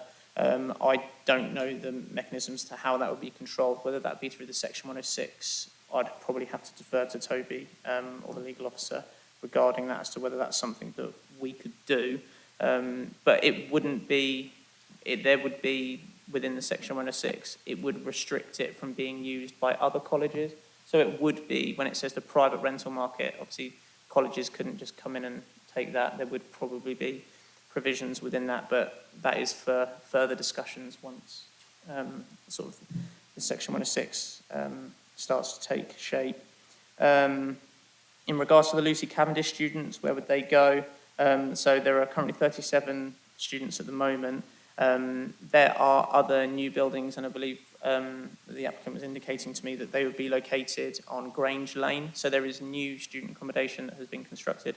They would move into there, so they wouldn't be put in other student housing. Sort of as indicated by Alison previously, these are not new students being put into these properties.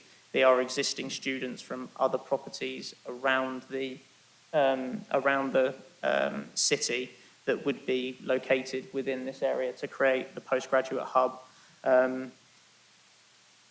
So that would also stop other universities like Anglia Ruskin or something like that from stopping that, but I'd have to defer to Toby and Keith about that if you wanted a further detail regarding the provision of that. I think that partly answers Councillor Gilderdale's questions regarding the Section 106 as well, and how does that work. Regarding the long term, it's difficult to say how it would work. Obviously, it depends how many students come in and out. It's not a tangible way of, there's no definitive answer for that. But obviously, we will put in the year as to how long it will be. And in regard to kitchen and room sizes, because it is student accommodation, there is no space standard requirement, so we can only go off what the college consider an acceptable level, and then we obviously assess that. We have assessed the room sizes, and as you indicate, they are quite generous for student accommodation. Regarding the kitchens and those shared spaces, I couldn't answer why they've come to the conclusion of putting those kitchens in those locations. Throughout the pre-application process, it was indicated that they have had quite significant discussions with students in order to ask them what they prefer. So I'd assume that it's something that there has been discussion, but I couldn't answer that wholly. And then Councillor Smart, you just indicated about the passive house. So that would be prior to occupation. So they would occupy, and then 12 months from when the buildings were occupied, they would provide us with the passive house certificate. The properties are not buildings of local interest. They are, so within the conservation document, it indicates that they are positive unlisted buildings. So they're not listed, it's just they do provide a positive impact on the conservation area. And just regarding the unmanaged trees, the site is relatively unmanaged, which some of these sites are. So that has resulted in a lot of self-seeding, and that is quite evident within this area here, although there are some trees of good quality in this area that did exist, but or do currently exist. And one of the things that was discussed throughout the pre-application process and discussions throughout prior to this, because there have been very lengthy, extensive discussions with the college about locations of the buildings, is that they have essentially been built around the trees rather than built and then the trees be altered because of it. There has to be a degree of loss just because of the requirements of the number of students to go on site. So the 2 additional buildings at the rear were a requirement in the royal site to be viable. But once again, they have been designed in and around the trees. I think that answers most of the questions, but I'll ask Joanna if she could come in and just answer some of the questions just regarding the comparison to the loss of trees from underpinning in comparison to the new dwellings, if you could, Joanna. Thank you, Tom. Tom explained Councillor Thornborough's question with regards to the public realm. I would just add that trees can be considered to be valuable of users of the site as well, especially where the users of the site are high. So the public realm can be considered, or the public can be considered site users. And this also applies where you have trees that are very difficult to see from public roads, but they are very visible to a number of homeowners. So, where you have a lot of back gardens, all backing onto one another, meaning that the trees cannot be seen very well from outside, but they offer a significant contribution to a lot of people from their own residences. So when you're looking at public realm, consideration needs to be given to the numbers of the users of the site. And the other thing to consider in that respect is visual amenity. That when we talk about amenity and we talk about the public realm, we're not just talking about the visual contribution that trees make. Trees canopy cover is very important to climate change mitigation and biodiversity. So we're also looking at the importance of a site in terms of the contribution it makes to canopy cover and whether or not losses can be reasonably replaced. With regards to the demolition, the there were a number of technical issues that were considered, including sustainability and the reasonable use of the spaces, alterations that could be made to the buildings in order to improve them. And it was all technical issues combined that was considered to be appropriate and potentially outweigh the negative impact on trees. There isn't a significant difference in terms of renovation and demolition with regards to the impact on trees, because the most significant impact on trees relates to the two new buildings as opposed to those that might be considered to be replacement buildings. Although the renovation works did have a larger footprint in terms of the space required for the actual demolition and part demolition and construction works. But the overall, it is the two buildings in the rear of the property or the Lucy Cavendish side of the property that results in the most significant tree removals. With regards to the concerns, I think that the development will result in a significant reduction in tree canopy, and therefore will impact detrimentally on the verdant character of the conservation area. Proximity to buildings of those trees to be retained and those trees to be replaced is not considered to be sustainable, and I would anticipate further tree removals being required to accommodate construction, and then further tree removals in the future, or not just tree removals but tree work in order to avoid future nuisance. A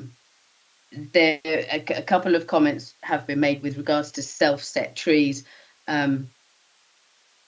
We don't assess trees in terms of whether or not they were planted or whether or not they grew up on their own. The British Standard classification system works on how healthy a tree is, where it is in terms of its public amenity contribution, its health and its long-term contribution. And that is irrespective of whether a tree has grown up on its own or was specifically planted. There was a question regarding tree preservation orders, conservation areas. So all trees within conservation areas are provided a degree of protection, and that protection is that anybody who wishes to carry out works to or remove a tree in a conservation area must notify the local planning authority. It's not an application. The planning authority cannot refuse or permit works. The only option we have, if the works would have a significant impact on amenity, is to serve a tree preservation order. A tree preservation order, however, is not an indication of a tree's value.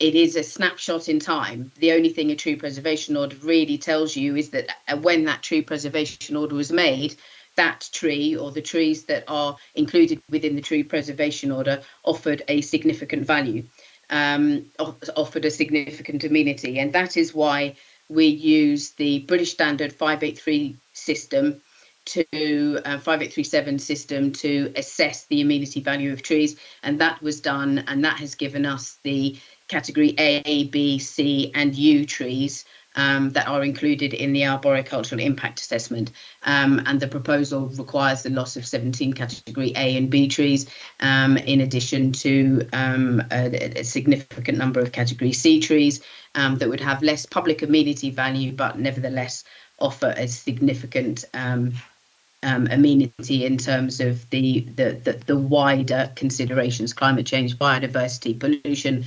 control, and health and mental health and well-being. And I think that was all the questions. Thank you very much. Thanks, Joanna. Did you have anything to add, Tom? There was just a few things. I wanted to just pick up on the just Joanna indicating the loss of future trees, the loss of trees in the future. Obviously, it's difficult for us to tell at the moment. There are conditions that have been requested that try to mitigate that as much as possible. Also, as sort of Joanna indicated as well, is that by the trees being within the conservation area, even the newer trees, they would still have to apply to local authority for confirmation that they could do works to that tree. So we just wanted to clarify that for members in case they were worried about the council having no control over the loss of trees in the future. And just the other thing I wanted to touch on was just John indicated that the verdant character of the site. Yes, the officers do agree that the site is of a verdant character.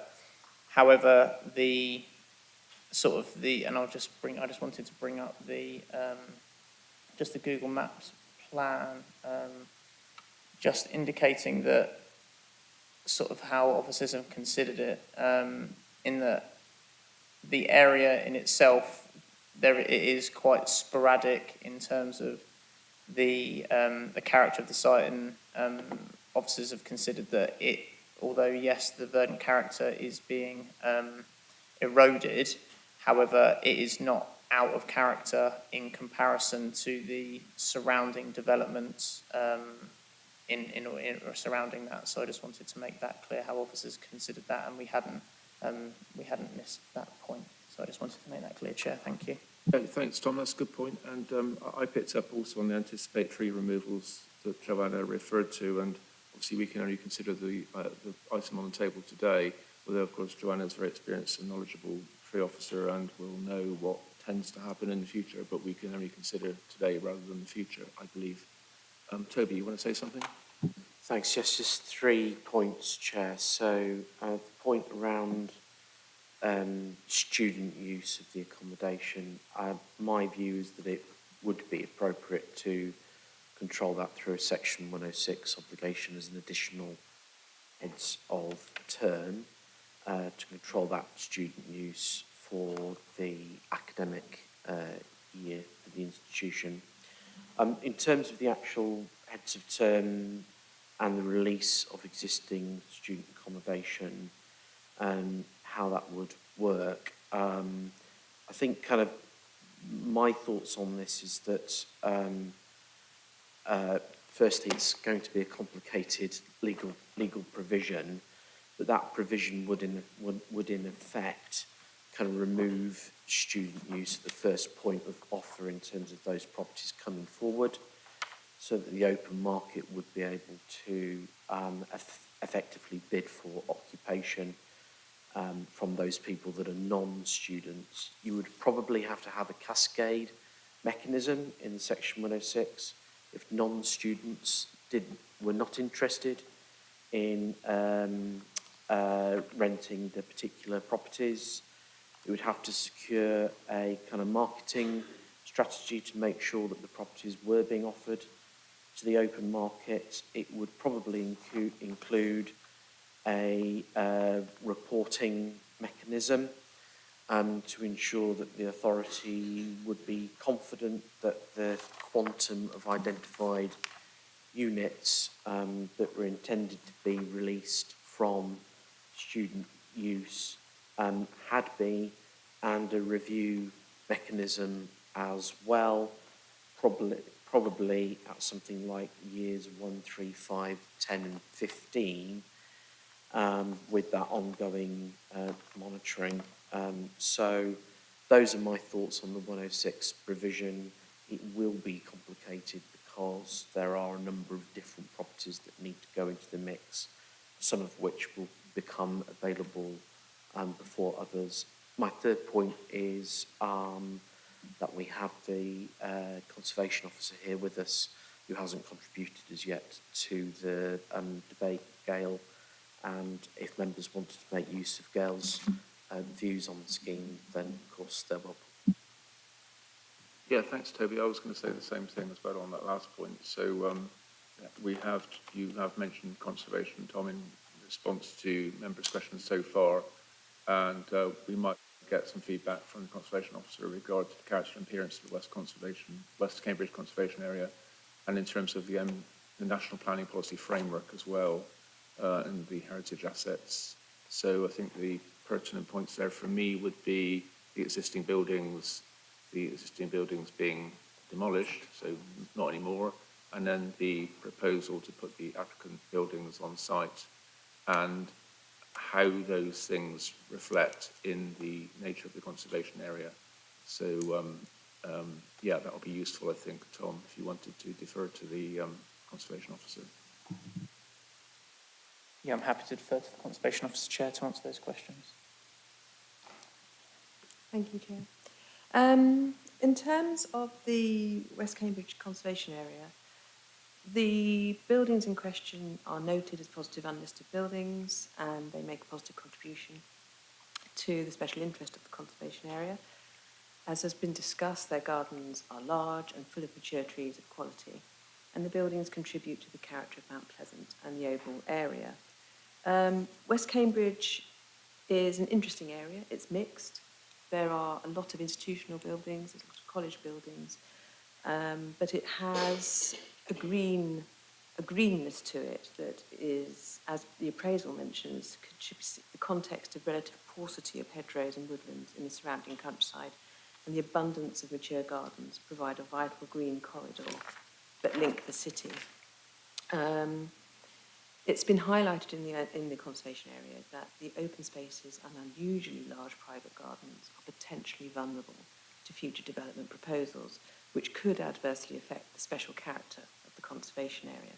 And I think that's what is happening over time, where large developments are proposed within traditionally villas and large gardens. And this has been going on since the early 60s. So this application they are clearly positive buildings, the villas. They are quite plain on the Mount Pleasant side, but they do have quite an interesting garden fronts. They were designed to face their gardens, and that's where the interest tends to lie. So you don't see it in the public realm. They are they're quite modest. They're asymmetrical in design. When you look at them, they have some interesting detailing. Now, the applicant came to us with a large number of problems with it in terms of subsidence, that they don't meet the necessary requirements for their aspirations, for the college's aspirations for this site, which are, accessible postgraduate rooms. So their demolition was something that we thought, well, okay, then in that sense, we need to look at what do you replace them with? Because in a conservation area, if you're demolishing positive buildings, what replaces them has to preserve or enhance the character. And a lot of work has been done to look at how best to reflect the context, and the architects have worked quite hard with us to find detailing and character that does reflect the context. However, my concerns are they are very large. They're much larger than the existing buildings. They have a big footprint. And as I said in my comments, the two rear buildings are the same size as the two to the front. And therefore, traditionally, you would have subservient buildings in the rear of these types of villas. Now, that's not possible in terms of viability, but what it does is it changes the spatial nature of the conservation, this area of the conservation area. You're creating a college court rather than villas in their own gardens, and we've lost that sense of garden.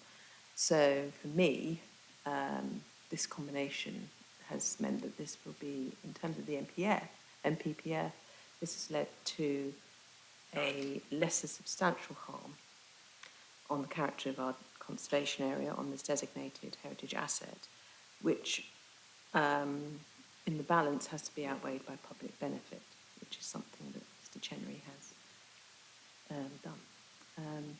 So those were my concerns, Chair. Thanks for that, very useful, thank you. All right, so nothing else from you, Tom. Right, Councillor Thornborough.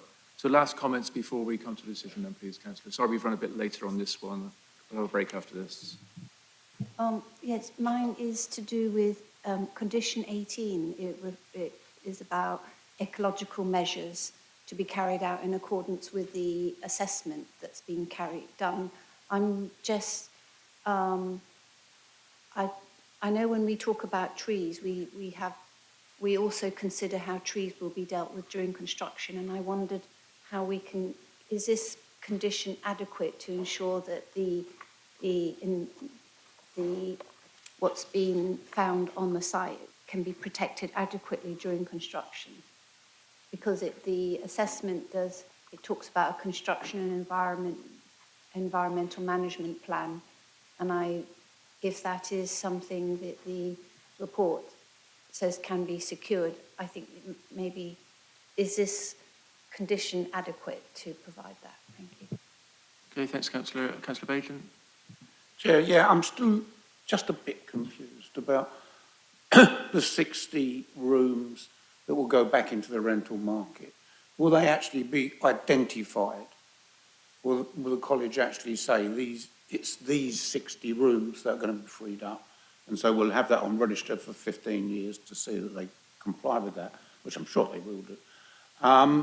And that will be monitored through the 106, and the officers nodded, so I take that as given. In regard to the postdoc students, are they going to be postdoc students that are full-time study, or are they going to be postdoc students that are going to be working at the university? Do we have that detail? I'm sad to see the trees going, but I do understand that the enhancement of accommodation, the 60 rooms coming back into the private sector or private market is a positive thing. But I think really keen to understand who these postdocs are. They're actually going to be students or working students. Thank you. Thank you, Councillor. Councillor Gillardale. Thank you, Chair. I'd also like to talk about the 60 student rooms, as I do think that it seems to be slightly overemphasised how significant this is going to be as a contribution to the city. I think particularly the fact that the college will remain the landlord means that the college is actually going to financially benefit from being able to let these rooms out to the public. And to the college, it's just a different name on the tenancy agreement, ultimately. In addition, because it will be out on the private market, it might also mean that the rents can go up because student accommodation often has subsidised rates. So I also think that the idea that 60 rooms going to the public is overemphasised, and I think that ultimately this benefits the college more than it benefits the public. I don't know whether there is any way to change this. I know that we can't compare the two applications that we've seen today, but the previous application made about £40,000 contribution to in section 106 and an extra £10,000 towards affordable housing. There is no guarantee here that any of the housing provided is going to be affordable or at subsidised market rates. And I think that if, as it was mentioned, Trinity has done something similar and now Johns is doing this, I think that going forwards we should really review whether this is actually benefiting residents in the city in the long term. And, you know, I understand there's got to be an end date on when these homes can then be returned to the students and to the college, but Section 106 contributions that are made by other developers and applicants, you know, that money is invested for the long term. That £10,000 going towards affordable housing hopefully will remain in affordable housing, and, you know, it's an upfront payment. So I am quite concerned about this, and I think that I would also just like to again say that I think it's been overemphasised, the amount of benefit that that this is making. Thank you. Okay, thanks, Councillor. I mean, you've got into some detail there, and it's understandable because of the S106 there in the documentation. Just to say, I mean, I'll say something briefly first, and then Toby will say something in response. So, I mean, the general point is that we've had this before in planning committee, and in policy terms, it's acceptable and also supported, in fact, that we build student accommodation in the city to help to free up private rented sector housing. And that's a thing across the country, not just in Cambridge. And I've spoken before about how I think that Cambridge is a bit different to many cities in that respect. We have so much student housing, but I won't go there now. But Toby, you want to say something? Yeah, I mean, those are interesting points that Councillor Gilderdale raises. Bottom line really here is that our policies that we have in the local plan, they don't actually require the college when building new student accommodation to offer existing stock that they've got elsewhere to the open market. So these are relatively rare provisions that the council sees from time to time. You're quite right that we couldn't place controls on things like rental levels, and nor would we want to involve ourselves as a public body in terms of the operation of those rental levels. So I would say that it's for councillors to judge the degree of public benefit that would arise from the offer. It's relatively significant in terms of the actual kind of quantum of units that's being offered, and we can put obligations in place to make sure that there is actual delivery there. But it's put forward by the applicants to counterbalance some of the concerns that have been raised around the heritage aspects and also the loss of trees. So it's there in the planning balance for members to consider as an overall offer, and in terms of what we can secure through potential planning permission. Thank you, Chair. Yeah, that's useful, Toby. Thanks for that. And also, just to be clear, members, we should be basing our decisions on planning reasons that come from National Planning Policy Framework, the local plan, local policy here in Cambridge. So, Councillor Flaubert, you first. Thank you, Chair. My concerns have been addressed, but just I have maybe a suggestion. This proposal says that there will be biodiversity gain, but we don't know what we have at the moment, and it's just sort of blunt to say that we will gain, but we don't know what we have at the moment, and maybe in the future it would be very helpful to have a sort of information of what we have in at the moment and what we're going to be gaining to justify the removal of all those trees, for example. Thank you. Thanks, Councillor. Councillor Pora. Thank you, Chair. Definitely would like to take up Toby's suggestion of the S106, including definition of students. I take Councillor Bajent's point as well. I would suggest it says something like people who are primary role is a student, because obviously postdocs and postgrad might teach, but they should be on a full-time student course, for example, or postdoctoral course. But I'm happy to delegate that to officers. I think on balance for me, I think the passive house offsets some of the loss of the trees. However, I am, as Councillor Thornburn says, I am concerned that conditions we have around trees are not strong enough at the moment. So particularly around the demolition and building, I really want those root protection areas strengthened, because it takes so little to destroy a big tree. One accident driving a tractor over it can damage it.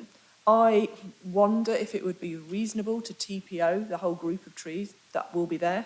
I don't know, you maybe tell us not. Because I think I'm sure the college are aiming for net zero anyway, so they're not planning to take down trees, but I just think any extra protection we can offer to ensure that, because these are high value trees that are going, and as Councillor Flaubert says, obviously we will get a net gain, but it's quite hard to replace a 100-year-old tree. You need a lot of biodiversity to do that.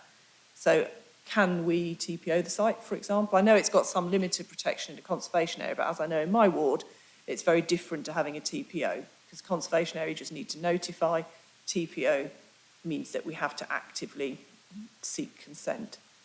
So I would just, and again, just something about strengthening those conditions for me would make me minded to see the balance favourably. Thank you, Councillor. Councillor Bennett. Hi. I'd like to say that I think Councillor Gilderdale's made a good point about this being a 15-year release, not a permanent release. And I accept Toby's comments on the balance of a short-term provision against of a very large potential benefit. However, what I would say is that I would have been happier if the fact that it was a short-term benefit had been stated explicitly in the pack and not just come out at this meeting. And I might have had, because if so, I could have arranged or even done it myself to do a standard investment appraisal. If the officers could have provided a figure for the value of the accommodation, it's quite straightforward. It's about half an hour in a spreadsheet to, correct the fact that it's a short term rather than a permanent release. And I think that would have provided a robust figure for the value of the, Section 106 benefit. So that's more a suggestion for the future than something for the present one. But I would like to, if this does come up again, and I appreciate it doesn't come up very often, I would like to have the option to ensure that we do a standard investment appraisal to bring out the impact of a short term. I'm sorry if I haven't explained that very clearly. I'm not very good at explaining the standard accountancy stuff because it's so familiar with me, and I apologise for that. No, you don't need to apologise, Councillor. That's very clear to me anyway. Thanks very much for that. It's very useful. But I would just emphasise what I've said already, is that the policy area is that, and the general area really, is that the greater provision of student housing in the city takes pressure off the market rented sector in the city. That's the bottom line in it all. So, Tom, do you want to reply to those questions then, please? Yes, Chair, thank you. I'm actually going to go in reverse, if that's okay, just because a lot of what Councillor Bennett had raised as a question, obviously, Councillor Gilderdale had also, but I think some of Councillor Gilderdale's questions have already been answered by Toby. Just in regards to the actual term, that hasn't actually been stipulated yet. I was just using that as an example from Trinity. So it could be longer than 15 years. Obviously, it could be less, but obviously, as the council, we would be looking for it to be similar, maybe even more than that. So just want to make it clear that, yes, although I have said 15 years, that is not a definitive date that we put forward. There is still a lot of negotiations that would still be required for the Section 106 agreement. So I just want to make that clear.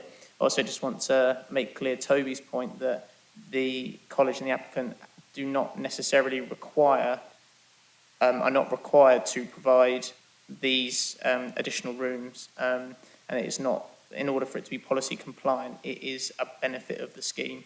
So I just wanted to reiterate Toby's point regarding that, because obviously it is, officers consider it being a public benefit in that regard.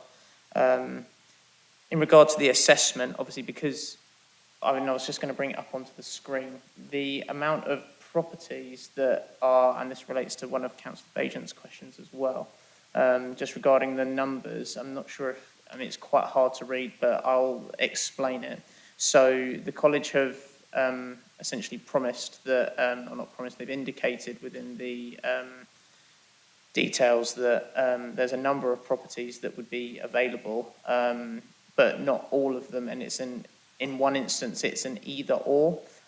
So sort of as indicated, the White House was one of them where there was a number of rooms, but because of the tenancy at present and for other factors, it's not possible for them to provide right at this moment which properties would be available. There's a number of properties on Richmond Terrace, and then there's a number of properties on Park Road or St John's Road. So it's an either or. But obviously they're the ones that have been provided, but that will be discussion throughout. So it was very difficult for us to have an assessment because it's quite early throughout the process in regards to what properties are available. They're essentially indicating to us it will be these, but throughout the Section 106 and heads of terms, all of that, that will then settle down as to which properties are available in that sense. So, but there will be a minimum of 60 rooms as indicated, so it's just how many properties that turns out to be. But obviously you can't put a value on that because we don't know at present. So I just wanted to make that clear. Councillor Bajan also mentioned the postgrad students, whether they're working or studying. Because of the nature of the students, and this is from my conversations with the college, that some will be on a potential work experience depending on what course they would be doing, but that might not necessarily be with the college itself. I don't know enough detail about whether they'd be working or not, but I would say from conversations that I've had with the college that it would be most of the time they would be studying students, where some would have work experience, but I don't know enough detail about that to provide a definitive answer as to exactly which students would be studying and which ones would potentially be doing work experience based on the course that they're taking. For example, if they were a doctor and they were studying medicine, then they might have to work at Addenbrooke's, but that might just be a placement year or something like that as part of the four years. So it's difficult to say exactly what they would be in that sense. And sort of that, I sort of have answered the question regarding the 60 rooms. In terms of Councillor Flaubert regarding the biodiversity net gain, as part of the application, they have submitted a biodiversity net gain assessment. So they have already provided that, and that is part of the documents that are available online. We have also got a condition within the recommendation which requires them to provide further information of biodiversity net gain. How that, obviously we rely on our ecological consultant or consultee in order to confirm that the figures that they've put forward does meet the net gain that they've put forward. So that is secured by condition, so we can ensure that they provide what they want to provide through that condition. I might defer to Joanna regarding TPOing all of the trees. I'm not entirely sure how that would work, Councillor Poore, if I'm being completely honest with you, but I will defer to Joanna if she's still available. And strengthening some of the tree conditions, I'm happy to look at the conditions that we've provided, as long as councillors are happy for officers to have those powers delegated to strengthen some of the tree conditions in line with some of the conversations that we've had today, as long as your members are happy with that. Thank you, Chair. I think that was all of them, but I'll defer to Joanne just to relate to the question regarding TPOing all of the trees. Thank you, Tom. Yes, so it's condition 20 and 21 that deal with trees. Condition 20 deals with tree protection, and then condition 21 deals with replacements if trees are damaged through the construction process. But T21 requires an arboricultural method statement which details how trees will be protected to be provided and approved, and then goes on to say that the method statement will be adhered to and implemented throughout the development. With regards to TPOing the site, we can do, but planning permission outweighs tree preservation order. So if you've, if you have provided a permission for a development, then you can't take that permission away because an extra tree that wasn't shown to be removed is going to be damaged as a consequence of the development, which is why we require so much information up front, so that we can be satisfied that trees are protectable. It isn't just a question of attaching a condition. We need to be satisfied that it is possible to protect the trees that are shown to be retained, and that obviously is something that I've highlighted in my comments, and one of the reasons for the objection. And I think one of the things to consider in this is creating a nuisance isn't a defence for unreasonably enforcing the retention of trees, and the proximity of trees to buildings might create a nuisance. And even if Cambridge City Council refused permission for what might be considered to be reasonable tree works, this Secretary of State has the ability to overturn our decision. So it isn't just the council saying no.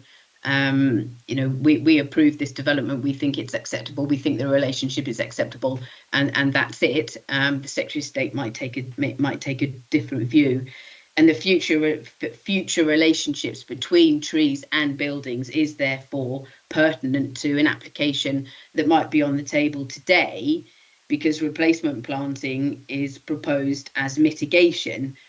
But if they cannot mature to provide the mitigation that the application shows, then the application will not fulfil this promise. So it's all about, we do have to look into the future with regards to trees, even though we're looking at an application that is on the table today. Thank you. Thanks, Joanna. That's very useful. Tom, was that all? I just wanted to add that there is also another condition regarding hard and soft landscaping, which also covers the majority, a few of the issues regarding trees. So obviously, if there were to be conflicts with trees when a hard and soft landscaping scheme is submitted, I'm just trying to find the actual number. I think it's condition 10, points B, as well as, so point B, and then the text afterwards within condition 10. So the applicant would have to provide us with a hard and soft landscaping scheme. Obviously, that includes the location of all trees. So the council do have the ability to consider the location of those and whether there would be any future impacts, and whether amendments to the scheme in terms of the location of planting in order to restrict potential future impacts with buildings. Obviously, we can consider that at that time. So there is a condition 10, which would enable us to control that as well. Thank you, Chair. Right, thanks, Tom. Just to check that members were content with that response, especially the bit by Joanna and TPO in the Hall side. Councillor Porter? I think it's probably my fault for being not very clear. What I was suggesting is, once the thing is built, can we TPO the whole lot? Not because obviously I understand when the building's going on, or are you satisfied that conditions we've got in effect provide that protection? Because I think it's once it's established, we've had I'd rather those trees had a high level of protection. Shall I go straight back to Joanna on that then, Tom? Yes, we can. Sorry, Chair, I interrupted you.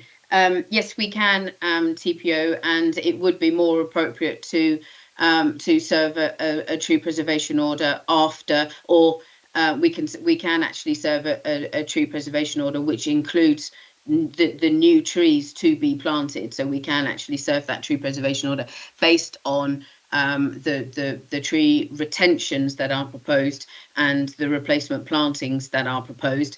That all trees, apart from those replacements, which will be too small, because the conservation area only protects trees that are 7.5 centimetres in diameter at a metre above ground level. So all the retained trees are protected by a conservation area, but one of the big benefits of actually a tree preservation order over the conservation area protection is our ability to condition approvals, which allows us to secure replacement planting. So absolutely, it is something that we can do. Thanks, Joanna. Councillor Corey, you want to come back? Can I move that I'm happy to delegate to officers how to word it, but can I move that we do impose, as part of this planning application, a TPO across the whole group? No, Toby's disagreeing with me. Thank you for that suggestion, Councillor Bora, and it's good that we've debated to this stage. I'll let Toby respond to your suggestion. It's a separate process, councillor. Okay, so how do we want to go forward with that process then, Toby? Is there a way forward? Would be chair, vice chair and spokes, or just a different thing altogether? It's something that can be proposed separately at a point in time, potentially by a member of the public or a councillor, I assume, to the tree team. I would remind councillors that we do, as part of our conditions, have kind of replacement planting provisions as part of the permission, but it's a separate process. I don't think the scheme falls down on our inability to impose a TPO as part of planning permission. We've never done that before. So, Councillor Bora, I can see you're not particularly pleased with that. I don't know. I suppose for me, in order to be supportive of this scheme, I want to be satisfied that the trees are protected. And as Joanna says, some of the small ones won't grow to be protected within the conservation area within the first 5 years. It's just a bit frustrating to think that we can't, it's going to rely on someone remembering 3 years down the line to put in a TPO application. I don't know whether officers can just note that. Toby and Tom want to speak. Who's going to go first? Toby, I'll go. So, Chair, if you wanted a greater degree of protection, you could extend the period for replacement planting from 5 to 10 years as part of the condition. Would be a suitable compromise. Was it a separate thing, Tom? I was just going to add that the plans or the landscaping plan, that in itself would be an adopted or approved plan as part of the development. So should they go outside of that, it would be contrary to that condition. They'd be in breach of condition. So that in itself would partially control that. I mean, let's remember there's conservation area as well. There's protection afforded through that. So do you want to go to 10 years then, Councillor Bora? I'd be happy to move that if someone would support that. Anyone against the 10 years? No? Okay, that's it then, 10 years. So I think we're done now then with debate. Very robust debate, well done. Sorry we've run a bit later. Let's have the recommendation then, please, Toby. Thanks, Chair. So the recommendations set out on page 143 of the officer report, that is to approve subject to the planning conditions as set out, with minor amendments to the conditions as drafted delegated to officers, and subject to the satisfactory completion of the Section 106 agreement, which includes the heads of terms as set out in the report, with minor amendments to the heads of terms as set out delegated to officers, with the inclusion of an additional heads of terms in the Section 106 to ensure that initial and ongoing postgraduate use is for primary occupation of students who are studying on academic courses for that academic year, and delegated authority given to officers in terms of conditions 18, 20 and 21 to strengthen those conditions as deemed necessary, with the insertion of a clause in or the substitution of the 5-year provision in condition 21 to 10 years in terms of replacement planting. Thank you, Chair. Yeah, thanks, Toby. The recommendation is one of approval. All those in favour of that recommendation? 6 in favour, Chair. Against? Abstentions? 1, Chair. Okay, so the item is approved. Thank you very much for the debate. Thank you to the speakers. Apologise to officers and members for going on so late before we have a break. At the last discussion on it, members, we decided to extend the lunch break from 30 minutes because it wasn't seem to be enough to 45 minutes. So do you want to stick with that going forward today? Yeah, because it didn't. Yeah, because I know some of you might have meetings later in the day. But okay, so 45 minutes then. So come back at 2:45. But on that basis, please, can we come back prompt for 2:45 start, please? Thank you very much.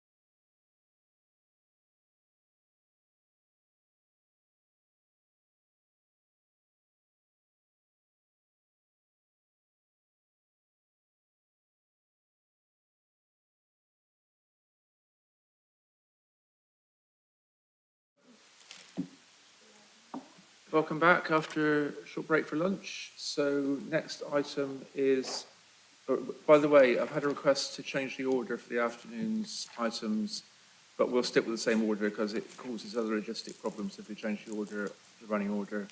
So the first item is, as on the agenda, item 7, land adjacent to the ship pub. So there are no speakers now on that item. Alice, you're presenting, so if you'd like to present the item, please.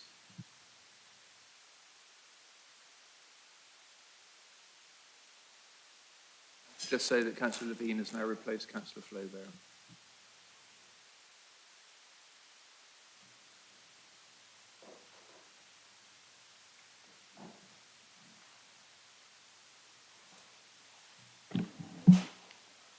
Thank you, Chair.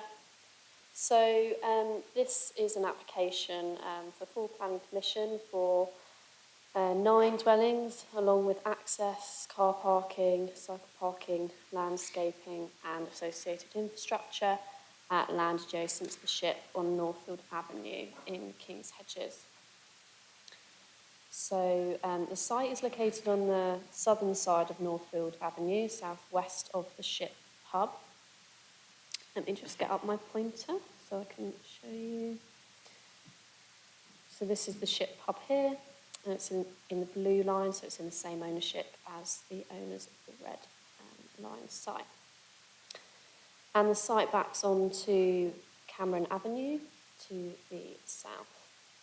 Further to the south is a large play area with dwellings facing onto this open space.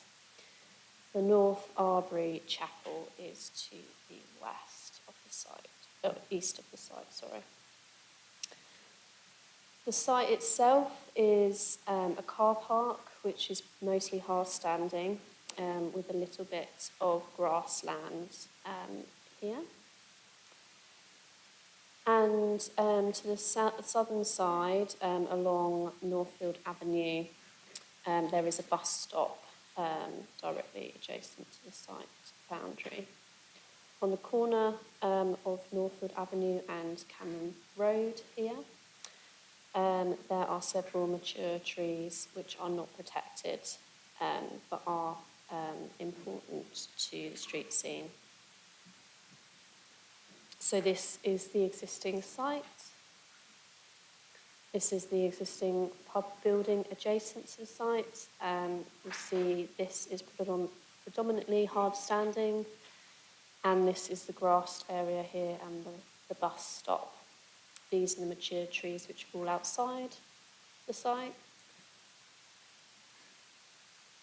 So the proposal seeks planning permission for 9 dwellings, comprising 5 3-bedroom and 4 duplex flats, along with access from Cameron Road, leading to 6 car parking spaces.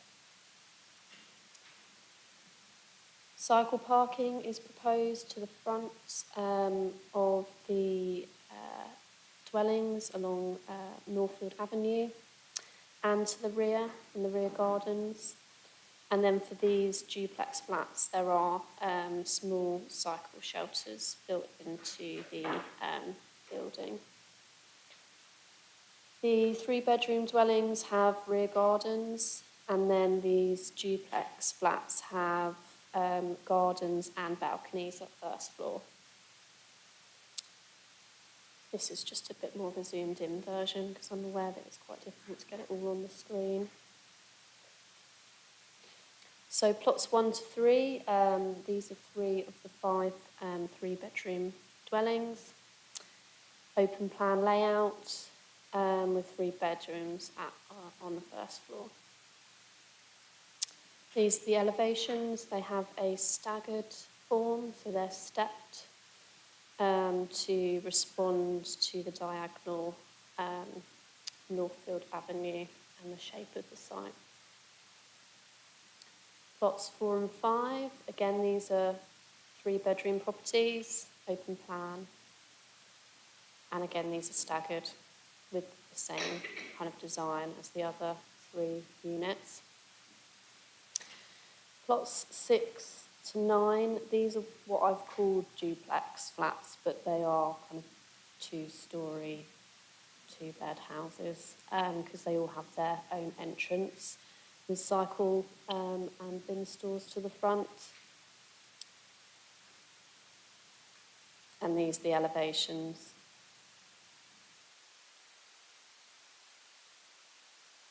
These are some street scene CGI imageries, which show the proposal in its context.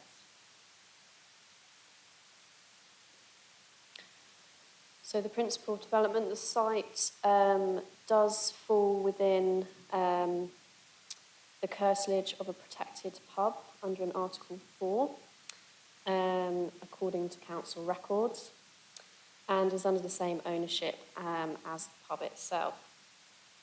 Policy 76 states that the loss of any part of a public house or its curtilage will only be permitted if it can be demonstrated that the pub's viability will not be adversely affected, and the loss of the land would not detract from the prevailing character and appearance of the area.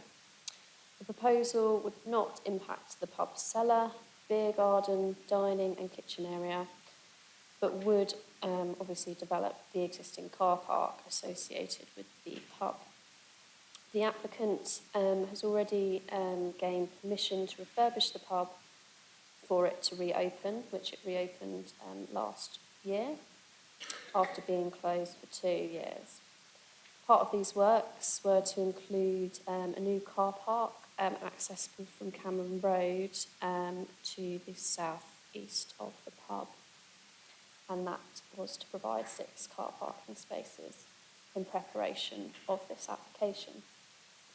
Both the applicant and CAMRA agree that the pub is a main street pub serving the local area, which predominantly sells drinks with a 90-10 split. It is therefore not a destination pub where people will travel long distances to get to. Furthermore, the site is well connected with a bus stop along Northwood Avenue and cycle routes connecting the site to the surrounding city.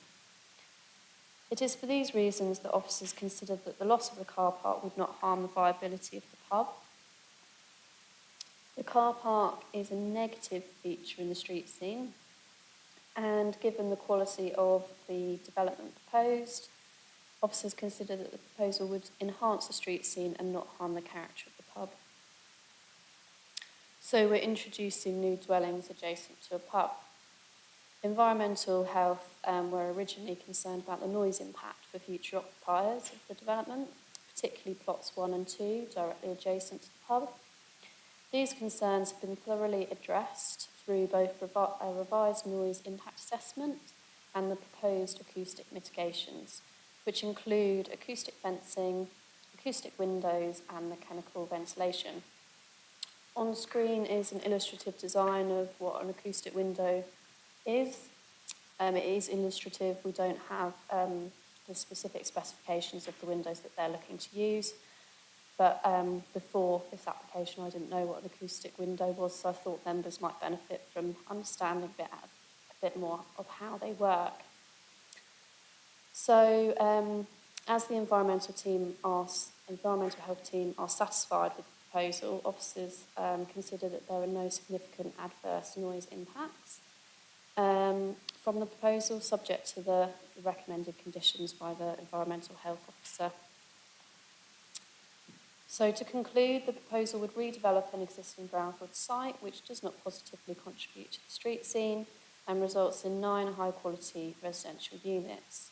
The redevelopment of the site would enhance the street scene and the character and appearance of the area by virtue of the development's sympathetic scale, massing and design.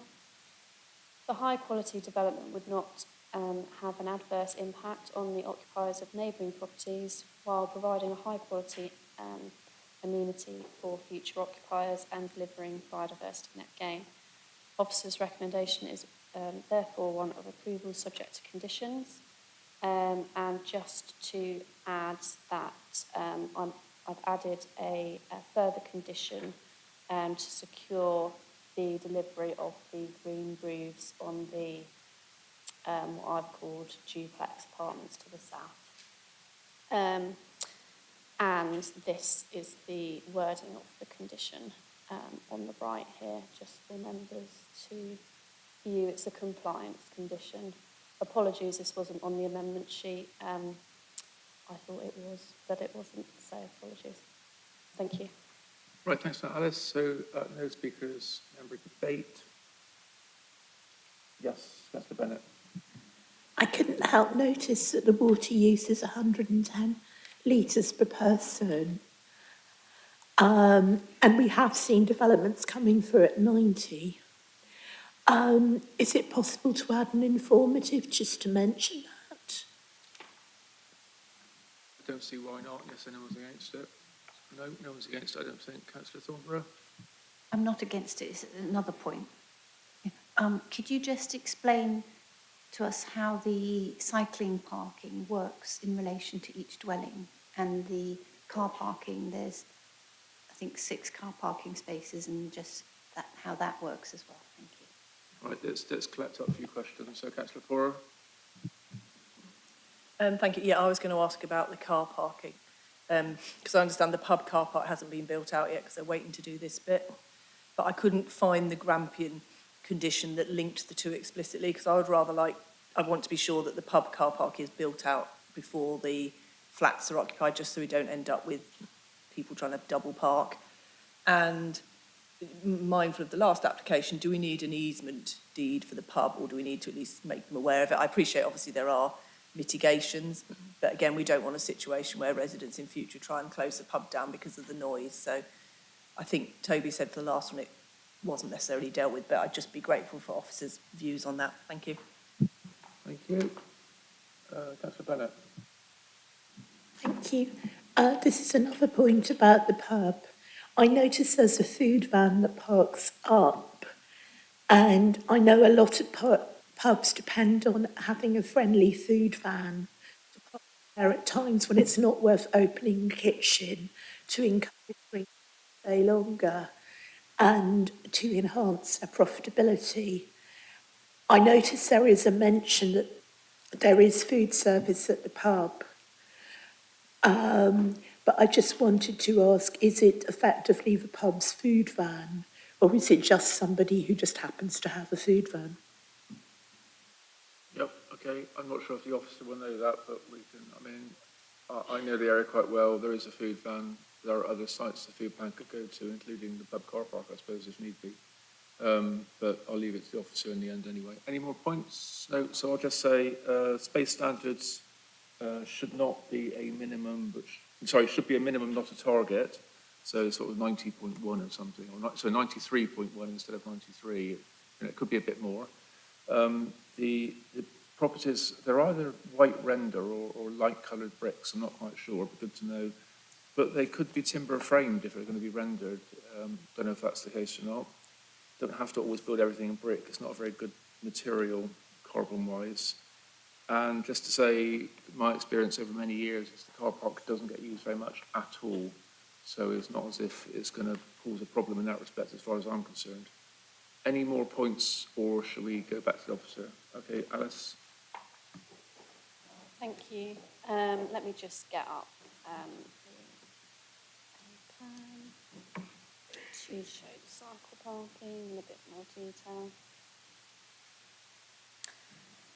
So this plan illustrates the front cycle parking spaces for the proposed dwellings fronting Northfield Avenue.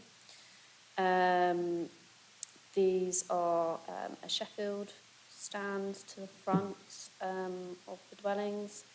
Then there is a cycle store to the rear, which would house 3 cycle parking spaces, and then the front one would have 2. Ultimately, it was designed this way because visitors can then use the front ones, and residents can use the ones in the garden. I'm aware that obviously members are very passionate about having cycle parking being more convenient than car parking, and I do think that the proposal does do this and achieve this.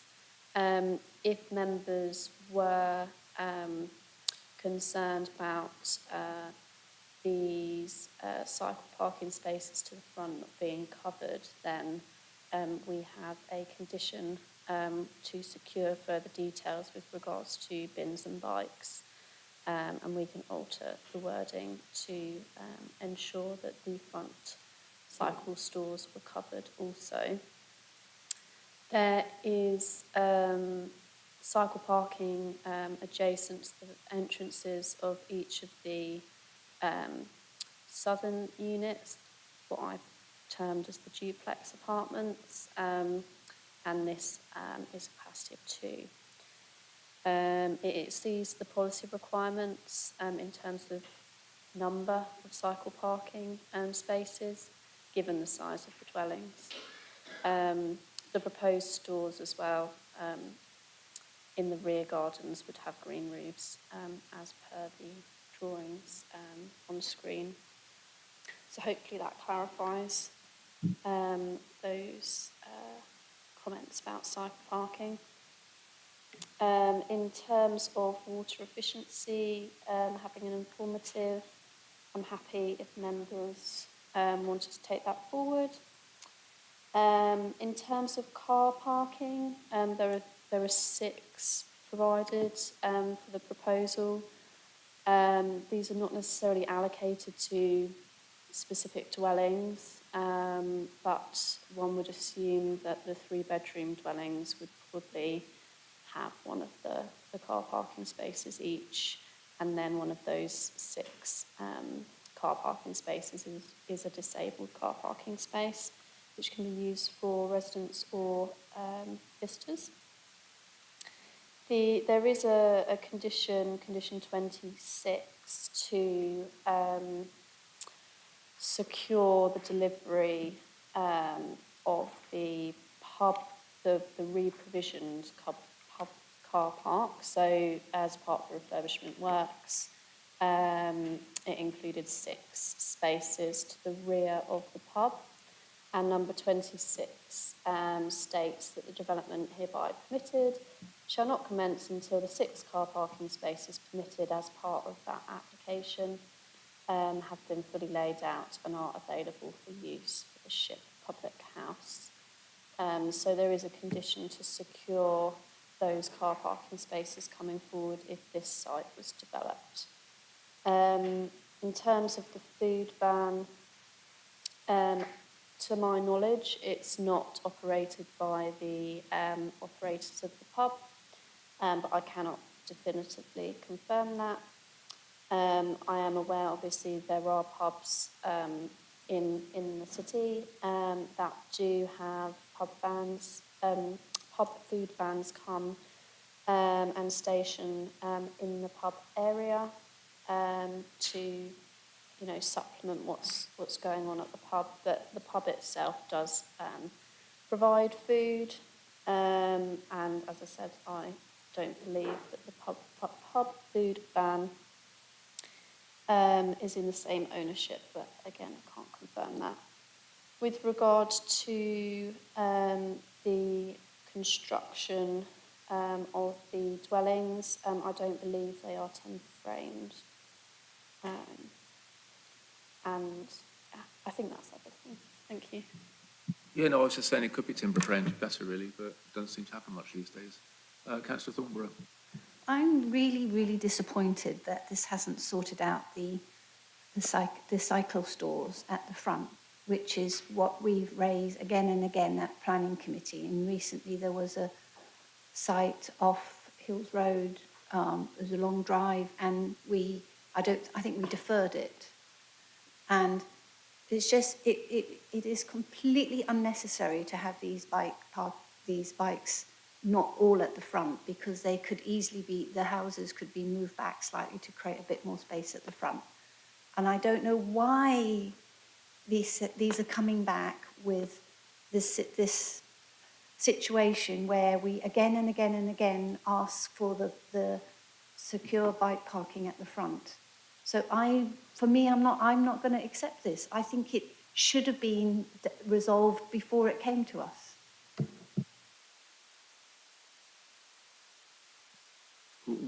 Just to be clear, I mean, when you say it should have been resolved, I mean, the applicant has put it on the table for us to consider. That's the applicant's choice, isn't it? It's not, you sort of infer the officers haven't resolved it, but Well, we have experience of the applications being taken away. We've stopped, we've stopped discussing it. It's gone away, and they've come back to resolved it in the way that we all find acceptable.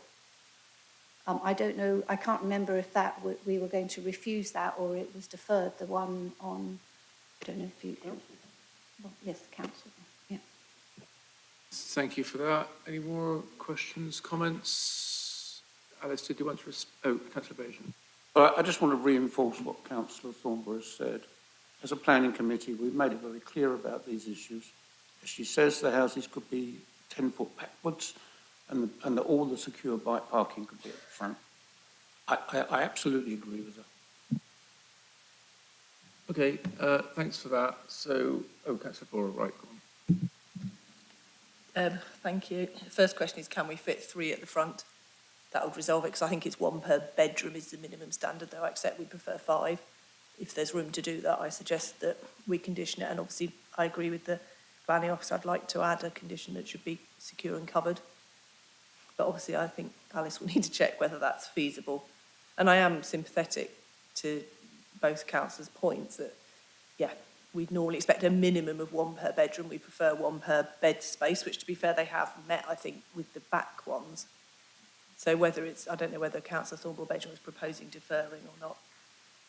And I did just notice as well, one of the objections related to biodiversity net gain and not having been calculated properly. So I just thought, for the purposes of transparency, could the officer just confirm that the BNG is something she's happy with and does take account of any previous felling if they were within the, I think, is it 2020 definition of when we can take a baseline? Right, thanks for that, Councillor. So I think what Councillor Parr is referring to there is 7.1, objection by third party. It says biodiversity net gain does not include the destruction of existing biodiversity on site, the of the baseline typo. BNG assessment makes a mockery of the system, so it's that. And also, can you, Alice, or another officer, just confirm whether this application is policy compliant with regard to cycle parking or not? Because that seems to have come into question with members' comments, please. Thank you. I know that members are really keen to have cycle parking at the front. It's a conversation I've had with the applicant and the agent. And the compromise was to have some at the front and some at the rear. The reason why that is the case is because Northfield Avenue is quite a busy road, and there is a bus stop just outside of the site along Northfield Avenue. And so it was considered that from a usability perspective and a highway safety perspective, cyclists getting to these properties may well prefer going down Cameron Road and then going up into the rear gardens rather than coming off Northfield Avenue, going north, crossing the road, and then going into the properties and coming up the footpath that way. In terms of whether there is sufficient space to provide cycle stores, which provide 3 spaces to the front, there is just about enough space, but that would encroach and remove a lot of the soft landscaping to the front. Moving the buildings back would reduce the size of the rear gardens further, and so it's all about balance here. Obviously, we've got the condition, the recommended condition to secure all of the details of cycle parking, and that can include covered cycle parking to the front. And in terms of whether it's policy compliant numerically, it exceeds the standards in terms of whether the stores themselves are, the stores in the rear gardens and the stores for the duplex flats are compliant. The ones at the front obviously are not covered. They are secure and they are convenient, but they're in addition. Those spaces are seen to be in exceedance of the standards because they're exceeding the numerical standards. In terms of B&G, predominantly the site at the moment is hard standing. There's some grassland within the site and a few trees. In terms of the biodiversity net gain assessment that was submitted in the baseline, Guy Belcher, our Nature Conservation Officer, has reviewed this and considers it acceptable. Obviously, we've got the biodiversity net gain condition, which is condition 7, which will secure further details. Thank you. All right, thanks for that. So, I mean, just in terms of the cycle parking, let's be clear, members, it's not a planning reason. It's policy compliant. If you want to defer it, that's not a reason either, because we've got the information we need. So if you're not content with it, then I guess it's vote against, but not on a planning reason. The point about the back road as well at Cameron, so that's very true. I'm very familiar with that site. I'm a King's Hedges councillor, and that road is much more sort of subservient, much quieter. It might well be the place where you choose to cycle as opposed to the main road, which is much more about getting from A to B with lots of cars travelling on it. So it's a good point, really, in terms of what the applicant has said, I guess, through the officer here today. Any more points? Councillor Thornborough. I would like to pick up what Councillor Porra said and actually suggest that we have 3 spaces, that the policy compliant spaces are at the front and that they're covered and secured using the condition that's already there. So I'm told by Toby that we can condition that as a reasonable condition. Is anyone against that? No? Okay, that's it then. That's the condition. Any more thoughts, comments, questions? No? In that case, let's go to recommendation then, please. Thanks, Chair. So the recommendation is set out on page 197 of the officer report. That is to approve, subject to the planning conditions as set out, with minor amendments to the conditions as drafted, delegated to officers, with the addition of a condition to secure full provision of the quantum of cycle parking needs arising from those houses to the front of the dwellings, a further condition in relation to green roofs, and an informative in relation to the water usage to encourage its reduction. Councillor Thornborough. Really sorry, do we have a conditions about this being M42 accommodation? I believe we do, Councillor. It's condition 24. Okay, Councillor Thornborough. Right, we're in the middle of the recommendation, so let's get forward on that. So the recommendation is one of approval. All those in favour of that recommendation? 2, 3, 4, 5, 6. Unanimous, Chair. Okay, thank you very much for the item. The item is approved. Thank you very much. Right, let's go straight on with the next item then, everyone. Is that okay with everyone? Yep, good. Okay, so next one is item 8, Queen Edith Way. Michael Saxton is the reporting officer. Hello, Michael. Good afternoon. And we've got speakers. So we've got a statement from Mr. V.N. Ratton and Mrs. S. Ratton. Will be read by their son, Aaron Ratton, who is here. Hello, hi. Hello, hi. Right, and Councillor Robertson is going to speak as well, who's not a ward councillor, but any councillor can speak on any item. Right, okay. Do you want to present them, please, Michael?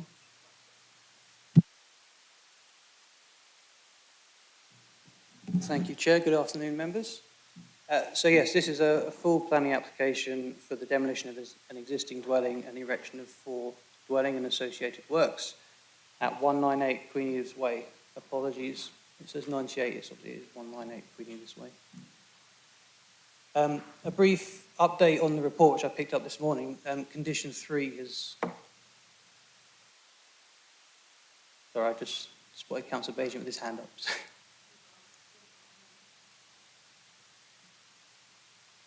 What's up? I think Councillor Edgar has to go, doesn't she? She's got something else to go to, so she's not going to be part of this item. Carry on. Thank you, Chair. A brief update to the report, just to highlight condition 3 for some reason has an incomplete reason. It should finish specified species are fully protected, and then reference to policy 57 of the local plan.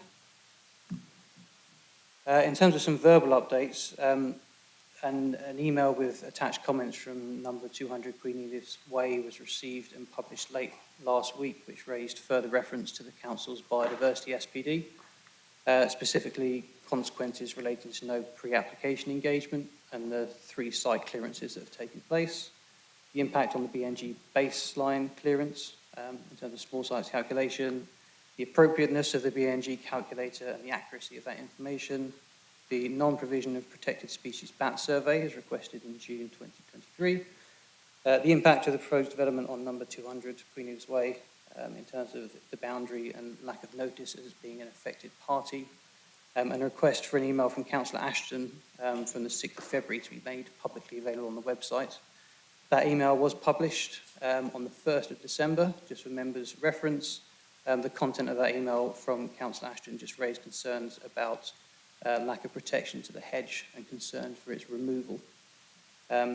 Councillor Ashton separately emailed the Planning Department on the 4th of December reiterating concerns relating to the hedge.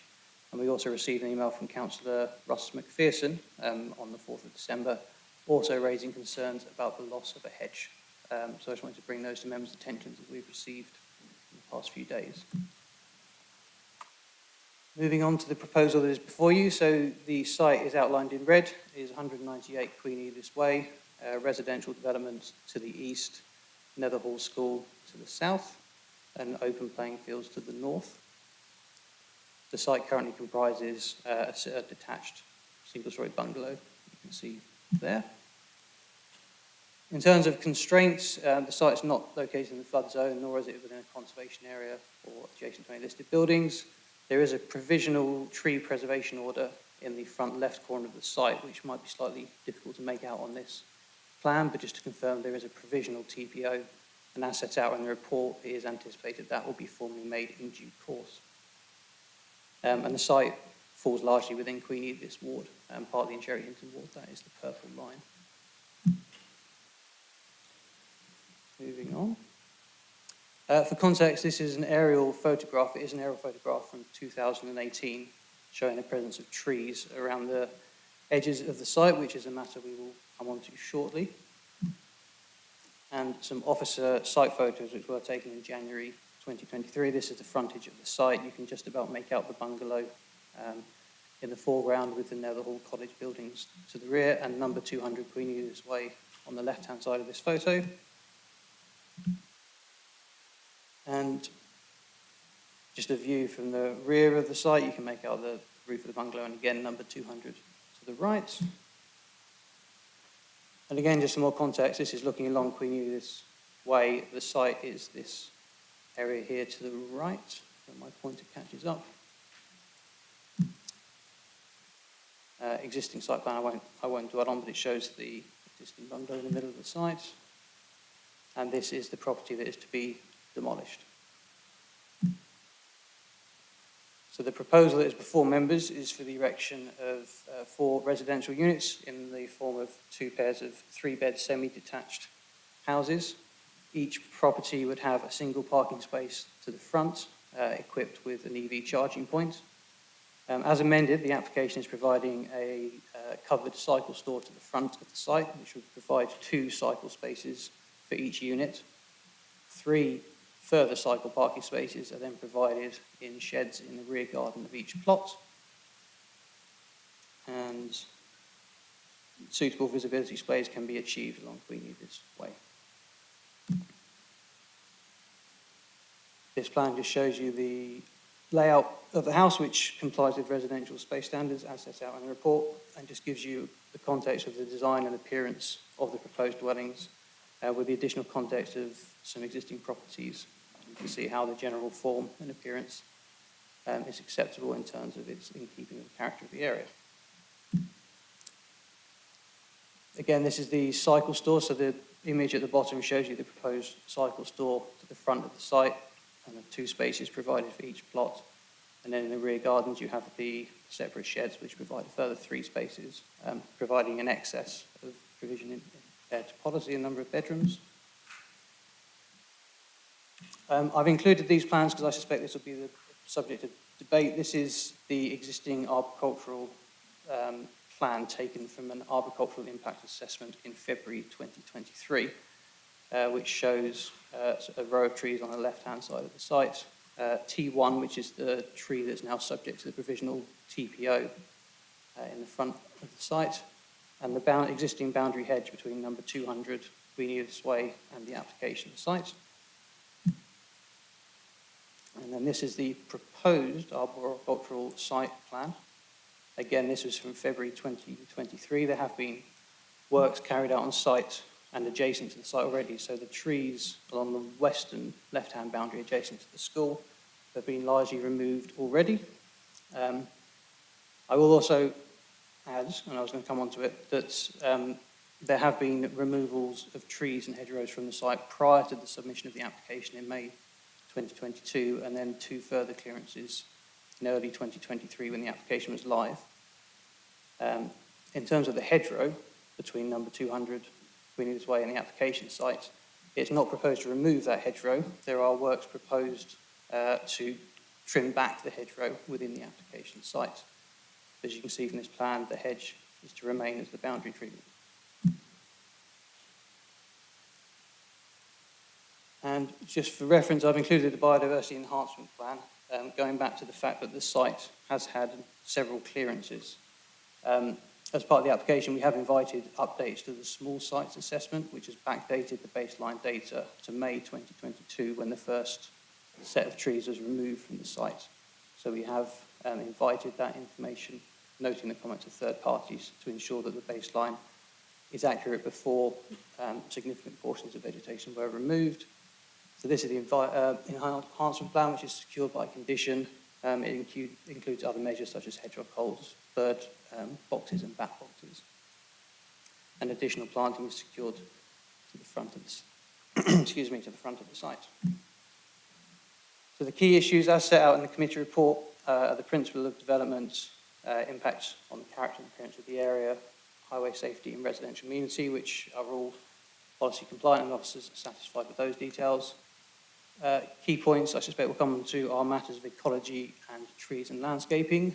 Again, officers in consultation with the council's ecology officer and trees officer are satisfied with the details provided as part of the application and details that have been secured by condition as set out in the report, which leads to the planning balance and officer recommendation of approval, with the benefits of the scheme being a net gain of 3 new dwellings in Cambridge in a sustainable location, appropriate design and scale, responsiveness to the amenities, and the fact that we're able to secure additional and replacement planting for that which has already been taken away from the site to help integrate the site with its surroundings, and no highway safety harm has been identified. So the officer recommendation as set out in the report is one of approval.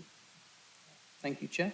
Yeah, thanks, Michael. So speakers, yes, so Aaron, you're first. You've got 3 minutes to speak, and half a minute before the end, the bell will go to let you know you're coming to the end. And if you press the button in front of you on the right-hand side, the thing will light up, and then you can speak into the microphone, please. Thank you for this opportunity to speak. We've lived next door to the application site for over 36 years and support the site's sustainable development. However, we object to this planning application, which is overdevelopment, with 4 material considerations. 1, biodiversity. Despite the biodiversity SPD making clear its importance, there was no pre-application advice on biodiversity sought or ecological assessment made, and the site has had 3 clearances of trees and shrubs. The planning application's subsequent arboricultural impact assessment and BNG 1.0 and 4.0 have failed to accurately identify and assess the remaining biodiversity, particularly the wild plum tree and various species in the substantial 84-year-old hedge separating our property from the application site. 2, for local wildlife and protected species, no prior assessment was undertaken. On the 20th of June this year, the Biodiversity Officer requested a protected species bat survey, which, in the 5.5 months since then, has not been provided. At this point, it's relevant to note the nearby approved planning application for the land of just a few doors down at the rear of 208 and 210 Queen Edith's Way, which the committee discussed and decided at its August and September 2023 meetings. 2 bat surveys were undertaken there, with the second one identifying 9 bat species, including a nationally rare one. The Biodiversity SPD requires the protected species survey before a decision is made. 3, car parking. When the nearby site at the rear of 208 and 210 Queen Edith's Way was approved, the planning officer and the highways consultee stated that an over-provision of 2 parking places per dwelling was necessary to avoid car parking on Queen Edith's Way. Yet for the site here, this provision has not been stated. The houses behind 208 and 210 Queen Edith's Way will be set back approximately 60 metres from the road, while this proposed development is on Queen Edith's Way itself, and so each new dwelling with a second car will have to park it on Queen Edith's Way. 4, streets and roads. The application site is part of the Netherhall School site, and no assessment has been conducted about the impact on school children, vulnerable users, cyclists, and other footpath users of the extra vehicle movements to and from this site. Separately, the planning application has not complied with significant substantive and procedural planning rules, and since they have been raised, there has been no response about them to date. This includes the fact that the site is not simply a caretaker's bungalow, it also includes a non-residential private road. We strongly invite the committee to examine this aspect. You can sort of wrap it up now then, it's only 3 minutes. In summary, our concerns are that if the planning rules are not enforced or applied, then they effectively don't exist. Thank you very much, Sharon. Thank you. So the next speaker is Councillor Robertson. Councillor Robertson, you have unlimited time to speak. Yes, thank you.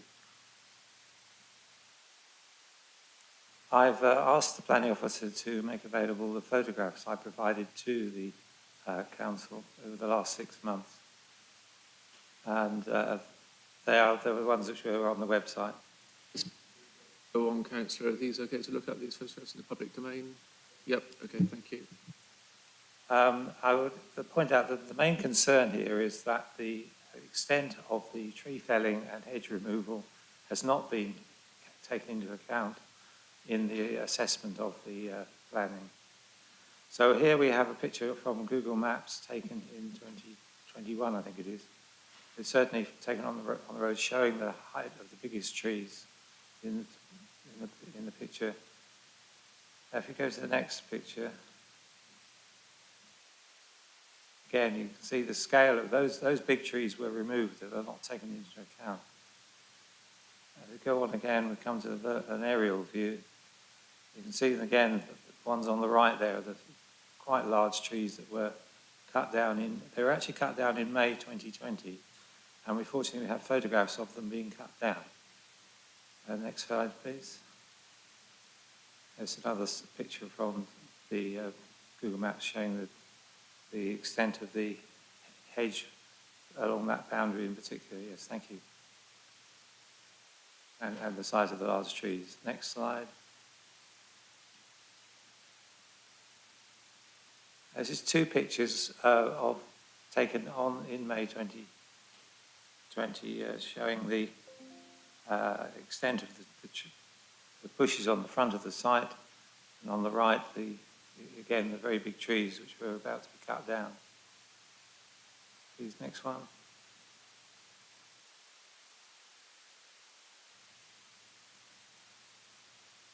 Next picture, yeah. Again, another two pictures taken of the tree fellas in operation. You can see the scale of these trees. If we go on to the next picture, again, on the left, you can see where one of them's been removed, the other one's waiting its fate. On the right, you can see the scale of the tree trunks that were removed, at least half a metre in width, in diameter, those trees that were removed. And we're going on again. More tree felling was carried out in January 2023, removal of hedging and of some of the trees that had been left. And I'll go on again. There's the result. These pictures were taken in May, I think.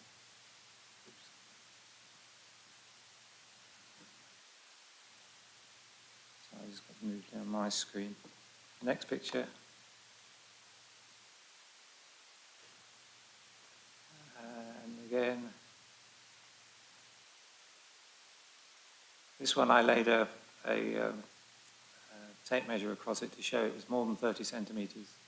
The metric, which accompanies the arboricultural assessment, makes a distinction between those trees with a diameter of lower than 30 centimetres and those above. And it was claimed that there weren't any above 30 centimetres, but there were, as is shown in this picture. Next picture. Again, going back to the whole picture as it was before. Now, unfortunately, as I say, I'll go through the information I've got on it now. Right, in May, I wrote to the planning officer concerned about the destruction that had been going on, and particularly to the hedge between the site and the neighbours next door at 200 Queen Edith Way. The impact assessment was conducted in February 23. Clearly, most of the trees and bushes had been felled and removed from the site by then.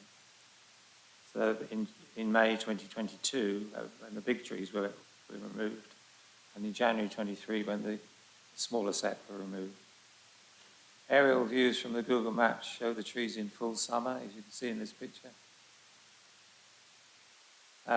The two largest trees that were removed were probably some of the largest on Queen Edith Way. Hedging at the rear of the site and along the parallel lines have all been removed, along with several trees along the front of the site. The impact assessment purports to show the existing site, but it does not show any of these trees and hedges. It is not the true pre-development baseline that is required. The Biodiversity SPD requires consideration of avoiding removal of habitats and species. However, it is apparent that no consideration was given to this before the site was cleared. The applicant seeks to provide mitigating and compensating features. However, these only consist of a few new trees, a single log pile, a bug hotel, 2 bird boxes and a bat box. That is all you get in return for what they've cut down. They are totally inadequate compensation for the destruction of habitat on a large scale which has taken place on this site. The SPD requires far more than that to be taken into account. Where there is predictable, I'll quote from it, where there is predictable impact on biodiversity and insufficient ecological information is submitted, the council are likely to refuse an application, and that's, I think, what you should do today. In the report to the committee, in paragraph 9.48, there's a statement that says that the application has been subject to formal consultation with the council's ecology officer, who raises no objection to the proposed development, as amended. However, what actually happened was the metric was dated June 23, the metric which is dealing with the assessment of the removal of the trees. It was based on a walkover of the site on the 3rd of June, together with the impact assessment from February. The report took into account the clearance of trees and bushes in May, but not the tree clearance in January, and neither that of the May of last year. The planning office accepted the metric. The ecology officer accepted the metric, not knowing that the baseline was set after the earlier clearances. I sent him the photographic evidence which I had provided to the website, and on the 20th of June, the officer wrote back to me and the planning officer asking for the applicant to provide evidence to support their statement the metric was assessed on the pre-vegetation clearance baseline, because there was no reference to the medium and large trees which had been lost from the site in that metric. On 1st of September, a revised metric was filed. However, it still did not change the baseline date to before the first felling and clearance.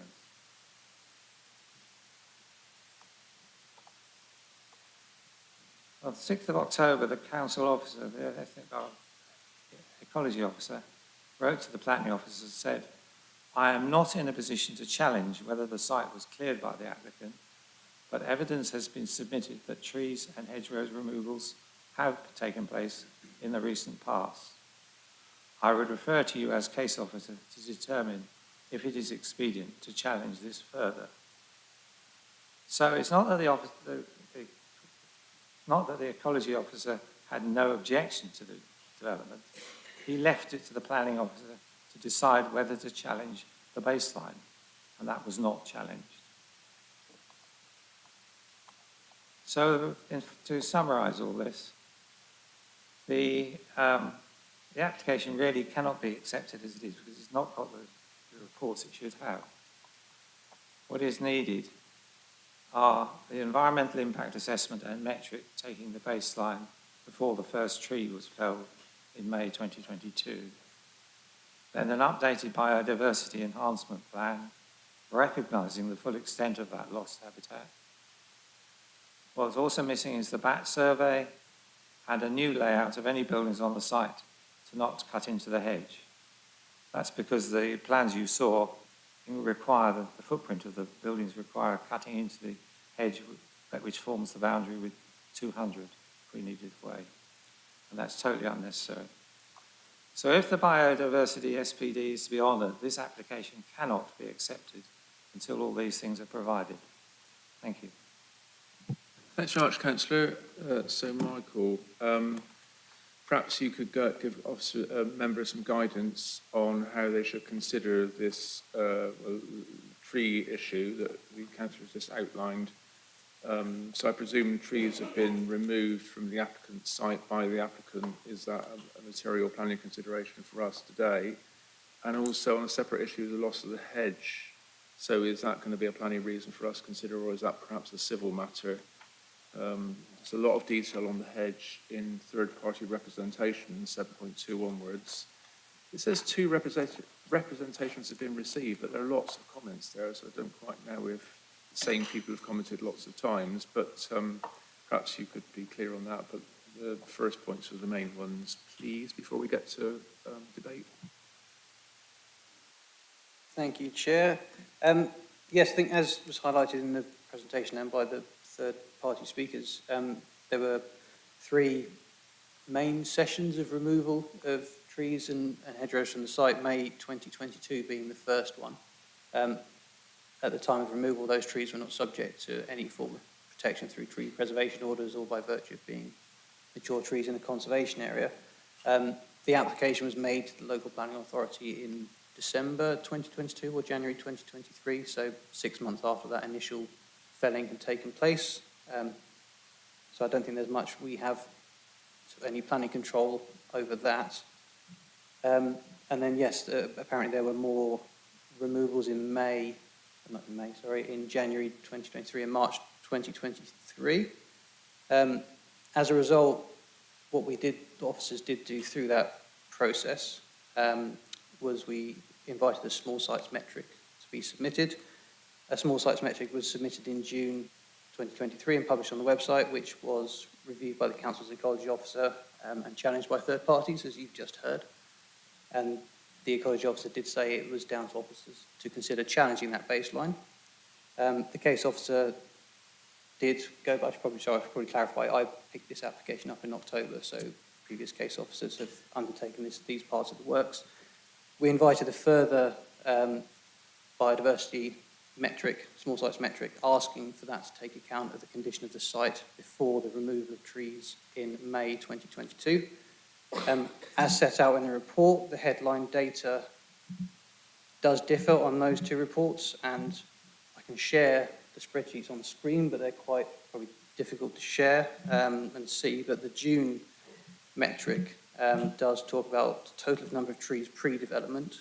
It identifies 5 trees as having a diameter of less than 30 centimetres and 1 tree having between 30 and 90 centimetres.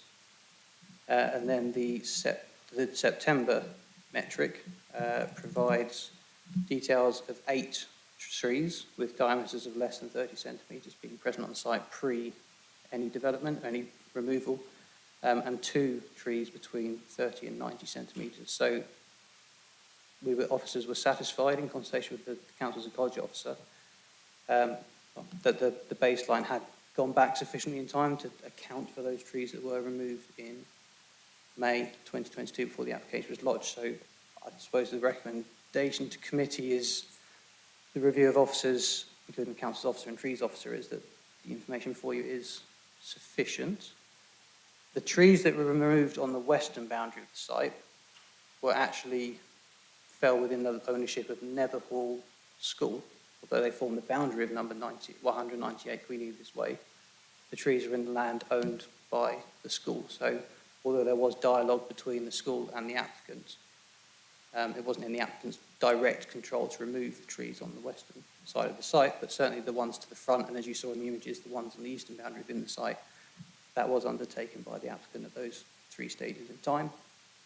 The loss of the hedge, I would probably just highlight that the hedge is not being removed in its entirety. There is works to cut back the hedge and indeed some replacement planting along the edge of that hedge to provide a more manageable, I think was the phrase in the arboricultural report, as touched on in the report, was to offset the proposed removal. A new mixed native species of hedgerow will be needed to be planted along the edge of this site. So I would just probably reiterate to the committee that the hedge is not being removed in its entirety. It is simply being cut back and will remain as the key boundary feature between 198 and 200 Queen Edith's Way. Anything beyond that does then perhaps become a civil matter. So I don't know if that addresses those points to be able to move on, Chair. Yep, it does. Thank you, Michael. Just 1 or 2 other things. So I said earlier that I presumed the removal of, as you say, part of the hedge is a civil matter. I'm presuming that is the case, and the removal of the trees on the school's ownership would be a civil matter too, not part of this committee's consideration. Is that correct? Correct. I don't think that would give grounds for planning grounds for refusal on that. Thank you. Okay, so members, Councillor Poor. Thank you very much. Thank you to the officer for a helpful presentation. I mean, firstly, I'd like a little clarification about this emergency access route. Is that the bit that Netherhall still own? Because it's obviously shown as within the red line. I think that's where the hedge is, if I've understood correctly. At the moment, I'm struggling with this one because I am not confident at the moment that I am reassured that the biodiversity net gain is fully calculated, because as the officer said, allegedly 1 30 centimetre plus tree has been removed, but I think the ward councillor said potentially more than that. I'm also concerned, as per the previous, that we have 2 cycle parking at the front and 3 at the back. Where I'm sitting at the moment is I would prefer this to be deferred so that I could have, for example, so we could have the biodiversity officer here to justify that. You know, the pictures on Google Earth were quite compelling, and I think the Act requires us to go back to, is it January 2020, when we make these assessments?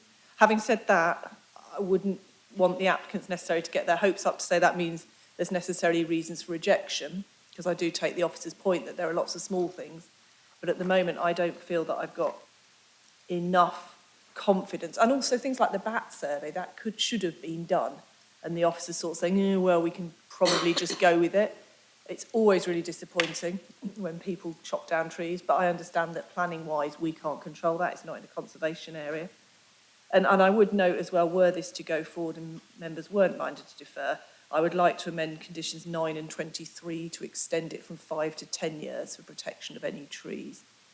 But my suggestion, subject to other members wanting to, and whether the chair wants to take it now or later, is that we look at a deferral for a proper interrogation of the ecology officer to check that we have gone back sufficiently to cover our requirements under the Environment Act, I think it is, get the bat survey, and also sort out the cycle parking.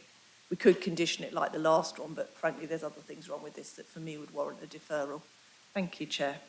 Yeah, thanks for that, Councillor. I mean, if you don't mind, I'll just hold on to the deferral proposal for the minute and get a bit more debate before we consider that, if that's all right, and see if you've got a seconder also. But also just to say for you and for others, so in terms of considering biodiversity net gain, in terms of policy terms, the legislation still isn't in place yet. So we don't really have that. We like to talk about it, but we haven't got it, just to be clear. Any more member questions? Councillor Levine. Thank you. I've heard no mention at all of Councillor Porter's favourites. That's cargo bikes. There's no mention of cargo bike parking at all, and there should be some outside the front, I think. Thank you. I mean, let's remember these are domestic houses, so it might be a bit different in this context. But did you have your hand up, Councillor Bennett? I thought I saw a hand there. Yeah. Hi, as usual. Could we have an informative about the water use, since this is higher than on other developments coming forward at 90? Item 2, I'll continue to be predictable. I'd like to know the width of the passage to the back garden, where the other cycle stores are.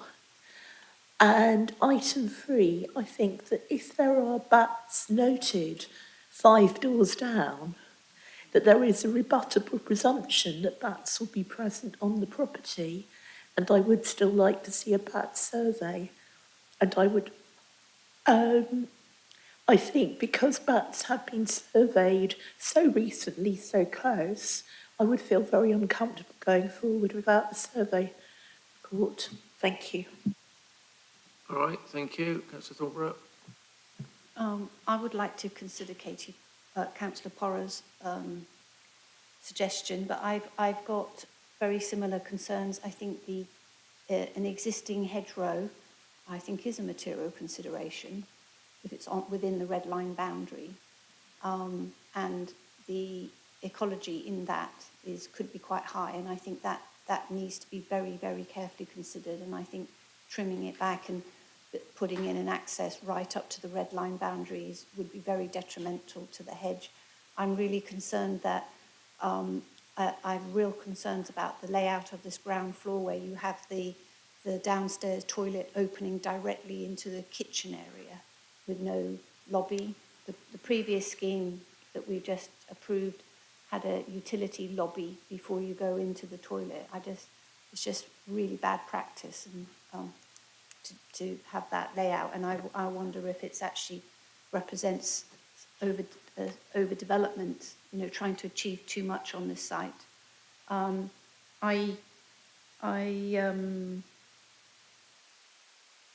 think that if there was I know what you're saying, Chair, about the net gain in biodiversity, which is coming through as legislation in the new year. And the legislation was actually put into place 2 years ago, last November, and it was meant to be it was meant to be actionable by November this year. But we've always had an expectation to at least maintain the level of biodiversity. And if you take into account what the second assessment of metric was, I think it was 8 trees of less than 300 plus 2 of more than 300 millimetres. That's what should be provided, I think. But anyway, I would like to second what Councillor Porter has suggested and to defer this. Thank you. Thank you. I think I'll just go back to Michael for a response to that before we consider the deferral proposal. Thank you, Chair. I will reshare my screen to help address some of the queries.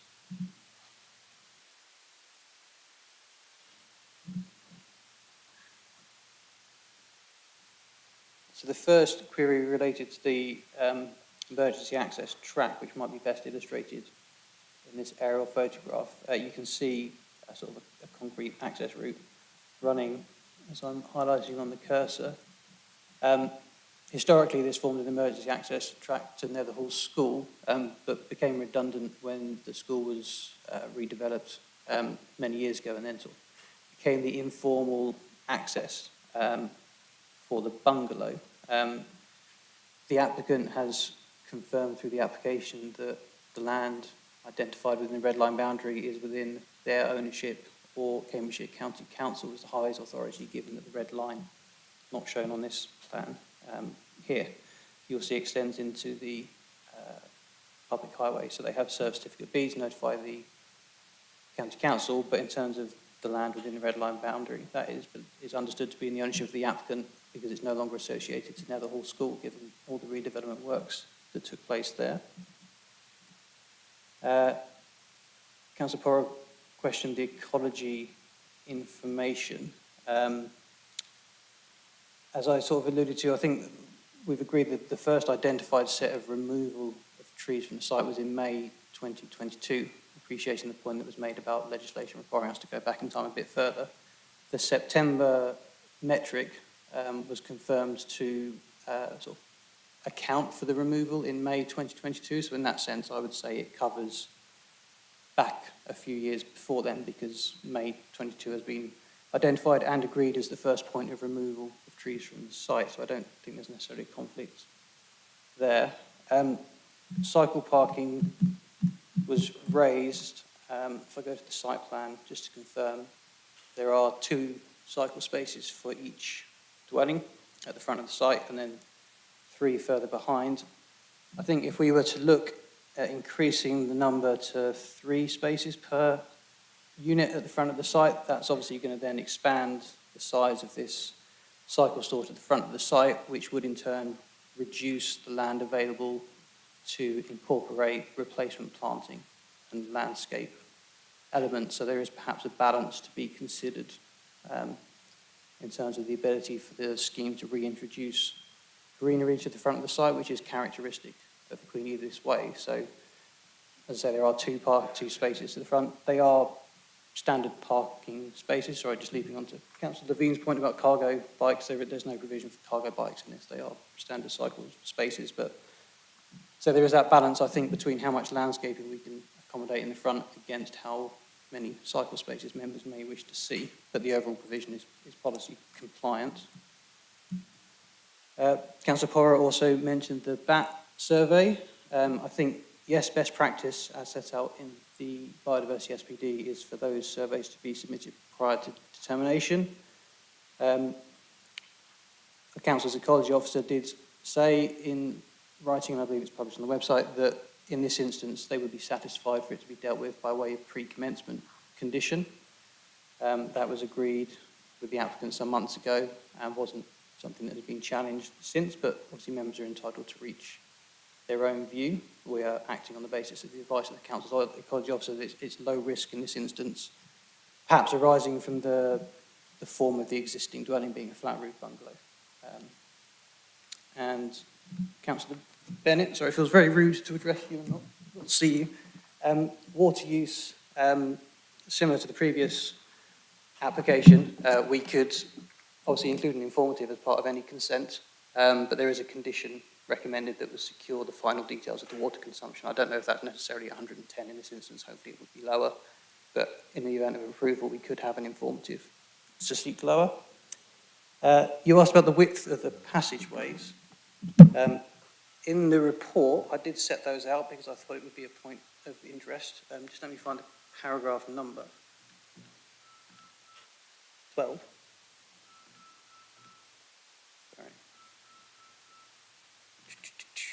So I think in paragraph 961, 9 of the report, the gap between the two central plots. So if I can jump back to my presentation.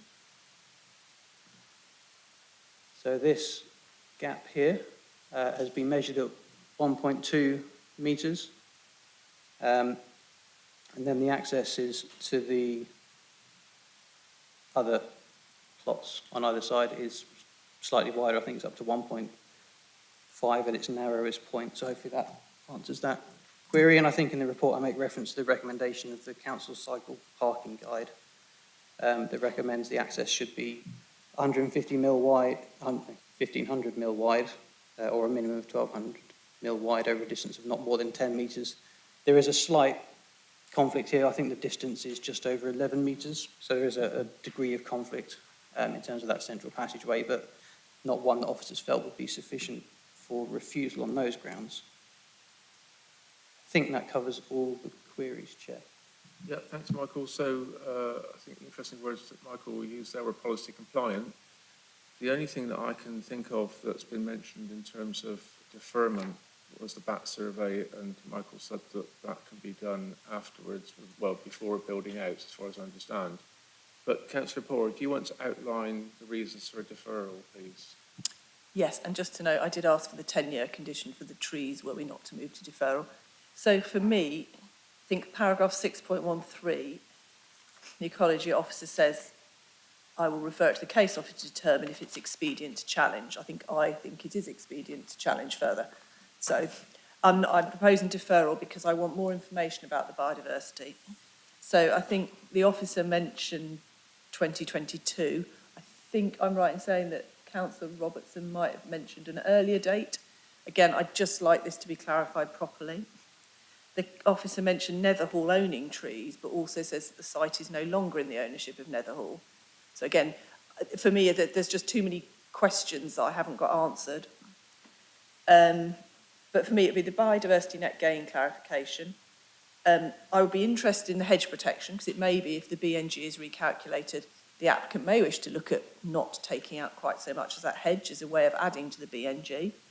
I would definitely like the cycle parking to be looked at. I do accept the officer's argument that obviously if we put more cycle parking at the front, it takes away some of the biodiversity, but our policy requires 3 at the front that are more convenient than cars. You know, and that's only per bedroom. We prefer it to be per person. I'm not sure if there's rear access to those cycles. It doesn't necessarily look like it.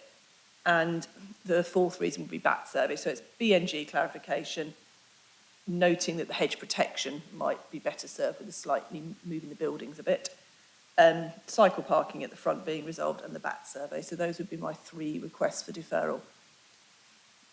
Thank you, Chair. Right, before we see if we've got a seconder on that, did you want to come back on that at all, Michael? I got a feeling you did you? Yeah, so I thought it might just be helpful to clarify the point on the land ownership, the school issue. So the access track, my understanding is that that's no longer in the ownership of the school. But these trees on the western boundary that have now been removed, they were rooted in the ownership of the school. So the school was entitled to remove those trees.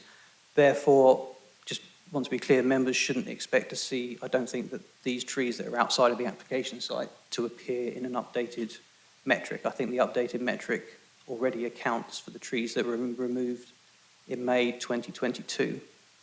So I'm not sure that we're necessarily going to see a revised metric, but if members have concerns about that, obviously you're entitled to do so, and we can take that away and relay that to the applicant. But just to clarify that point on those trees, I thought might be helpful. Everyone understands that. Okay, Councillor Thornbury, you were first. I think, I can't remember who mentioned that. So basically there was no car access onto the site because the access, the emergency access wasn't being used, and there was no vehicular access onto the site. And now we're going to the proposed access plus 4 cars. But this site would then have visitors and deliveries, and this is right next to the school where we're encouraging children to walk and cycle to the school. This is directly next to you can't get more closer to the school. And I think I'd like to know what the highway specifically feel about that? Unless they, that question. And we're trying to encourage the safe children to access school by active travel as safely as possible. Thank you. All right, thanks. I mean, Highways have no objection. They recommend the traffic management plan. I don't know if we want to go on with debate, though. If we're going to have this proposal to defer, we might as well do that and get on with it if we're going to defer it, because otherwise we're wasting our time. So do we have a seconder for Councillor Porras' suggestion to defer? Right, okay, Councillor Thornborough. So in that case, you've all heard what Councillor Porras said in terms of deferment.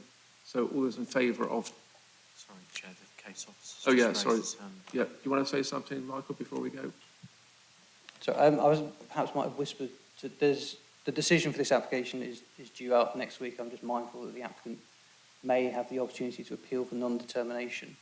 I didn't know if that was worth highlighting. Yeah, thank you for that. Okay, so carrying on then. All those in favour of deferring the item? I think it's 4, actually. Sorry, 1, 2, 3, 4, sorry. Yep, okay. All those against? That's 2 against, Right, the item Chair. is deferred. Thanks very much for a future meeting of this committee. We'll have a short break now for a few minutes. If you come back sort of about... Before you shut this down, can I just say, I wanted to say before we voted that I had a concern about the bike parking being only on the right-hand side. And since it's going back, could we talk about getting the bike parking on either side? Because, you know, it's not the nearest to the houses on the left-hand side that it could be. So they're going to walk past their cars to get to the bikes. And our plan was always that you walk past the bikes to get to the car. So if it's going back for deferral and has to go back for deferral, can that also be part of the discussion? All right, your comments have been here. Do you want to say something, Michael? We've finished now, but go on. Apologies, because Councillor Basin didn't get to raise that during the... I think that might be difficult on the fact that we have the tree that's formerly covered by a TPO. That might cause some conflict with providing cycle parking on the left-hand side of the side, but I can take that away, but I think there might be some conflict with the TPO.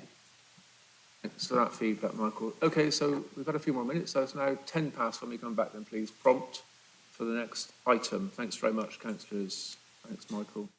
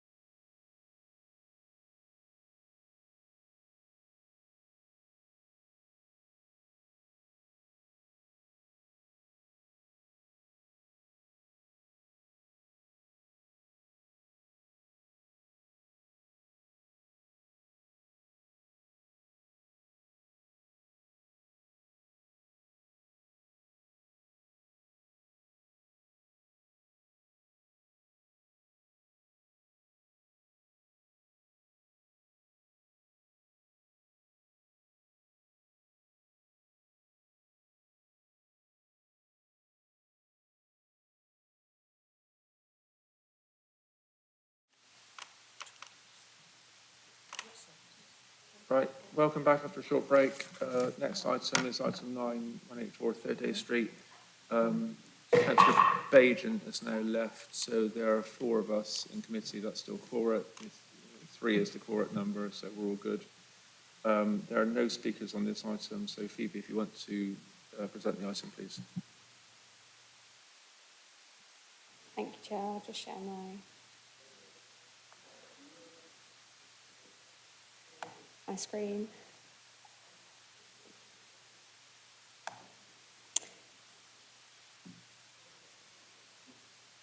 So this is an application for a 2-storey side and single-storey rear extensions and change of use from a 6-bed house of multiple occupation to a large 6-bed, 8-person sui generis house of multiple occupation, along with bike shed storage to the rear. The application here is on Thoday Street, 184 Thoday Street at the north end, which falls outside of the conservation area. So these are the existing floor plans. They're proposing to demolish the existing kitchen and conservatory and put in a single-storey rear extension and also a first floor extension to the side and to the rear. I just want to really draw attention to this end here being the internal living space which has been provided, which is only served by this window on the side elevation, which is set approximately 1.8 metres off the side elevation and approximately 5 metres from the 2-storey gable wall of the adjacent property. It's also served by a door here. Overall, the application proposes an increase in the number of bedrooms at the property to 6 with a maximum of 8 person occupancy. The increase in size of occupancy to 8 individuals is considered acceptable given the size of the property, and the proposed extensions, given the subservient set-down nature of the, are sort of considered acceptable as well in design terms. But I just like, on the proposed site plan, you'll see that the bike store is set to the rear of the property along with the bins. The side access way is approximately 1.4 metres, narrowing down to approximately 1 metre at the access gate. The access past the car parking space is also just about 1 metre, approximately 1 metre in width. And you'll be able to see here the window is set approximately here for the communal living room. The elevation, so these are the existing elevations, and then here the proposed elevation, you can see the projection of about 1.8 metres from the side, and again on this elevation here you'll see this is the window which serves the communal living space. Overall, the provision of communal space, which is approximately 30 square metres, is considered acceptable. However, whilst the window faces south, due to the proximity to the boundary, officers consider that this would provide limited amounts of natural daylight and sunlight to the room. The room is full width at about 6.7 metres in depth, and we consider it will probably lead to a fairly dark, uninviting space. In addition, the 8 bike stands set to the rear are set about 3 metres from the rear elevation of the property, which serves bedrooms 2 and 3. These bedrooms have French doors that lead onto the garden. Officers consider that this would not provide a satisfactory living accommodation for these, as these are the principal windows, and there'll be a loss of privacy as well as increased noise and disturbance with people coming and going to the bike store. So overall, officers are recommending refusal due to poor amenity for future occupiers due to the creation of a dark, uninviting living space served by a single aspect window, lack of privacy and poor amenities for bedrooms 2 and 3 due to the siting of the cycle parking adjacent to the bedrooms, and the proposed cycle parking would fail to provide sufficiently convenient, usable cycle parking for the house of multiple occupation. the balance is that the proposal would contribute to the supply of residential accommodation available to the public within Cambridge. And my final screen is the reasons for refusal which have been set out within the report. Thank you, Chair. Thank you, Phoebe. Anyone want to ask anything? Questions, comments? Councillor Pora. Just to say, I agree with the officer recommendation. I wonder if we also need to add into, excuse me, reason 3 that the cycle parking is also less favourable than car access, because obviously our policy requires cycle parking to be ahead of it. I mean, the obvious solution would be for the applicant to think in future about removing that car parking space. It's a very sustainable site, and putting the cycle parking at the front. But obviously that's for a future discussion. But I currently support the officer's recommendation, and just note whether we want to make that addition to reason 3. Thank you. Thank you. Yeah, Councillor Levine. Yeah, thank you. Yeah, I too support the officer's recommendation. It was refused for lack of space previously, I understand, and that remains the case. This is trying to squeeze court into a pint pot. Yep. Thank you. Okay, thank you. I mean, I can see the refusal notes in the pack. Do we need to have a note about overdevelopment of the site, I wonder? It feels like you're sort of pushing out to the edge there with very little space to get past to the back of the site. Would that be something we want to put in there as well, perhaps? I'm not sure. If there's nothing else, I'll go back to you, Phoebe, on that and any other comments you have. Thank you, Chair. We could add information regarding that it's less favourable than car parking to the reason 3 if required, and I'd probably suggest that it was left with officers to add if that's suitable. In regards to overdevelopment of the site, given the garden size, I don't think it is necessarily overdevelopment of the site with the side extension, but the bin and cycle storage should be brought to the front. But if you wish us to add something in, then we could potentially. No, I'll take your advice on that. That sounds sensible. Okay. All right, in that case, then let's go to the recommendation. Thanks very much. Thanks, Chair. The recommendation's on page 255. That is to refuse for the 3 reasons as set out, and an amendment to reason 3 in relation to the cycle parking being less accessible than the car parking provision, the drafting of that revised reason to be delegated to officers. Right, thanks, Sophie. So all those in favour of that recommendation to refuse? Unanimous, Chair. Item is refused. Thanks very much. Thanks, Phoebe. Okay, so next item is land at 315 to 349 Mill Road. Yeah, what? Oh, Katie, sorry, Councillor Can I Hallberg. just ask a question? I just want, in the policy we have about space standards, I think that's for new buildings, but it's only 11 square metres for a double room, and these rooms are all much bigger than the space standards for a double room. But these are, I think these are only considered single occupancy rooms. Is that right? Even though they're so big, we don't consider them as 2-person occupancy. Yeah, Phoebe, do you want to quickly do that? If we had looked to approve it, we would have added a condition which would have set out that it would have been a maximum 8 occupancy. As they were all double rooms, we wouldn't have set out which specific rooms could have been double occupancy, but that would have been added as a condition had we looked for approval. Okay, thanks for that. Thanks for calling that. Okay, so next item then, please, which is land at 315 to 349 Mill Road.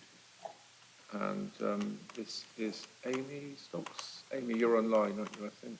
Oh, you're here. Right. Sorry. Oh, it comes up on here as well, doesn't it? Oh, and speaker Mike Hibbert, agent. Hello, Mike. Good afternoon. Right, okay, let's go then. So when you're ready then, Amy.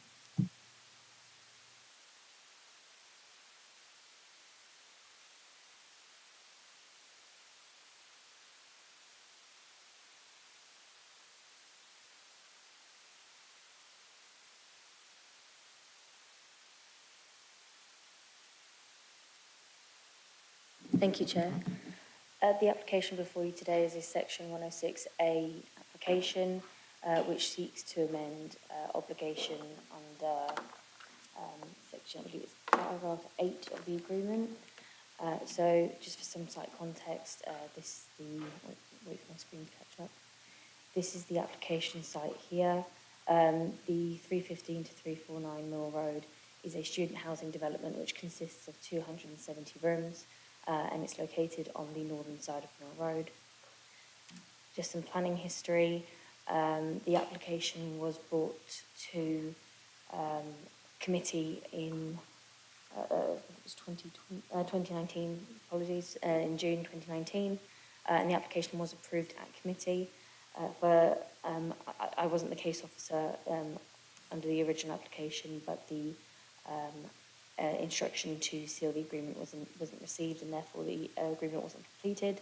The application did come back to committee in April of this year, but was deferred over concerns of what the word delegates referred to and what that meant. So I'm bringing the application back today with some amended wording. So the wording of the obligation is currently this. So it allows for full-time students to stay at the accommodation who attend these universities here, and also with some of the academic occupiers during the summer recess. The applicant seeks to amend the wording to allow for students only of the universities and other educational organisations in Cambridge to stay during the summer recess. So the applicant has removed the word delegates completely from this wording now. So this does solely relate to just students of the local colleges and language colleges within the city of Cambridge to allow them to stay during the summer recess. Quite a quick one. So the proposed wording would allow for students to stay in the city during the summer and would release homes to the general market and reduce the need for homestay properties. And I didn't believe there were any material considerations for refusal. So that's why I'm recommending approval. Yeah, great, thanks, Amy. Okay, so speaker and mic, that's the reagent. You've got 3 minutes to speak. If you press the button, it will light up and it should go red. Got it in front of you, on the right-hand side, the button at the right. Oh, there we are. Thank you. I can't see your thing. Is it lit up, is it? It is now. Good, okay. Thank so you you. get 3 minutes, and half a minute before the end, the bell will go to let you know you're coming to the end when you're ready. I won't take up all your time, I'm sure. Just thanks to Amy for her clear report and quick summary then. Yes, it's a strange obligation, this one, that dates back to the original appeal, which I wasn't party to at the time, but other than students being allowed in this accommodation during the summer, allowed for students who are attending functions, conferences. Now, not many students tend to do that. So what we were doing both in 2019, that application which ran away in the sand somehow during COVID, and our revised and resurrected application was to make that clearer. Though I think in trying to do that and in trying to look in particular at reflecting the wording, some of the supporting text to policy 46 by referring to, for example, paragraph 611, for example, of the local plan talks about out of term time throughout the year, city being a temporary home for conference delegates and other students attending other courses, including foreign language students. And 612 talks about restriction on occupation not applying during the summer.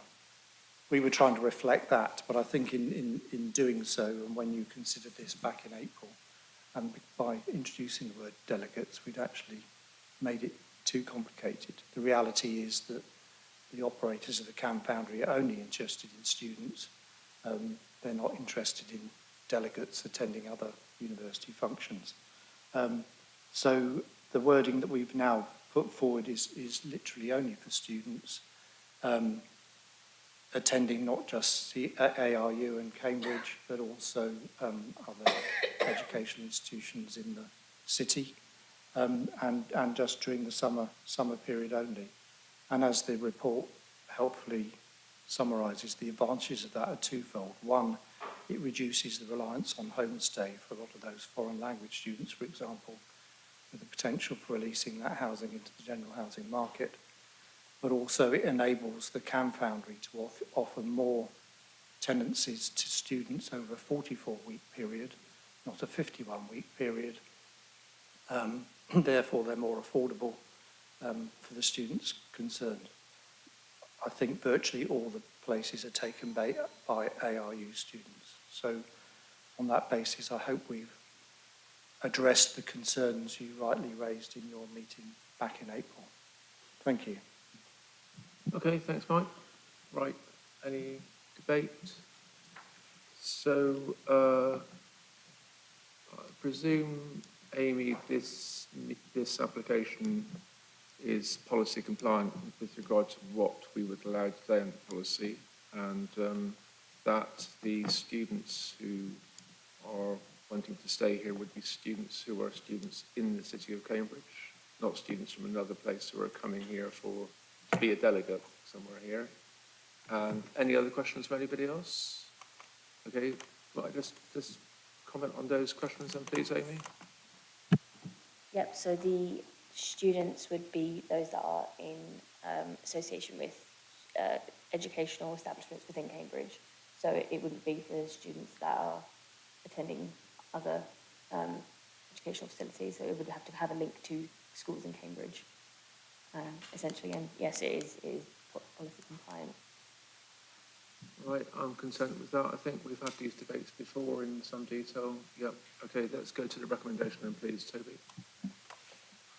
Thank you, Chair. So the recommendations on page 263, that is to approve the application to the section 106 as set out at para 7.3, subject to monitoring and administration costs. Thanks, Toby. All those in favour of that recommendation?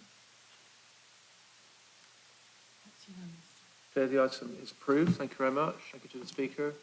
So we'll move on then, councillors, if that's okay, with the next item, I think. Thanks, Amy. So next one is Netherall Farm, Warts Causeway. No speakers. And Kate Boser is the case officer. Thank you, Yeah, Chair, Kate. and good afternoon, everybody. Hello, Kate. Good afternoon. Hi, I'd just like to share my presentation with you. Could you be kind enough, Claire, Chair, to confirm that you can see that? Yep, that's fine. Thank you. Right, lovely. I shall begin. This application seeks to make a modification to a Section 106 agreement. The agreement relates to the outline planning permission for 200 dwellings and ancillary works for land at Netherhall Farm, which is north of Warts Causeway.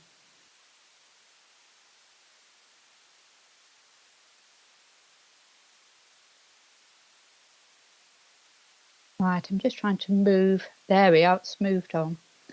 The site is outlined in red.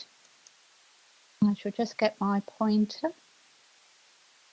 As you can see on this screen, Warts Causeway runs east-west along here. Burbram Road Park and Ride is down right at the corner down here. And then we've got Beaumont Road, which is up here.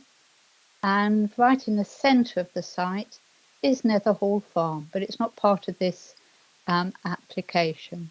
And then on the next plan over here, the site is allocated as GB1 in the adopted Cambridge local plan. This side is the approved land use parameter plan with residential areas shown in buff and landscaping in green. The proposed change relates to the cluster provision for affordable housing.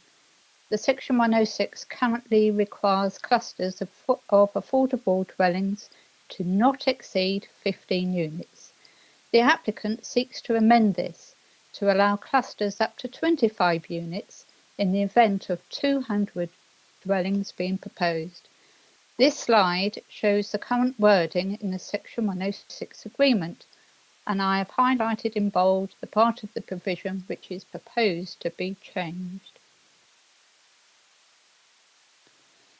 The policy 45 of the adopted local plan relates to affordable housing and dwelling mix. The practical details for implementation are set out in the Greater Cambridge Housing Strategy 2019 to 2023. Annex 10 relates to clustering. The purpose of controlling cluster sizes is to help promote health and well-being and tackle inequality through the creation of mixed, balanced and inclusive communities. The housing strategy advises that for medium-sized residential development of 30 to 200 units, clusters of affordable housing should be a maximum of 15, and for larger residential development of 200 units and over, there should be a maximum cluster of 25 units. It is noted that the sum of 200 units is repeated in both categories. This slide shows the proposed change in wording. The full set of wording for paragraph 1.1.1 in the agreement is set out in paragraph 3.8 of the Officer report.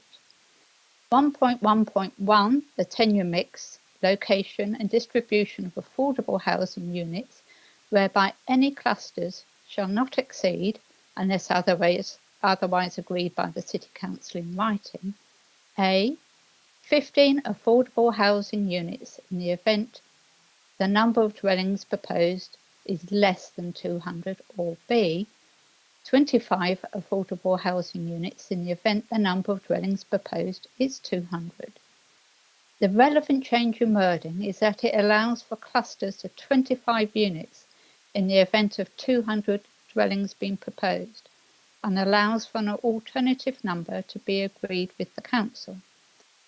The housing officer raises no objections to this change. The relevant planning consideration is that the proposed change in wording is in accordance with Policy 25 and the Greater Cambridge Housing Strategy and should therefore be agreed. Thank you. All right, thanks, Kate. Like I say, no speakers, so any debate, members? Yes, Councillor Thornborough. Your microphone on, please, Councillor.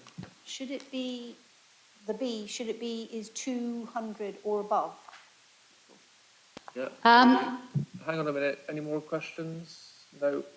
Yeah, that's the one I thought of as well. So that's it then. Please, then, Kate. Well, the outline planning application to which this relates is for up to 200 dwellings, so there can't be any more than 200. Okay, unless they want to change it, I suppose.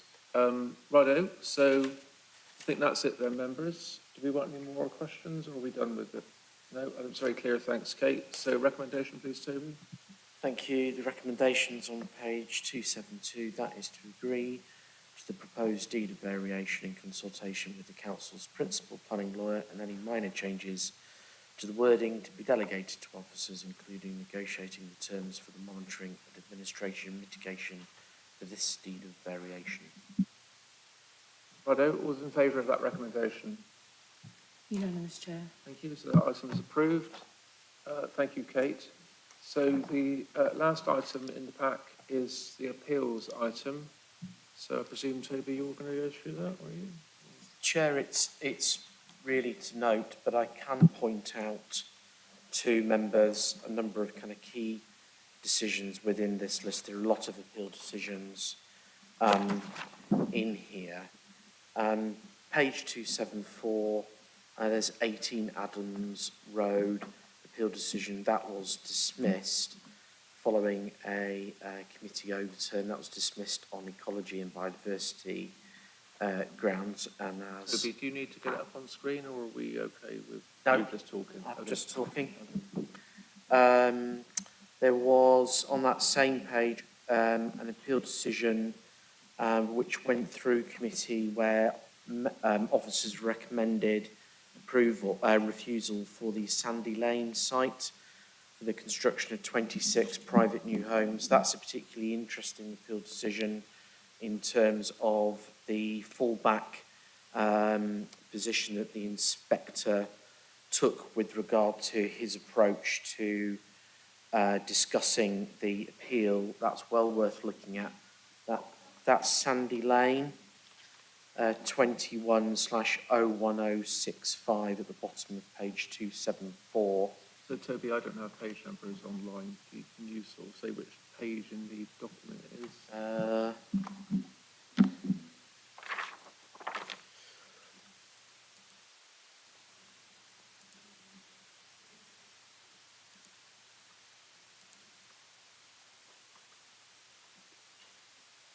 Yeah, thank you, Councillor Thornton. Yeah.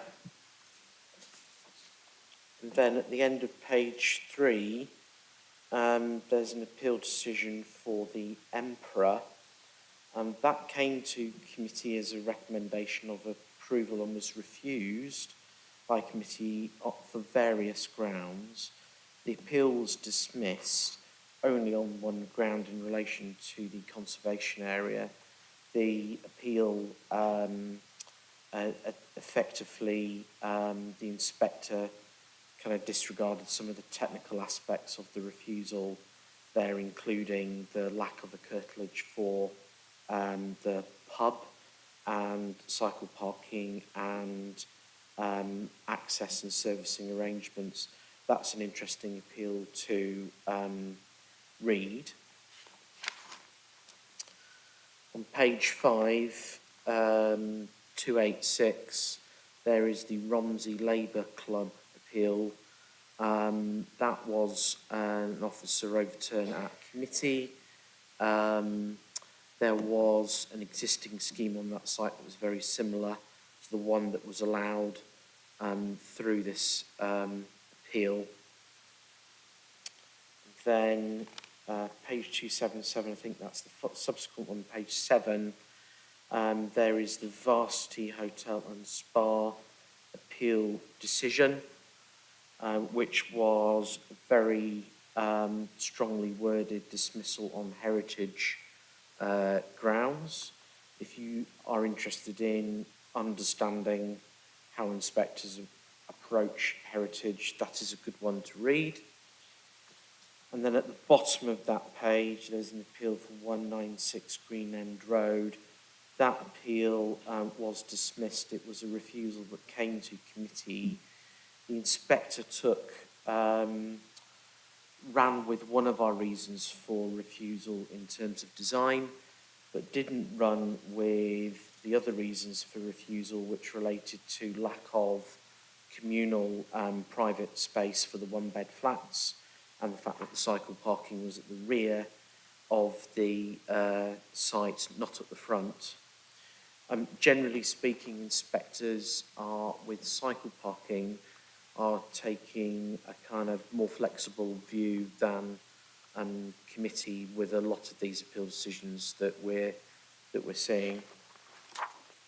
And then lastly, there's the appeal decision for Alstonecroft, which was allowed. That was a member overturn at committee.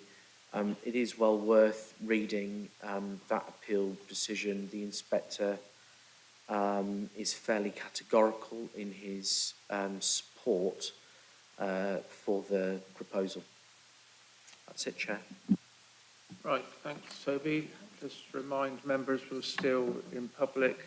Is there any questions about any of those? Yeah, Councillor Pora.